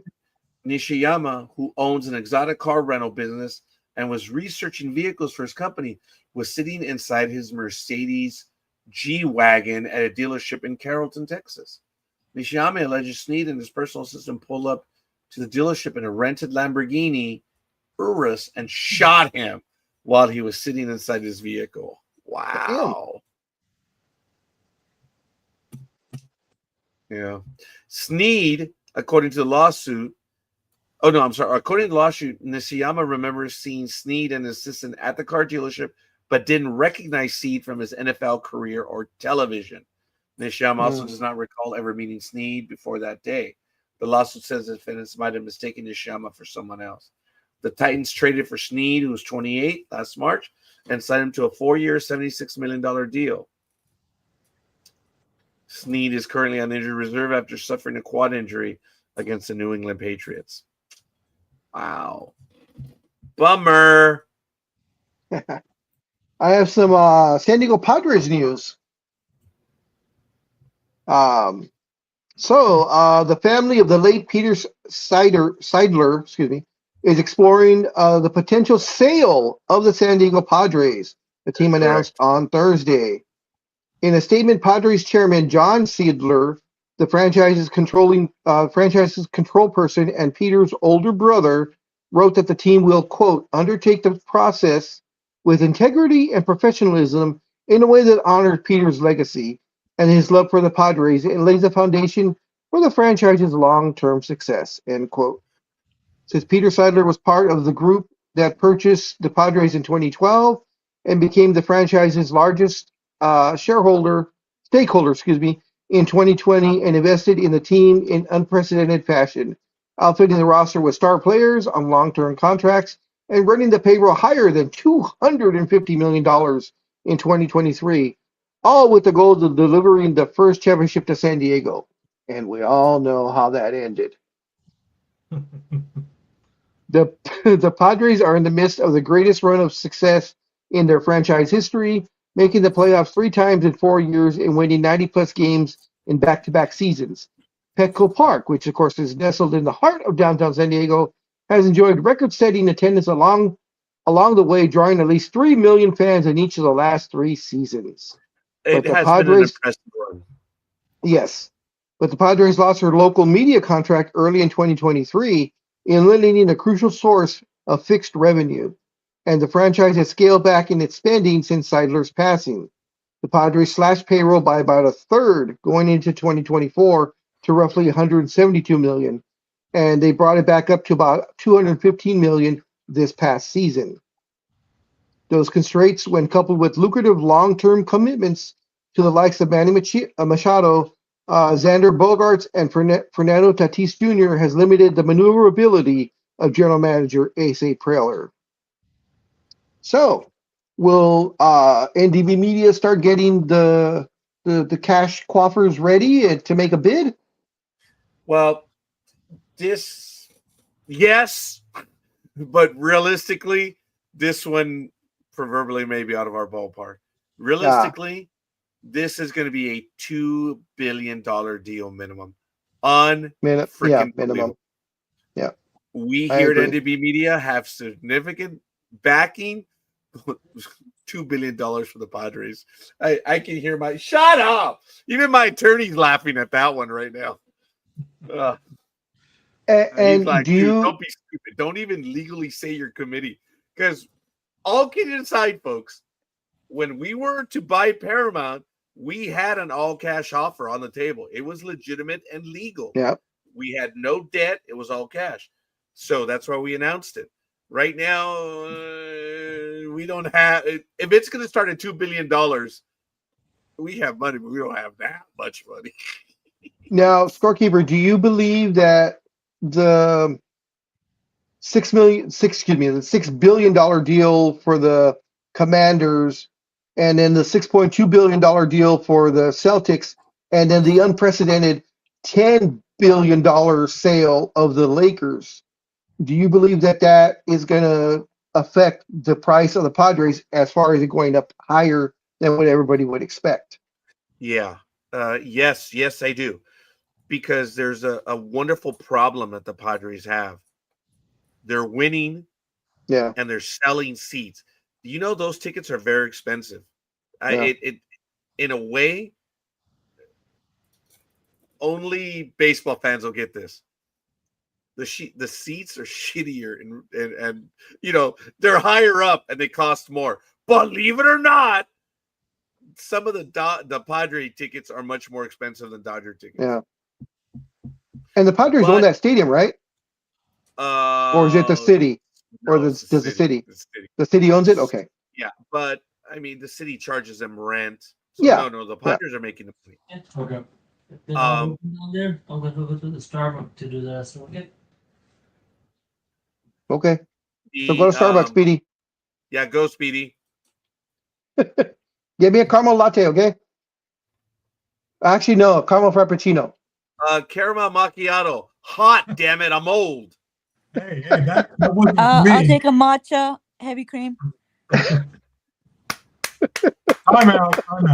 That wasn't for me.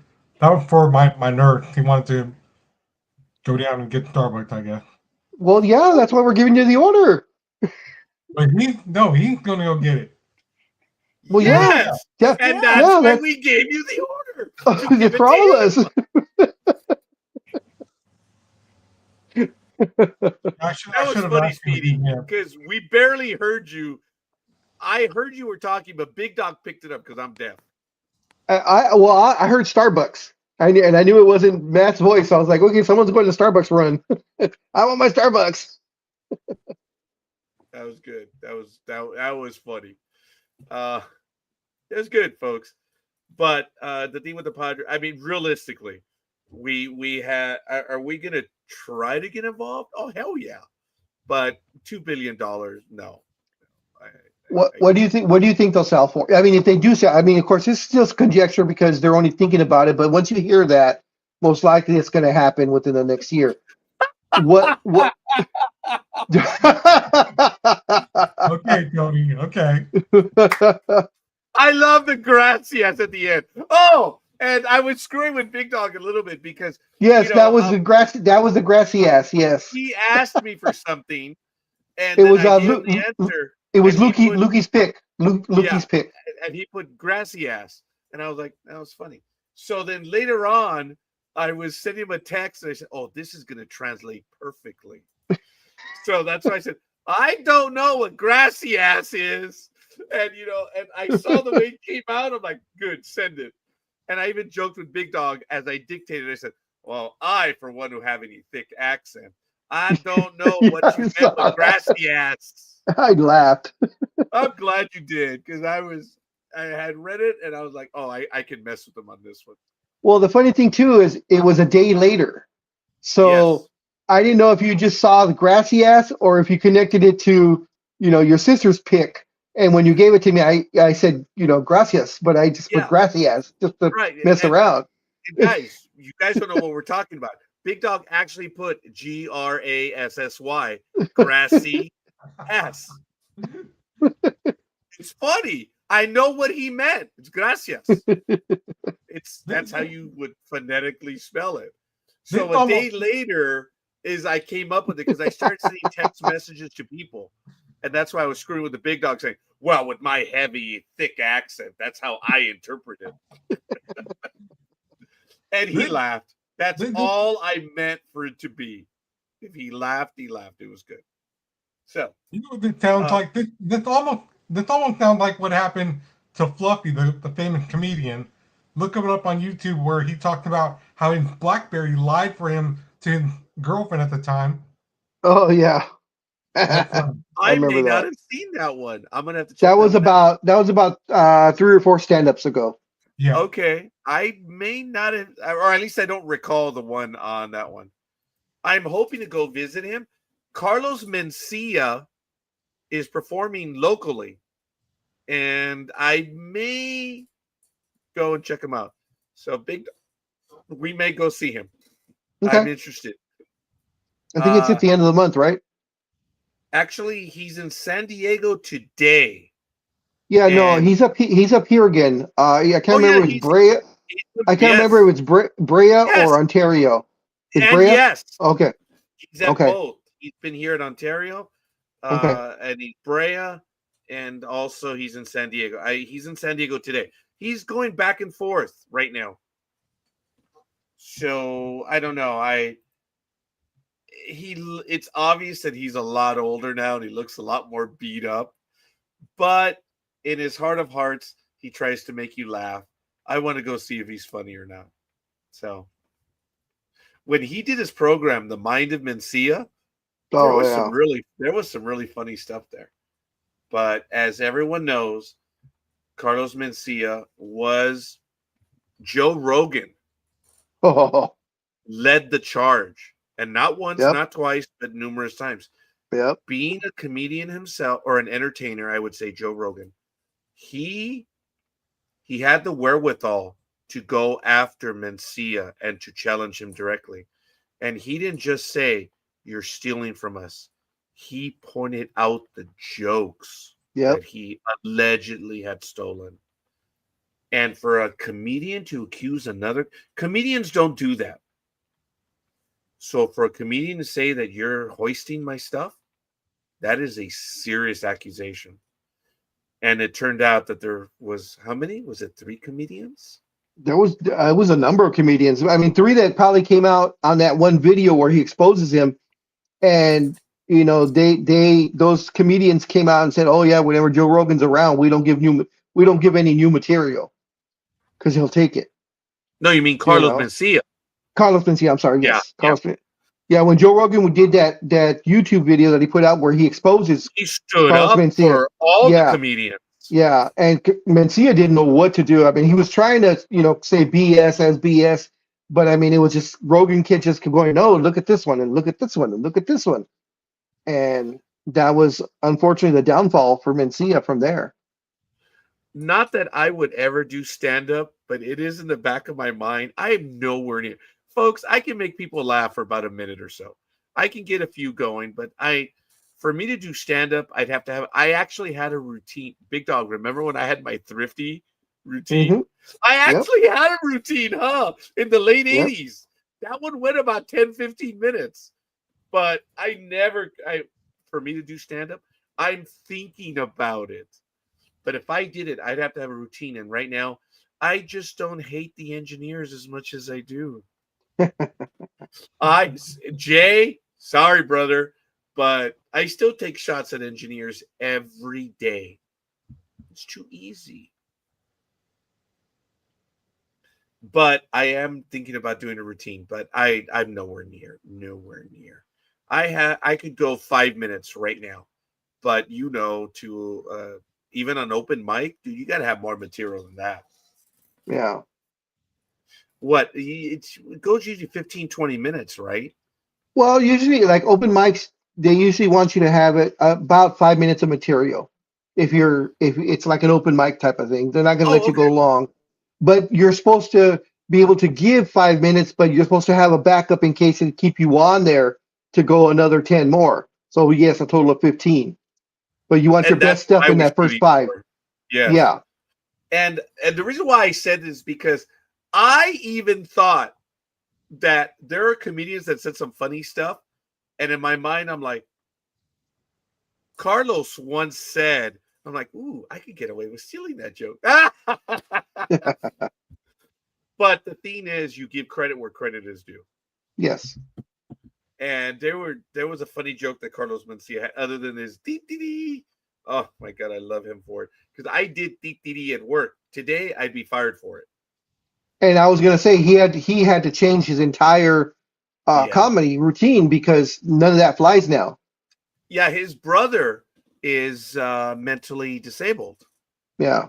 And he made, his brother was part of the routine all the time. I don't know, man. Carlos is Carlos. Yeah. I think he just does it in a different way. He just doesn't say it. I think I need to start watching Paul Rodriguez and stuff because Fluffy talked about him a lot, how they made fun of each other back in the day. And then Paul Rodriguez was like, hey, man, why are you stealing my stuff? Why are you stealing my catchphrases? Well, Well, Paul Rodriguez is having some legal troubles right now, so you may not be seeing him. I believe there were 2 different gun charges against him over the past maybe 6-7 months. So that's why I was only talking about watching YouTube. Yeah, no, I know, but I'm just saying, any new material might not be coming forthcoming anytime soon until all his other charges are taken care of. Oh, hey, folks. I ordered something on the internet, and I ordered it on October 26th. Oh, Gig wants to jump in on that. Oh, She go, took the Gig. mute off. She took the mute off so fast. Sorry, go.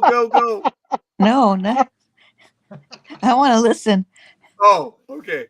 I ordered something on the internet, and I ordered it on October 26th. You guys are all going to be, oh, Scorky. I did. I ordered those pullovers, the suicide pullovers, and I ordered 4 of them, and it was on October 26th. So I emailed them last night. The ones that say, to you who is behind me, you matter. Yeah. Oh, okay. Now I know what you're talking about. Okay. Those, to the person behind me, you matter. And Yes. I'm like, yeah, so I ordered 4 of them. And it was on October 26th. And yesterday I emailed the vendor. I said, hey, man, it's been 3 weeks. What's going on? The stupid pendejos, here's the email that they sent in response. Okay. Here's the email, link to order 22559. Says, a link was requested to view this order. You got to view this order. Check it out. Here's the order itself. But if you want to check the shipping, you got to track it with the app, idiots. So I tracked it with the app, and do you know what it says? The order is still being prepared. Yep. It means it's coming from overseas somewhere. Well, I they fell into charged me for shipping. I fell into that trap also. Okay, well, I have to tell you that if that's the case, I'm just going to tell American Express to cancel the order. Because, yes, Speedy? It could be what's happened here a few times where different neighbors here have ordered stuff from Amazon and other places like that, and UPS or USPS will show up, but they'll show up down the street. And we're like, why do you guys keep showing up there? We're here. Because they think the building, because it looks similar, but ours has the name, everything on it. The address is even in the front of the building. And they're like, well, the GPS sent us to that building behind you guys over here. And we're like, no. That's on the street. We're I understand that one, Speedy, but the thing is, he checked and they haven't even made the product yet. So they haven't even made it yet. The order is still being processed. It hasn't even been mailed yet. And I get it. I understand. But it's 3 weeks.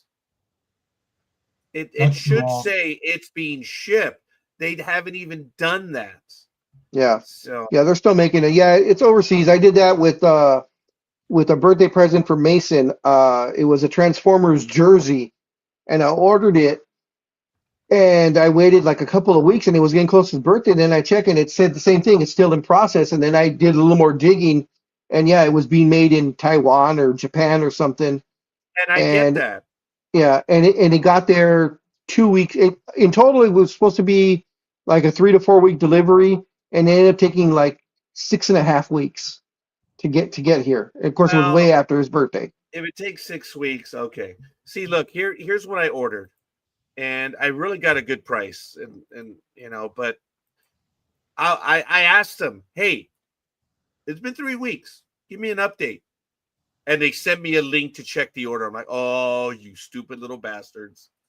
So it's a pullover, it's a hoodie, it's a Yeah. zippered hoodie, and it's in the front. It says "You are enough," and the Mhm. back it says "Dear I person saw those. behind, the world is a Very better nice. place in it." Yep, And that's those are what I very wanted nice. to get, and I ordered 4 of them, and like I said, and I got multicolored ones, and they were at a ridiculous price. I got a navy blue, a gray, a black, and a white one. So I kind of wanted to have them. Hey, Gig. Yes. So when he said that he ordered a pullover, me being the asshole that I am, was saying I thought he had gotten them in and they wouldn't pull over.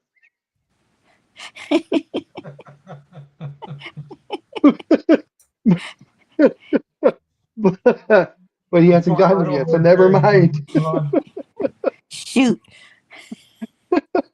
I kept a straight face just because if it's funny, it's funny. I've always said that. You have to learn to be able to laugh at yourself. Oh And yes, yes. that Life was goes funny. life goes by a lot better when you can laugh at yourself. Yes. I've always said that well, not exactly that, big dog, but Yeah, I get you. Yeah. if someone because at work I was feared. I wasn't loved. I was feared because I was very quick and I would put people in their place all the time. And it would happen that the guys you beat up, they finally come back and they're like, oh, well, they've got to put down. They got to come back. And another. And you're like, you just grin and bear it, baby. Yep. Just grin and bear it. Because someone's like, oh my God, Roger doesn't have a response. And, I'm smiling, I'm laughing because some of them are genuinely funny. But then, as I told someone, I said, dude, I've known the guy for 4 years. I beat his ass up every day. He got one. Tomorrow's going to get here quicker. It's going to get here quicker. I'll be back tomorrow. But if they're besting you, look, if they take your shit, that's number one. And then when they come back, you got to shut up and take it. You just have to. And that's why you got to smile. If it's funny, it's funny. If people can make me laugh about me, I'm like, that's cool, dude. Big Dog and I, oh my God, when we did the final joke nights, they became ruthless because they were directed at each other. Yeah, they were. Yeah, they were.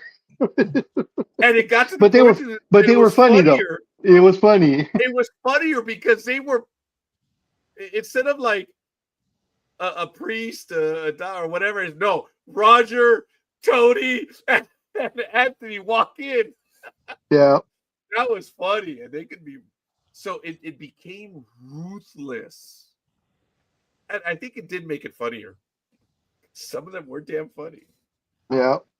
But anyway, we are off topic, and I do apologize. So I want to get that one is definitely my fault. And I want to get your opinion on these. So the managers of the year were announced this past week, as Milwaukee Brewers manager Pat Murphy won for the National League Manager of the Year for the second straight season, and Cleveland's Stephen Vogt also was a repeat winner for American League Manager of the Year. My question to you, scorekeeper, do you agree with both picks? No. Clearly, Toronto's manager, he took a team that was not in the position to be in, and he did what he did.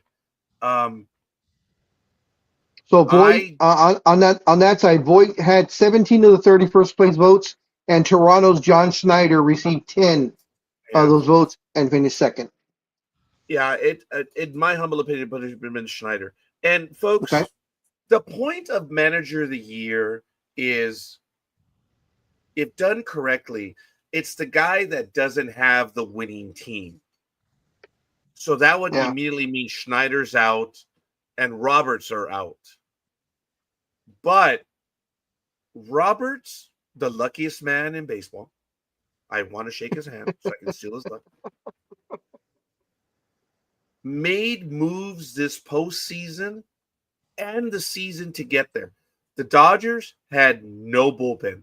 Dodger fan, argue with me right now. Bring it. The Dodgers did not have a bullpen. It was the scary thought the Dodgers were as good as they were with no bullpen. Go, Gridiron Girl. True. It was a joke. This Dodger team is a damn good team. Really good, but no bullpen. And what did Roberts do? He managed without a bullpen to win. Gridiron Girl, as much as it pains me to say, I think this is a time that Roberts probably should have been Manager of the Year. Wow. I do believe that. Yeah. That's saying a lot coming from you, scorekeeper. Because I know you're not a big fan of Mr. Roberts. Oh no. He is a target. I mean, if we didn't have the Adam Dunn, it would have been the Mr. Roberts. I have no love for Roberts whatsoever. But he learned, he heard scorekeeper lose his shit when Yamamoto had pitched 8 2/3 innings, gave up the hit or the home run. They took him out. The Dodgers lost that game. Oh yeah, I remember that. I remember that. Pendejo. And I screamed from high end, dude, let them finish. And what happened? Roberts let them finish. And what happened? What happened, Dodger fan? Yeah, hell, Yamamoto went crazy. And Snell. Yeah, Snell. And Sasaki. And all of them. He let the pitchers pitch. Look, there are times. Look, oh my God. What was the game? Yamamoto? Was it game 6? Dude, Oh, yeah. Oh my God. He only went 6 innings, right? Mm-hmm. But those were high stress. You could tell that when Yamamoto was about, dude, he was done. But he had done what he had to do. And when Roberts pulled him, I was like, yeah, I would have tried to get one, being a former pitcher, and I'm into doing well for pitchers. I wanted to see him go the full inning. But when Roberts pulled him, I'm like, dude, those are high stress pitches that Yamamoto delivered. He has nothing left. He had nothing left. And then comes back the following day to close it out. But going back to that game 6, scared the holy crap out of me. And I'm pretty sure scared the holy crap out of Gig too when bases loaded, 2 outs, and they bring Kershaw in. When they brought Kershaw in for that, I was like, we know we know the way he is in the playoffs. How good of a move is this? But he got him out. I was praying like I never have prayed before. But so what was he pitched to his gut? Yes, he did. Because the numbers, you never bring Kershaw. For the love of God. Gridiron Girl. It's like either him or Kiki. I don't know. So when it was 2 outs and you saw Roberts coming out, Gig, and he motions to the bullpen, and you see Kershaw, the one walking out, what was your first reaction? Thank God I didn't see that. WTF? Dodger fan. She is a Dodger fan. And folks, when I direct shit at Dodger fan, I am never directing it at Gridiron Girl because I respect Gridiron Girl and her love of the Dodgers. I've always have. She gave me a Dodger cup. She also gave me a Yankee cup. What does that tell you? So I got love from Gridiron Girl on that. You've seen me with the Dodger cup on this program. Mm-hmm. Yep. I love that Dodger cup. You haven't broke it yet. I haven't. My family hasn't. Gridiron Girl, they broke my Voyager cup. Oh, I remember that. You I were still depressed for a mourn. while. I still mourn now. And there were people on Facebook that said, Roger, I had the privilege of drinking out of that cup. I remember how you were with that Voyager cup. That was my baby. Big Dog remembers my Voyager Yep. cup. Oh yeah. That was the I'm surprised. bigger one. It was the I'm 16 ounce. I'm surprised you didn't go on eBay and try and get another one. I have no comments. Oh, Okay, I'll work on that. I've been trying. They're just, I it's will like find the it. minute that I will cup find broke. it. I'm sorry, Gridiron Girl? I said I'll find it for you. No, Mija, look, it's that much. It's even for scorekeepers, like, oh. I could have had one already, but I'm like, that's a car payment. Oh, never mind. oh, yeah. Oh, okay. Yeah. Once he said it, I was like, oh, okay. She's like, never mind. Yeah, man. You can find them, but it's like, So it looks if like you might have to. scorekeeper flinches, dude, what does that tell you? So that means you might have to go to some swap meets, and hopefully one will turn up there. Oh I'm yeah. going to, and it's cyclical, guys. What Yeah. happened was when the internet found out that my Voyager cup broke, everyone said, "Oh, scorekeeper's looking for one." Everyone's oh my god! Don't get me wrong. I'm on the hunt for that cup, but right after it broke, and I was angry when that cup was broken. And for those of you that want to know, I'm gonna find it. Yeah, it you was need a to see the 16-ounce cup. It was gorgeous, man. It was a beautiful cup.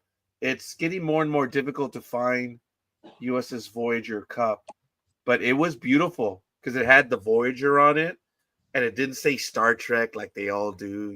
They're the tacky ones. It was just USS Voyager. It was really nice. It's getting more and more difficult to find an image for that cup. Now, my daughter got me I think she got me one to kind of replace it. It's this one. It's a nice cup, but it's a smaller 12-inch cup. Let me tell you, it is cool. 12, I don't know what I said. 12-inch. Oh, yeah. Here it is. See it? It's a 12 Oh, that's a nice one. ounce. That's a nice one. It really That's is nice. Now, this one looks cool too, but it's like, because I go for the. Oh my God! As if my little mouse. Hi, Mika. Come on over. Come on. There she is, Gmo. Hi, guys. Gmo's live right now. Mika, look at what I'm sharing with them. The cup you got me. Oh, okay. Yeah. So. No. I was sharing with them the Voyager cup. I'm crying. Oh. Yeah, I know. It's okay. Don't worry. Anyway, guys, Gmo coming over. Yeah, she's that's your signal. Oh my God! Did you guys find it? Who wrote it in there? It is ceramic.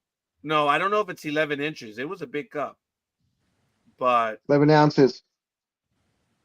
No, it says 11 ounces right there. Sorry. Okay, USS Voyager, ceramic. It was ceramic. Oh, no, Coffee in the Nebula. I have that one.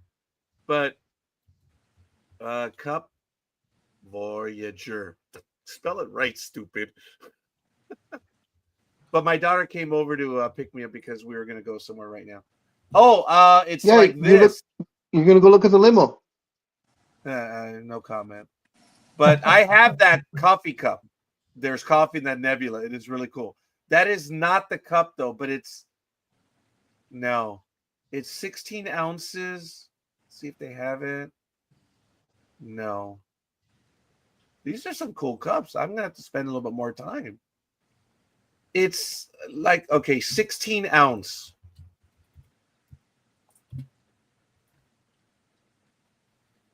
Yeah, it's hard to find. It's from 1995. It's kind of like this. Actually, it was done in 1995, the first year of Voyager. Well, anyway, you guys know I have the pictures of it. I will try to find it again. But Gmo and I are going to go. We have to run some errands right now. But Yeah, if you guys are going to continue, go ahead and continue. I'm out. I thank you No, all. I'm done. I'm done. Yeah. Okay. Well, I just have one thing to say. I think we're going to end this on a positive note because I have to go to San Jose and it's my sister's birthday and other things. But Well, tell her happy birthday from us. Yes. I will Happy do birthday. Yes. But everybody thought it wouldn't happen, but it's happened. Bruce Bochy is back with the Giants as a consultant of sorts. So he's an advisor now on both sides for That's cool, baseball man. and business. So, what is he going to teach him how to lose better? Whoa, dude, not Bruce Bochy. No, that won't Take happen. it easy, Tony. Dude, Bruce Bochy is a winner, dude. Yeah, but he's That's one of the funny, Giants. though. Oh, He's yeah, one of the it Giants. is the hated ones. I'm All glad right. you got. I'm glad you guys said it than me. Yeah. All right. It's all good. Well, look, Speedy, we appreciate that. Anime Girl, NorCal Girl, Tony, Papa Socks, everyone else who's in the chat room. Gig, thank you. Big Dog, this Yep. is the scorekeeper. I appreciate that Gmo came over to say hi real quick. And she's wearing the Yankee cap, baby. So I have to get my Yankee cap. We're going to have to run some errands. Unfortunately, it's raining right now, but we got to get them done. And then that way we'll get them out of the way right now. I love you guys. I appreciate all of you. Now you guys know why I want those pullovers, those hoodies. I want to have them, especially for the holiday seasons coming up right now. I really do want to wear them. I think those hoodies are really cool. And Yep, we also mean a have lot. an engineer too. They mean a lot. Could you imagine if a lot of us started wearing those and started making change? Anyway. I'm sorry, I'm a sucker for all that. I love you guys all. Enjoy the week, and we'll see you guys next week. If not, while we're on air, ndbmedia.net, guys. There's a lot of stuff, and since it's raining, I don't know. I might do a program. No. Yeah, my computer said rain coming here too. I guess Yeah, actually, it's raining hard right now. We'll see you guys on either side. Big Dog, take us away. Take us out. All right, guys, everybody, enjoy your weekends. Be safe, be dry, because it is going to rain. Enjoy your sports. Have a great weekend, and don't drink and drive. Call Uber, call a friend, call a Lyft, call somebody. Just don't get behind the wheel if you are driving. Be safe, everyone. See ya. Toodles.